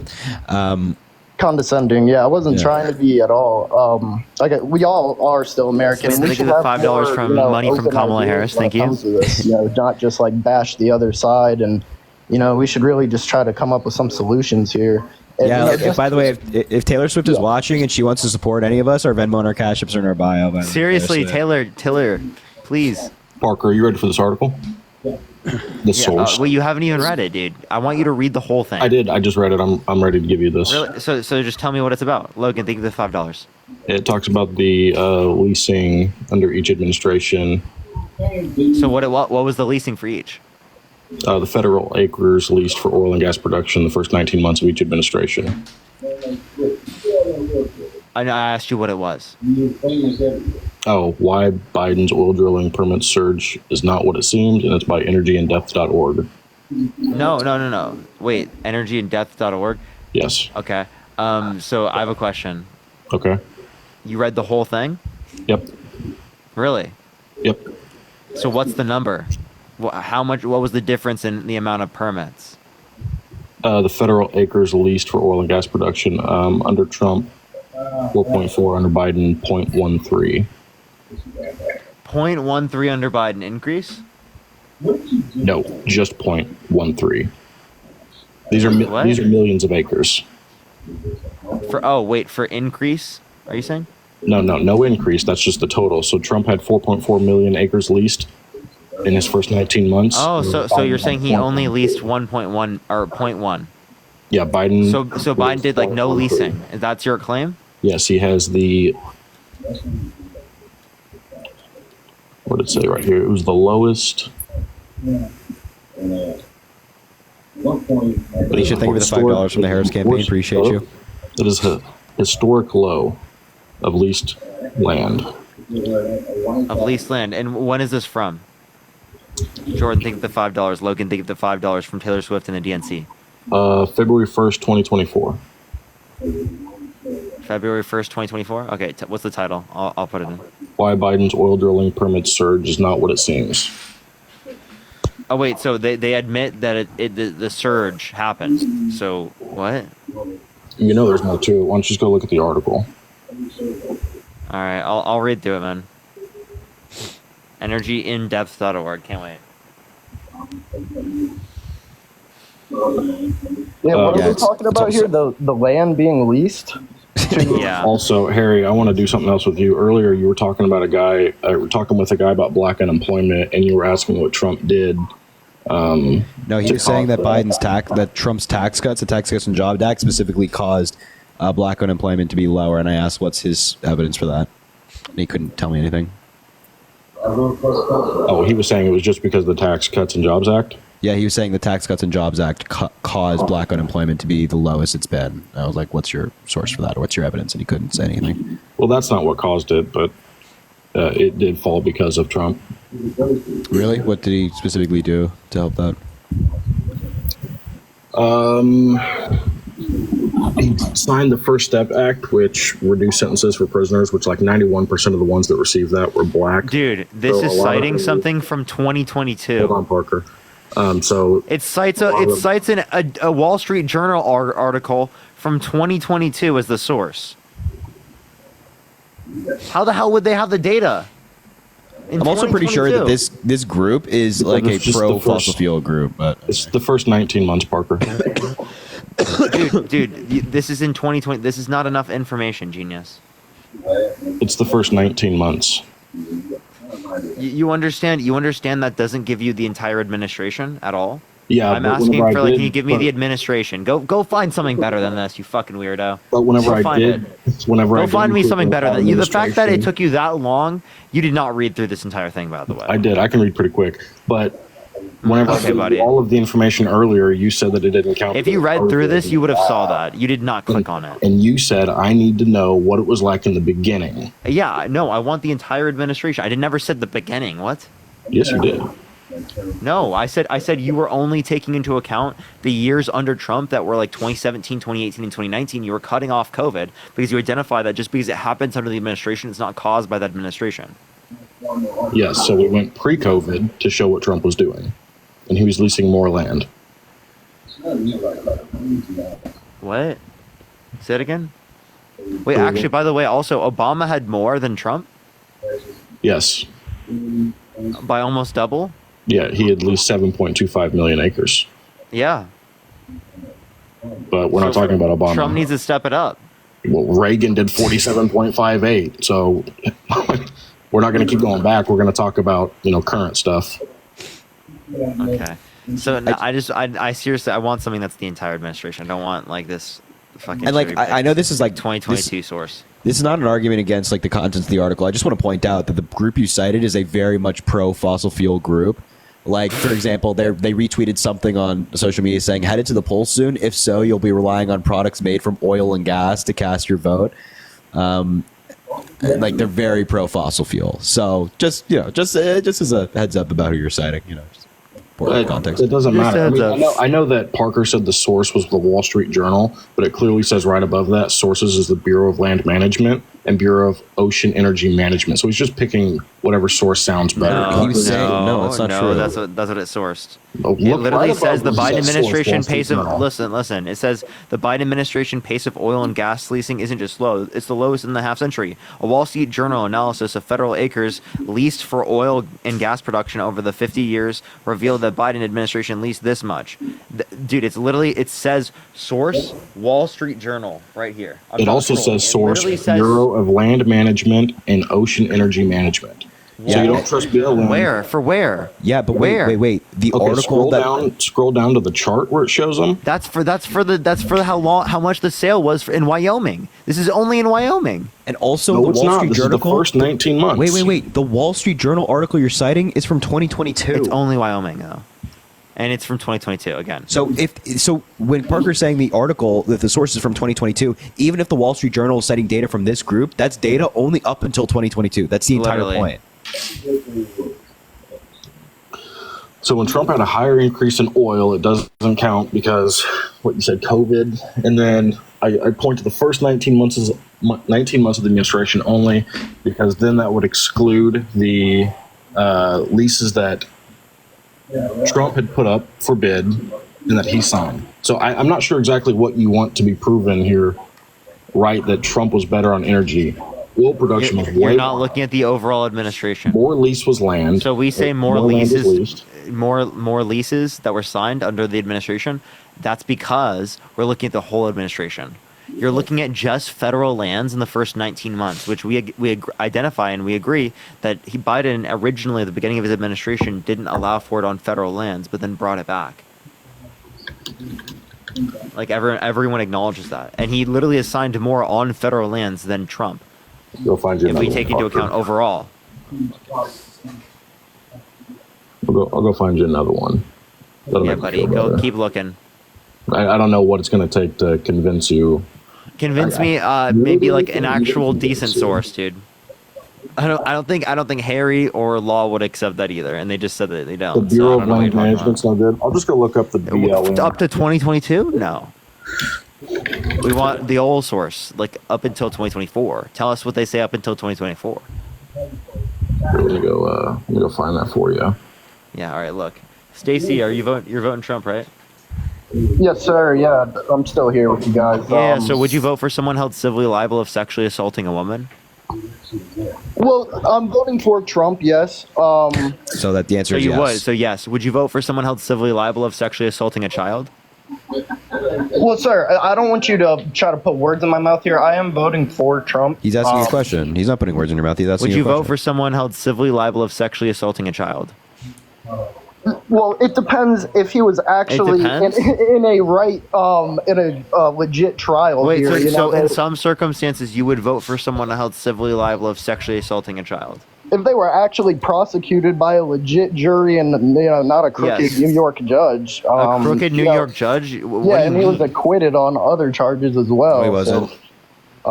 Yeah, with I'm the I'll talk with about this. the- This is gonna be funny. Huh? Wait, what was he acquitted of? With the classified documents. He was not acquitted. He wasn't acquitted. Oh gosh. Well, he wasn't found guilty for that one. He was. so- It didn't go to trial. Yeah. The case was dismissed without prejudice, and that dismissal is currently before the 11th Circuit. And the general consensus among legal scholars on both sides is that the 11th Circuit's going to overturn the dismissal. Right. And wasn't Biden charged with similar crimes for tampering with classified documents? No. Tampering? No. There was a special counsel who was appointed to investigate classified document handling with Biden, and the special counsel concluded that there wasn't sufficient evidence to be able to secure a guilty verdict at trial. So he recommended against indicting. Okay. And did Hunter Biden actually get indicted and he was charged? That's the president's son, right? Yeah, he was found guilty of his possession of a firearm lying on a federal form, and he just entered into a guilty plea in his tax case out of California. Right. And the same Hunter Biden that has, businesses in Ukraine. He does not have a business in Ukraine. Business ties, a lot of his income and checks that get written to him. So wait, just out of curiosity, you're like citing Ukraine, the China. You're citing the criminal cases against Hunter Biden as like a negative, right? Are you you're doing that to discredit him? Yeah. Well, you're bringing up charges against President Trump. Can you answer the question? Or you're bringing up these charges as like a negative on Hunter Biden, right? These convictions. Yeah, just how you're bringing up charges on Trump as a negative. So you recognize that being a convicted criminal is a bad thing, right? Yes, yeah, I do. And so you recognize the guy you're voting for is a convicted criminal, right? Anybody, if you don't like someone and you have a lot of power, you can get them charged with anything. Oh, so did Joe Biden convict his own son? Okay. No, he actually posted all the evidence online, him smoking crack pipes. Wait, Joe Biden posted the evidence? No, his own son did. Well, no, he didn't. He didn't post it online. Those were private things on his computer, and the drug substance use was not connected to the trial, or at least in the way that he was being like convicted of the drug substance use. Just like but just to point out, like you're bringing up these criminal convictions against Hunter Biden as a bad thing, and you're also voting for somebody who's a criminal. I'm voting for someone who actually already had a successful 4 years as a president, did a lot of good things without even knowing what he was supposed to do. Now he's going to go back in, knows what he's going to do, knows the right people to hire, and he's going to get the job done better than he ever did before. That's who I'm voting for. But just, again, you just kind of completely dodge what I was saying. So you're bringing up these criminal charges and convictions against Hunter Biden as a bad thing, and you're like using that to discredit him, yet you're voting for the guy who's been convicted of crimes. Well, so if Trump being arrested is, that's such a big deal, what's wrong with Hunter Biden being arrested on? We're not voting for Hunter Biden for president. Mm-hmm. Yeah, no, but I'm just saying, what you could bring charges against one person as a negative, but for the president's son, we're not talking about like family members of the president. I didn't mention a single family member of Donald Trump. I'm talking about the person running for office. Yeah, because none of Donald Trump's family members have ever been arrested for doing coke and banging hookers. Well, neither has Joe Biden's family. He's not been arrested for any of that. Hunter Biden wasn't arrested for doing cocaine and crack. Law of the Wild, was he arrested for doing drugs? Not that I'm aware of. Yeah. No, certainly wasn't convicted for anything. Yeah. All right, but yeah, let's move on to maybe some more important topics. No, we're not done yet. We're not done yet. Like the border. We're not done yet. We're not done yet. You're bringing up these these criminal charges for Hunter Biden as a way to discredit it, but you're voting for Donald Trump. In New York, the most democratic state in America. Let law cook. Let law cook. Go ahead, law. Talk to this guy. If you want. Yeah, what specifically about the jury leads you to believe that they were corrupted? They were hand-selected. By who? By the crooked judge and his panel. The judge picked the jury? The whole entire, prosecutors. So do you know who decides who's on the jury? But you're just trying to get me to answer the question. Answer the question. No, I'm asking you questions. I'm not trying to do anything. Your question to me was, do you support Donald Trump? No. Answer the question. Okay, that wasn't my question. Support someone who was charged criminally. Hey! Answer the question. Law of the Wild asked you a question. Answer it. Yeah. What's the question? How are juries selected? That's not pertinent right now. No, you said it was a corrupted jury selected by the judge. Is that what you believe? Oh, no, see, Stacey, you gotta go. You got age restricted. That's unfortunate. Oh, man. I was waiting. I was hoping. What do you mean? I'm still right here. Yeah, it says your live content contains themes that some may find uncomfortable. If they remain in your live, your live will be. Yeah, he labeled off some specific names of controlled substances. Oh no! And my live got age restricted. It should be okay if you dropped him. If you drop him, it should take it away. Wait, let me see. Hold on. Did it say it went away? Oh no, we're good. We're good. Yeah, they updated it, which is really sick. Oh, thank God. Oh my God. Jeez. I still just to be. All right, everybody, let's celebrate right now. We have 6,000 people here. Harry's sitting at 2.2 million. I need everybody to fill up the bar one time. One time will get us to roughly 2.7. So let's everybody fill it up one time. We do know that there's some people who aren't going to fill up the bar. So if you want to be nice, fill it up 2 times. Thank you. There you go. I'm having trouble finding the 2023 lease count, but it's easy to find up to 2022. Even the Bureau of Land Management doesn't have them, and I'm not sure why. But I'll be right back. You can pretty clearly see that Biden has had a sharp drop off in new leases issued and the numbers of acres issued. And if you'd like that source, I can give You're it to you. just talking up until 2022. That's not an. I can't find the 2023 Okay, ones. if you can't find it, well, then you can't make a claim on it. Okay, we'll just use the first 2 years then only from each presidency. You're just talking federal lands. Can you get it overall?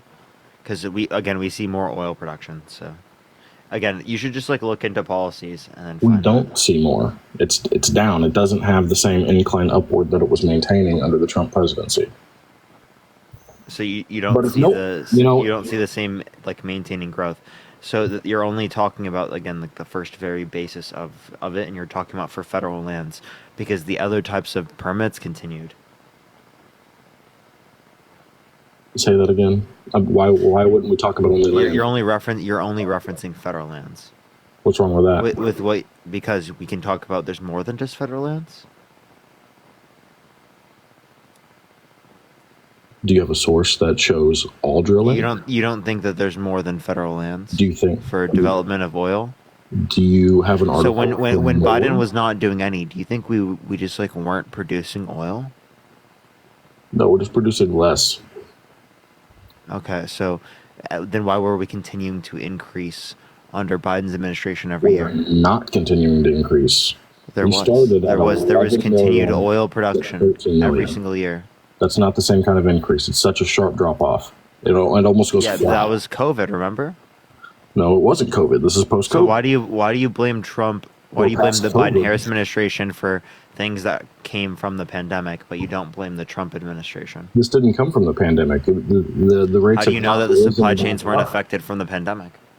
Because the supply chains were still in operation. They didn't shut down.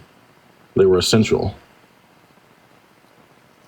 No, I'm saying certain aspects of it could have been affected because of the entire effect on the economy. Right, so you would expect that a shock like that in terms of supply after such a pandemic. I don't know what source it's going to take to convince you because the numbers are there, and I think you're just refusing to look at them. The numbers aren't there. The numbers aren't there, and I'm demonstrating that to you. You just want me to accept it, and I'm like, there's not good reason. Anything. I can say, 44% increase under Trump, only 18.5 under Biden. You keep making the same point. Again, just because it happens under administration does not mean it's caused by them. So I'm asking you, what's the reason why you think it's caused by them? Because of less leases. Biden signed less leases. So you said he signed less leases, but you gave no evidence indicating throughout the entire administration. You only just looked at the first, 19 months just for federal leases? That's not enough information to be able to make a claim that in their entire administration, they didn't sign as many leases. That's a ridiculous statement. We're only missing 1 year from Biden, and if you think that he signed 18... What do you mean only 1 year? Is 2022? Was that last year? 21, 22. We have 2022 last year, dude. No, it wasn't last year. No, it wasn't. So what are you talking about? We have 21 and 22, but we don't have it for 23. We're missing a year. I think what you're trying to do is you're trying to make an argument out of nothing, and you can try, but I think you would do better off with other argumentation. I think you just refuse to see the truth here, but it is. What truth? What truth am I refusing to see? I am enjoying watching the Democrats champion record levels of oil production, even though they cried about climate change for the last 30 years. So that's been fun. What we're doing is we're saying that you guys like it. So here it is. Also, I'm just letting you know, it is the case that we can produce oil now and then transition off of it in the future. That's what my goal is. Yeah, and we should transition off of it eventually, but not prematurely. Let it happen naturally. Don't have the government source it. Wait. That doesn't make any sense. Because then you know that there's going to be negative impacts environmentally. I'm not sure about that, but... Do you believe climate change is caused by humans? If it might be. But if we try to... Just might, not the consensus in the scientific community. I haven't done enough research into climate change to know. Well, the climate scientists have. So if you don't accept the climate scientists, the consensus amongst climate scientists. And if it is caused by humans, then we should do our best to get off of it using the free market, not government subsidies, to pick winners and losers. And if you want to use the free market and only the free market, why do you support tariffs? I only support tariffs against China or any other. But he wants to do universal tariffs. Also, he wants border security. Are you support of border security? That's not free markets. Yeah, I'm good with border security, but I don't agree with every single policy position of Trump, and I'm sure I hope you don't agree with every policy position of Kamala, but maybe you do. But did you know that the Scandinavian economies that have broader social safety nets actually have freer economies than here in the United States? I don't support tariffs across the board like Trump wants, but I do support them against China, like hostile actors that want to force American businesses out of the market by dumping billions and billions of dollars from their economy into ours. So say what you want. It is the case that the Biden-Harris administration kept those, right? And they don't want to do universal tariffs. So it sounds like you agree with their tariff policy. Well, that'd be nice, but they've kept the same tariffs and extended many of them. They haven't dropped any of the tariffs yet. I'm pretty sure they did drop some. I could be wrong with that, but right. But also, they're China instituted retaliatory tariffs, and they're not going to reduce theirs. So we're kind of off in a trade war right now. Yeah, so we wouldn't want to make it worse ours? by doing a 60 to 100% tariff that Trump wants to do. Jason, thank you for the $25. Thank you so much, Jason. Like I said, I don't support the huge tariffs against every country or every import coming into the country, but I do support cutting off China from dumping billions of dollars into our economy, forcing small businesses or even larger businesses out of the market so they can dominate. Do you support a 60 to 100% tariff on every good coming from China? No, that's probably too high. Okay, well, that's all that you disagree with all tariff policy for Trump. How are you going to pay for the Tax Cuts and Jobs Act, for the no tax on overtime, for the no tax on tips, for the no tax on Social Security? By reducing federal spending. I believe Trump wanted to in 2021. What federal spending? In his 2021 budget proposal, I believe that he had wanted to cut 5% of federal spending, which was, I think, $300 billion each year, or $3 trillion over 10 years is kind of what was expected. $3 trillion over 10 years, and what is he going to cut? It was for, what was it? JW, thank you for the $5. Thank you so much. It was for non-discretionary spending and mandatory spending. A lot of them were, social programs, non-defense spending, pretty much. Which programs? SNAP benefits was one of them. I would have to re-pull up the article that I read a couple days ago. You're not going to get $3 trillion from SNAP, but you want to take people off SNAP? Are you kidding? That was just one of them. There were several. Do you want me to pull it up real quick so I can tell you exactly what it was? Yeah, I do want to hear exactly what it was. Most of them were social programs. Yep. Let's hear the social programs he wants to cut because he wanted to extend Social Security. So, but cutting food stamps, yeah, that's interesting. If you disagree with cutting food stamps, type 1 in the comment section. I just want to see that real quick. That literally provides food for children. You know what I mean? This country clearly has a spending problem. That's why we have so much in debt, and we have to start making. Yeah, and feeding children is the problem. What? Not providing money for war. You're taking one of the or like tax cuts to billionaires out of proportion, and the cuts weren't huge. Children weren't going to starve to death. Nobody starves to death in this country, dude. We're the richest country in the fucking world. Nobody starves. If you cut SNAP, do you think that there's going to be starvation? No, I think people go to work. No, people will just go to work.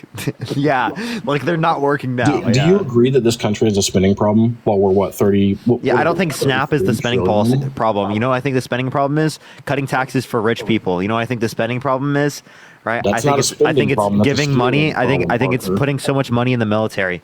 We could cut the military budget in half, have the biggest military in the world by $100 billion a year, and bring back $4.5 trillion a year in 10 years.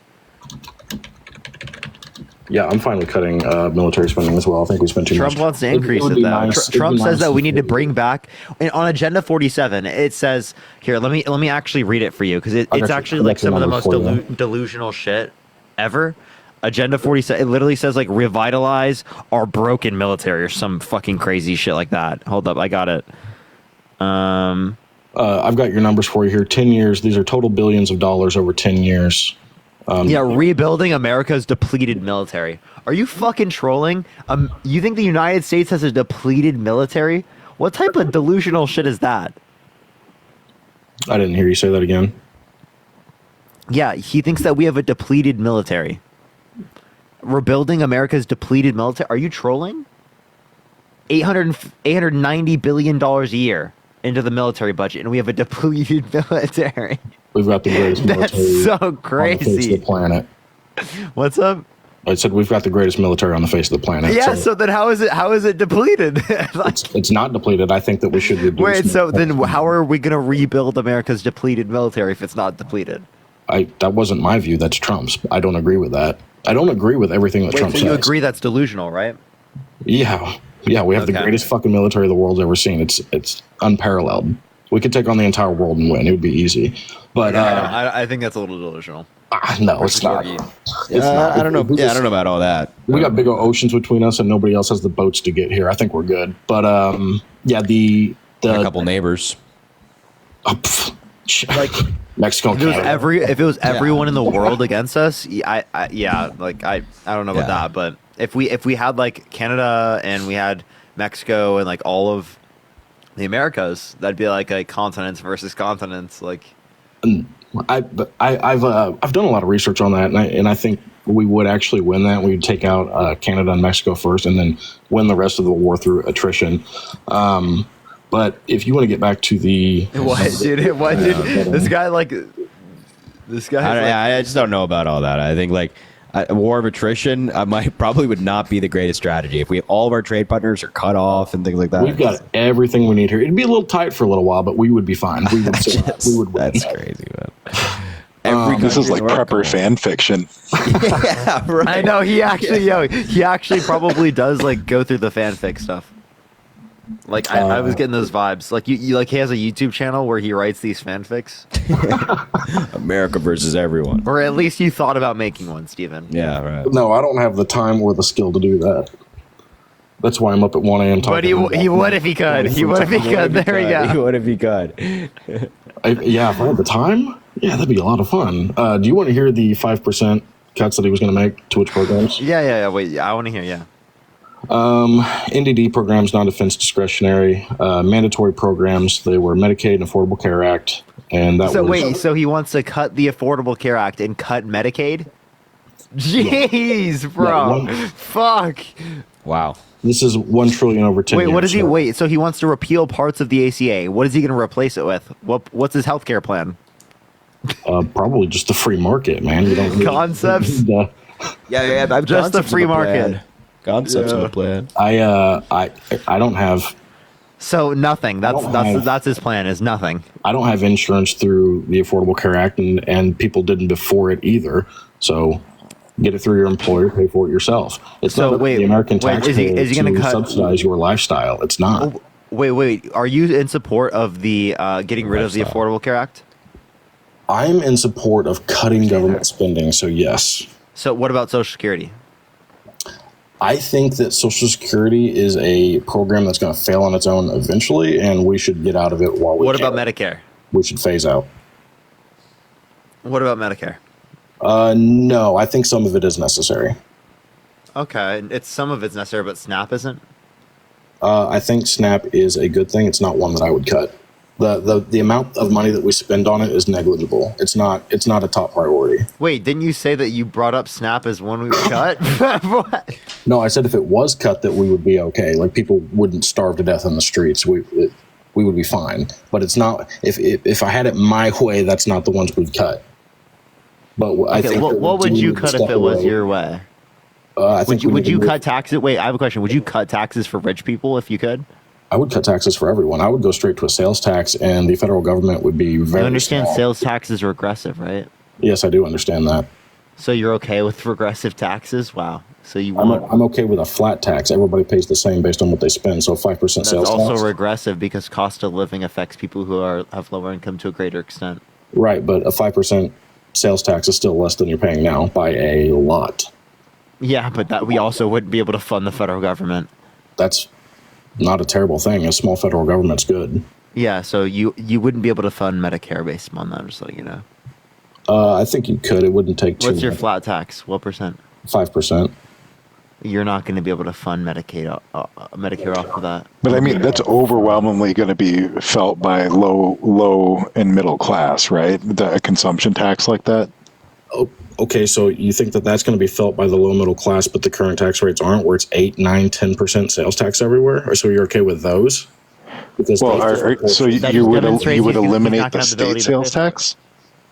Yeah, because he would only have a federal sales tax of 5%. So he would get rid of the state ones. Screw states' rights, am I right? So like he would just do that. So that's going to reduce revenue. We wouldn't even get the same revenue that states do currently. Like, you think we would be able to run programs like Medicare? States would have their own sales tax, but the federal government would only have 5%.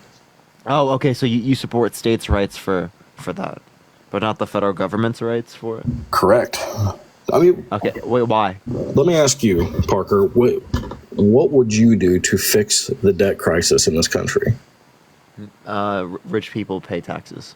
How much?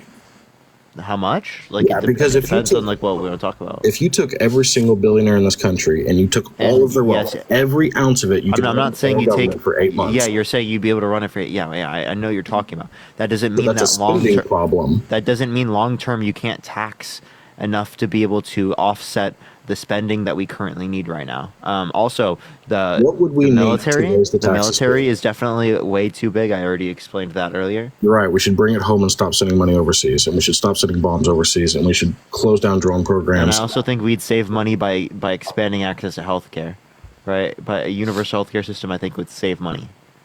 There's good evidence for that.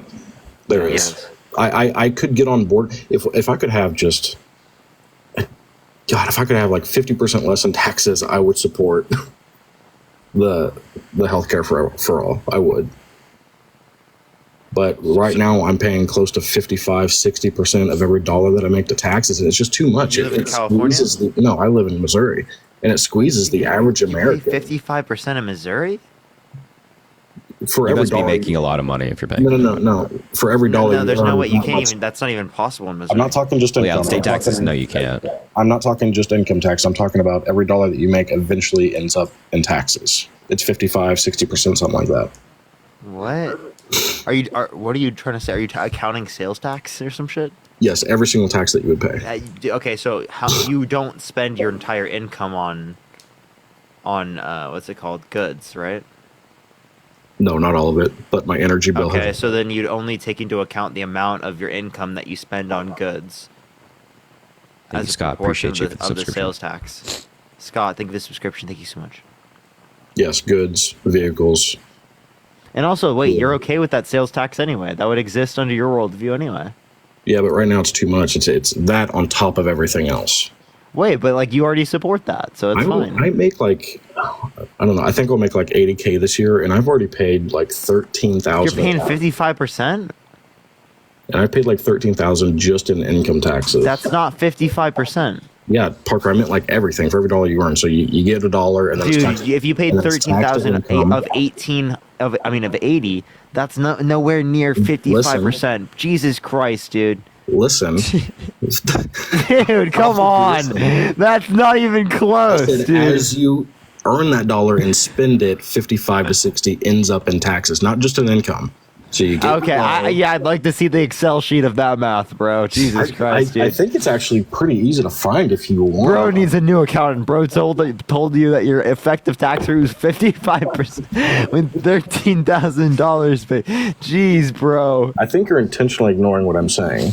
No, I'm not. That's kind of ridiculous, bro.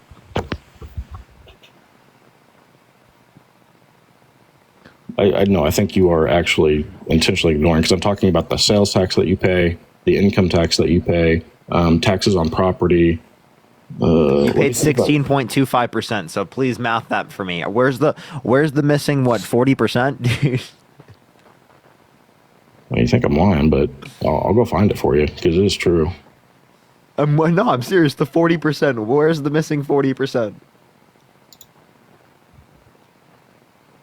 Because the sales tax could not possibly be that much. Like, I'm serious. Like, It's not sales just tax sales can't tax. be. What are you paying? It's not just sales tax, it's every tax. Hold on. What else? What other tax? Just a second. I'm going to find you this article. I'm gonna find you. No, what other tax? Tell me, what other tax? I'm going to find you the math. Don't you worry. What? Seriously, what other tax? Like, we might get to 30%. Hey, everybody. We've got almost 6,000 people here. Let's see if we can get to 3 million before we get to a Google result here. So everybody tap the screen, fill the bar up 2 times. See if we can get to 3 million before our friend Steven comes back with a Google result. The different types of taxes you'll pay. First is the ones paid on your behalf, like Medicare, Social Security, unemployment. And then you have sales tax, and then you have excise taxes, and then you have property taxes, and then you have taxes on the sale of your home. You have gift taxes, estate taxes, business taxes, any local taxes. Yeah, on a yearly basis, you are not going to be paying an extra 40% of your income on those taxes. Okay, that math did not math. You said 55%, dude. You were not getting taxed 55%, dude. What do you think it is? You actually have a relatively low tax rate. Like, dude, 16% is a pretty low tax rate.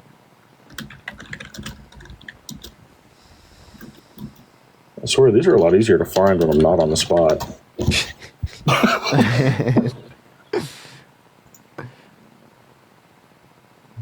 I'll find this shit really easy, and I'm like, oh, I got to bring that up later, and then you just can't find it. You should make a doc. You should make a Parker script. You know what I mean? People always say I got the Parker script from the DNC, bro. Yeah. You should do the same. Ask the Kremlin. Thank you for the $1. Thank you so much. I appreciate it.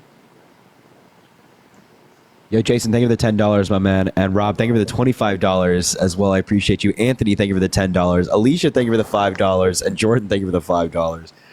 Isa, this was a while ago, but thank you for the $5. I will put it to good use. I appreciate you guys it. Can send me $5 too. And Jamie, thank you for the $2 as well. Tomorrow.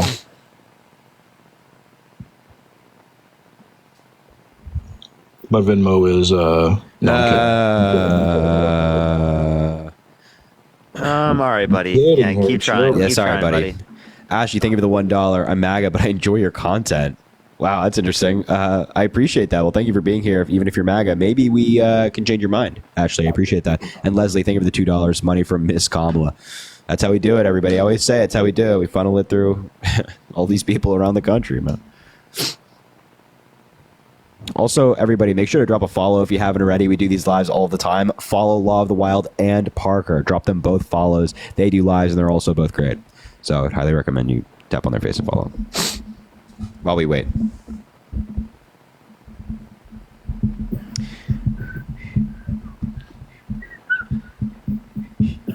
Dude. We should probably add up another MAGA.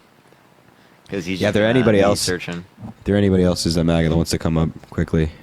Oh, this guy. I think I saw this guy earlier. I'll bring him up. Let's see.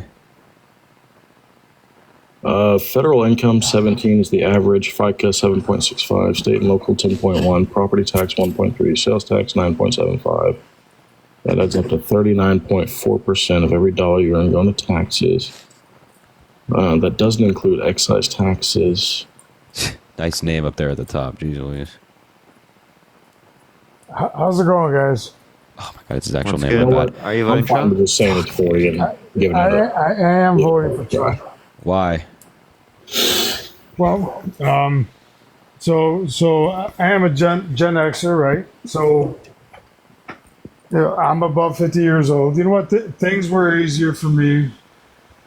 Well, the past three and a half years, and I think a lot of people would agree with me, that has been pretty damn hard. And 4 years ago and beyond, yeah, we had struggles, but things, they weren't so bad. But things are kind of seem a little bit extreme right now. Prices, just rent, food, gas, everything's expensive. But I did come on because I just kind of wanted to ask you guys.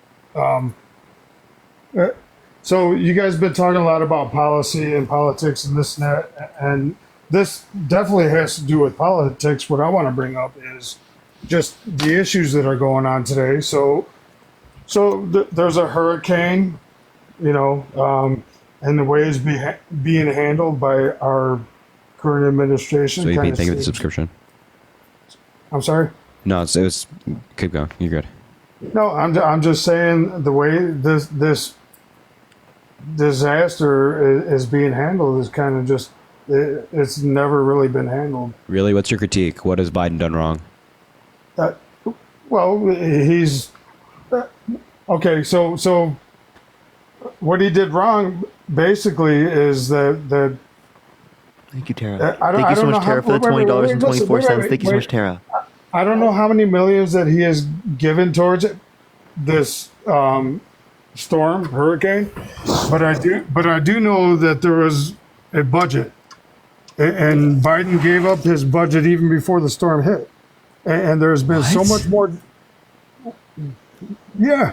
Wait, who's more likely to give help for like situations where there's hold on, listen, please. natural I'm sorry. disasters? Can you? So there was a budget for this hurricane, and it was set even before the storm hit because they expected so much damage. But you know what? The storm is way more damaging and it has caused way more destruction than expected. And Joe Biden yesterday, there's videos out there of him saying that there's no more aid, no more money to help. What? With this. Are you like actually following for AI video? Is that what I'm hearing right now? Look, yeah, there's no AI video. Come on. Look it up. Look. Are you look sure? up the Because a video. lot of people, there's no video Look of up Joe the Biden video. saying there's no more aid. So within 3 days. Joe Biden has approved aid for a disaster declaration for every state that's requested one the same day that they've requested it. Every single within 3 governor days of has Joe complimented Biden Joe giving away Biden for his handling of this. $2.5 billion to Ukraine. And then Why is it with you and what's with middle-aged Republicans and falling for this crap? I mean, is this whole there's this meme going around? Really? Oh, 2.5 billion for Ukraine, 0 for the American people. That's not true. Okay. So when you say the middle age falling for this crap, so do you fall for the Pact for the Future, the UN's Pact for the Future, which Biden and Kamala pretty much signed us What do you up even for? wait? Hold on. Stay on the hurricane right now. No. This is a perfect deflection. Well, as long as at least you acknowledge it's a deflection, but you can't. Can we on board? Are you on board? Can we finish? with Wait, can we finish on the hurricane really quickly? Because just want to point out that every Republican governor has had their disaster declaration approved. And Are you governors on board? I'm not done yet. Hold on. You made a topic. You made a claim about the hurricane. Let me finish. The Republican governor of Georgia, Brian Kemp, has complimented President Biden for his response, saying that Biden called him, offered him whatever he needed, whenever he needed it. Today, Republican governor of Virginia, Glenn Youngkin, praised President Biden for the federal government's fast response to what's taken place. The governor of North Carolina, Roy Cooper, has praised President Biden for his fast response. So it seems like you're just manufacturing outrage about this hurricane because all of these actual elected leaders who are dealing with this are saying that Biden's doing a really good job. If you think Biden's in charge, then that's just okay. You can just be delusional and say that Biden's not in charge. But the point is, all of these because all of these Republican governors. These Republican governors. Wait. We're not pivoting, buddy. We're not pivoting yet. The Republican governors have said that they spoke to Biden on the phone. Governor Brian Kemp today said that he spoke to Biden on the phone. This is coming from Joe Biden himself. Okay. So the question I'm asking you though, it's really the most important question that really needs to be answered in U.S. history. Are you on board with the UN's Pact for the Future? Because that is the number one. That is the number one question that needs to be asked. What are you talking about? That gets rid of the Constitution. That gets rid of. How does it get rid of the Constitution? And our freedoms. How does it get rid of the Constitution? Because, for example. God, you guys are so I said this earlier in the live. You guys just scare yourselves. You make up stuff to be mad about. You get scare yourselves. For example. So now, if Kamala, I'm sorry, I'm not going to. Whatever. If Kamala wins this election, and we join this Pact for the Future with the UN, you know what that means? For example, if there's a pandemic in the U.S. If there's a pandemic in the U.S., we don't have a choice as U.S. citizens no more to take or not take a vaccine. You will have to take a vaccine. Okay. So this is just utter delusion. This is really. It's not delusion. This is utter delusion. What's your source on this? Please If provide me a source on this. If you do not take this vaccine, the UN will put you in jail. Guaranteed. What And are they're you? gonna You take- guys are so goddamn crazy. You're so utterly delusional. You make up stuff. Where's the UN jail You guys are located? too young to understand. Yeah. is Wait. what it Can you is. tell us this? Where's the UN I'm a jail Gen located? Xer. Where is I'm that? a Gen Xer, and I know what the hell I'm talking about. You do not know. probably seen- If you think you've that probably the seen UN two has. elections. You've probably seen 2 elections. Do you even Law of the Wild? Can you be quiet for 1 second? Can you stop? Law of the Wild. Does the UN even have criminal authority over any country where they can arrest somebody? No, they have no jails. They have no courts. They have no enforcement mechanism to try to incarcerate anybody. Joe and Kamala surrendered. If there's a pandemic, then the UN's going to take control. Where's your source on this? Look up. Man, I wish I could remember right now. I know what I'm talking about, but look up. If you have to keep saying I know what I'm talking about, it's probably a bad sign. Well, look up the UN's the pact for the future. There you go. I got it. Summit of Look the it up. Future? Look at pact. PACT. Pact for the future. Look it up. YouTube. Anywhere. Google. I don't know if Google's going to show it. Look it up on YouTube. There's still videos on YouTube about the pact for the future, and look up the Republicans' briefing on the pact for the future. Yeah, I'm reading this Pact for the Future. I'm reading it on the UN website. It says the Summit for the. Can you be quiet for 5 seconds? Wait, can you be quiet? That ends the Constitution. I'll God, guarantee you guys are right so now. goddamn delusional. Look It's it actually it's painful. Wait, to listen Trump to you wanted people. to terminate articles found in the Constitution, right? And you don't care about that. What pacts? Or what issue? He What did said he- himself he wants to terminate articles found in the Constitution so that he could stay in office. One. What articles? Two, he also what articles? He just didn't- said articles. He just didn't said specify. articles. That's all he said. Okay, so you guys don't know what articles are. No, Well, he no, didn't wait, say. that's all he said. That's all he said. He didn't say specific articles he wants to terminate. He just said articles generally. And that's probably misinterpreted, but I guarantee You want to pull it up? You want to pull it up? Yeah, let's show him the tweet. All Let's say it's a rules, fake tweet. regulations, and articles, even those found within the Constitution. Right? No, you guys have to just look up pact. No. for the future. We're going to talk about this right now, really quickly. No. Just look it up, and I Look at this. guarantee you guys. Ready? This is a post from Donald Trump. A massive fraud of this type and magnitude allows for the termination of all rules, regulations, and articles, even those found in our Constitution. Wait, read that again. I'm sorry. Read that again. One more time. Quote from Donald Trump. A massive fraud of this type and magnitude allows for the termination of all rules, regulations, and articles, even Okay. those found in the Constitution. So what fraud is he talking about? Non-existent fraud. Fraud that does not exist. fraud that was not sufficient to overturn an election. What is he insinuating that was fraud, though?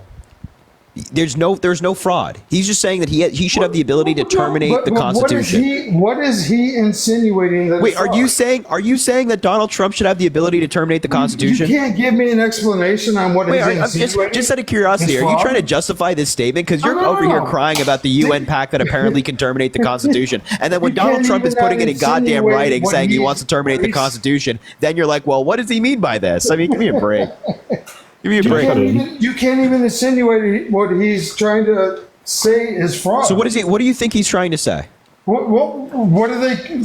Well, obviously, they're saying that he committed fraud. So what did he commit? What? Or what are they insinuating that he committed as fraud? That's what I want to know. What are you talking about? Who's they insinuating he I committed made fraud? perfect What? sense. Are you? Paying the $2 Kennedy Wait, taking the who five. is, I said nothing about him committing fraud. What are you talking about? Right, you said. What's your blood alcohol content, sir? read what you read me. Hey, sir, what's And your I blood will correct alcohol you- I will content? correct you in 10 This is what Donald seconds. Trump said. A massive fraud of this type and magnitude Okay, allows okay, for the stop, termination stop, of stop, all stop, rules, stop, regulations, stop, and stop. articles, even those found in the Constitution. Okay, so what massive fraud? You're not saying Donald What- Trump what- is insinuating that there was election fraud that never happened, which would give him the ability to terminate the Constitution. It's the same. So now fraud you're that- okay with terminating the No, no, no. Constitution. The same fraud that happened in when he lost to fucking whatever Biden. it's going to be the same fraud that happens this year. And if it's not Oh, fraud, so you're because- just goddamn crazy. So okay. No. All right. So you'd be okay with Donald Trump terminating the Look up- Constitution? you know what? Like I said, Wait. I'm asking you a question. You'd be okay with Right. Donald Trump terminating the Constitution?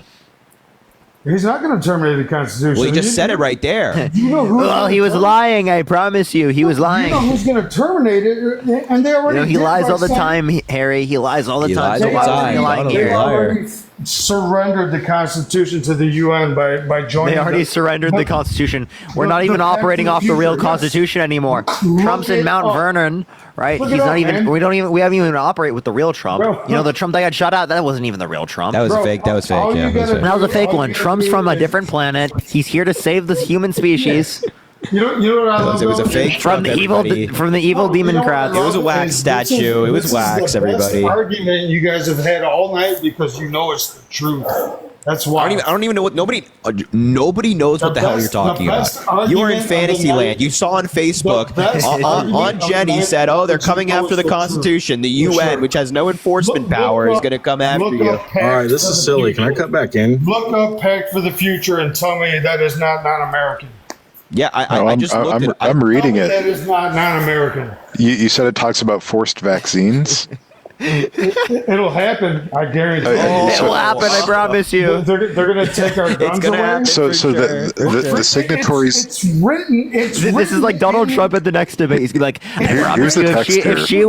she wins, I promise you, they will be literally giving every single person vaccines up. at It is the very actually at written the in very doors. They're breaking down the doors. They're coming in, anything. and they are taking your kids and they're vaccinating them.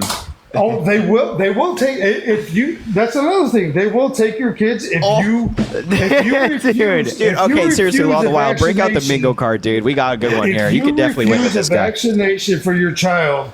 If So we have forced things- if vaccines, things go the Constitution way gone. They're taking Kamala your wants it kids. to What go, else do we have? I mean, my God. Guarantee you, Have you heard they about the will- lizard they people? will Oh, we bring need the we need him to authorities like say something about like gender reassignment surgery. We'll get there. I promise. He'll say something in. about What it. is that? Oh no, he doesn't even know what it is. What is that? He doesn't even know what it is. We can't complete the bingo. Gender reassignment surgery. You don't know what that is? So I exaggerated No, I do know it. what it is. They wanna- they wanna- They want 9.6%. to have all that for all the illegals that want. their Okay, gender- bingo. Seriously, we need a bingo This, card. this is like blackout bingo card stuff. Like this is like all 25 boxes. Yeah. Seriously. Well, you know what though, guys? Hey, I'm gonna let you guys go, but I just do Oh, want you I'm guys so sad. All right, get the hell out of here. Goodbye. All right. Anyway, I did exaggerate it a bit. It was closer to 40%, not 60, that ends up going to taxes in one way or another. And there are 97 taxes in the U.S. tax code, Okay, I'm tired. Yeah, I'm kind of tired too. and that's too much. I'm gonna go play NCAA. Yeah, I'm cooking in 2K right now. Parker, you play NCAA by any chance? I haven't. I should play it though. Oh, dude. You play on? What do you play on? I play PS5. Okay, I play on PC. Is it cross-platform? Yeah, I think it is. Oh, I'd actually play that then. Yeah, just warning you. I cook Chris all the time. Just saying. Oh, bud, you'd get cooked. An NCAA? Oh, yeah, my. I will cook you in any sports game, bro. I've been playing sports games so much recently. I've been playing FIFA since FIFA 11. We're now at like FIFA 25. Just for the record. And I've been playing. PS servers are down. Stop lying. Stop lying. That's crazy. No, I don't buy it. All right, Colin. Someone said PS5 Pro is $700. Thanks, Bidenomics. What? Dude, they're actually down. They're actually. First of all, whoever said that, screw you. Second of all, Not even an acknowledgement. oh yeah, Steven, sorry man, we kind of got off the rails a little bit there. All good. Thanks for having me on. I'll be back All right, on. man, you're welcome to come back anytime. All right. Molly, thank you for the $3 on Venmo. And yes, guys, somebody was, two people mentioned that my Cash App is locked right now. They think I'm a business, so they locked me out until I get the appeal going through. So Venmo's all I've got for the moment, but I appreciate the donations and we'll put it to good use. Amazing. Cash App realized everyone was a business. Yeah, I think I switched to it being a business as well. So Yeah, me too. anyway, Yeah, I might have to. Man, I'm sad about the. Anyway, all right, gentlemen. Thanks, guys, for coming up. I appreciate you guys. Of course. My pleasure, Harry. Thanks a Anytime. lot. Appreciate Parker, it. Good good night, to see you. everyone. Good to see you as well. Night, Parker. Appreciate it, man. All right, everybody. Thanks, guys, for joining us. We went longer than expected on the live. I was only going to do like 2 hours, and then we did like. Now it's 4.5 hours. Let me talk to some people really quickly. Make sure we're all good on Venmo, Cash App. Kennedy, thank you for the $5 saying keeping or fighting the good fight on Venmo. I appreciate you. Yeah, Isaiah R. Martin is live. If you want more TikTok live debates, go over there, rate him and say Harry Raid, Harry Raid, Harry Raid. Let him know that you came from me. Of course, remember to register to vote, check your registration, donate to Red Cross. But before you go, make sure to follow on all platforms. Also, let's try to get to 3 million likes. Double tap the screen. We're like basically there. We're only less than 100,000 away. So we can do this. If everybody double taps the screen, we can get to 3 million. But while we do that, make sure to follow on all the other social media platforms. All of those links are in my bio. I post on YouTube, Twitter, Snapchat, Instagram, all of those, and of course TikTok. Make sure to drop a follow here if you haven't already.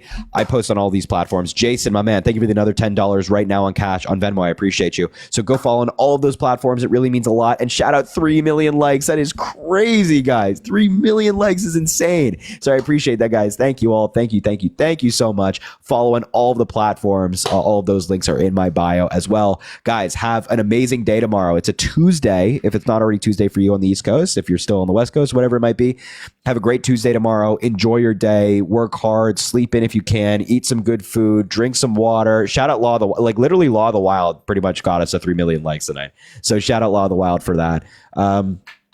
So have a great day tomorrow. Enjoy your day. See some people you love, you care about. Watch the vice presidential debate, guys. It's tomorrow night. VP debate, Tim Walz versus JD Vance. It might be the last debate we see before the election because Donald Trump is too scared. He's running from a presidential debate. So do all of that, and I will talk to you guys soon. Yeah. Follow on all the social media platforms, and of course, raid Isaiah R. Martin. He is live right now.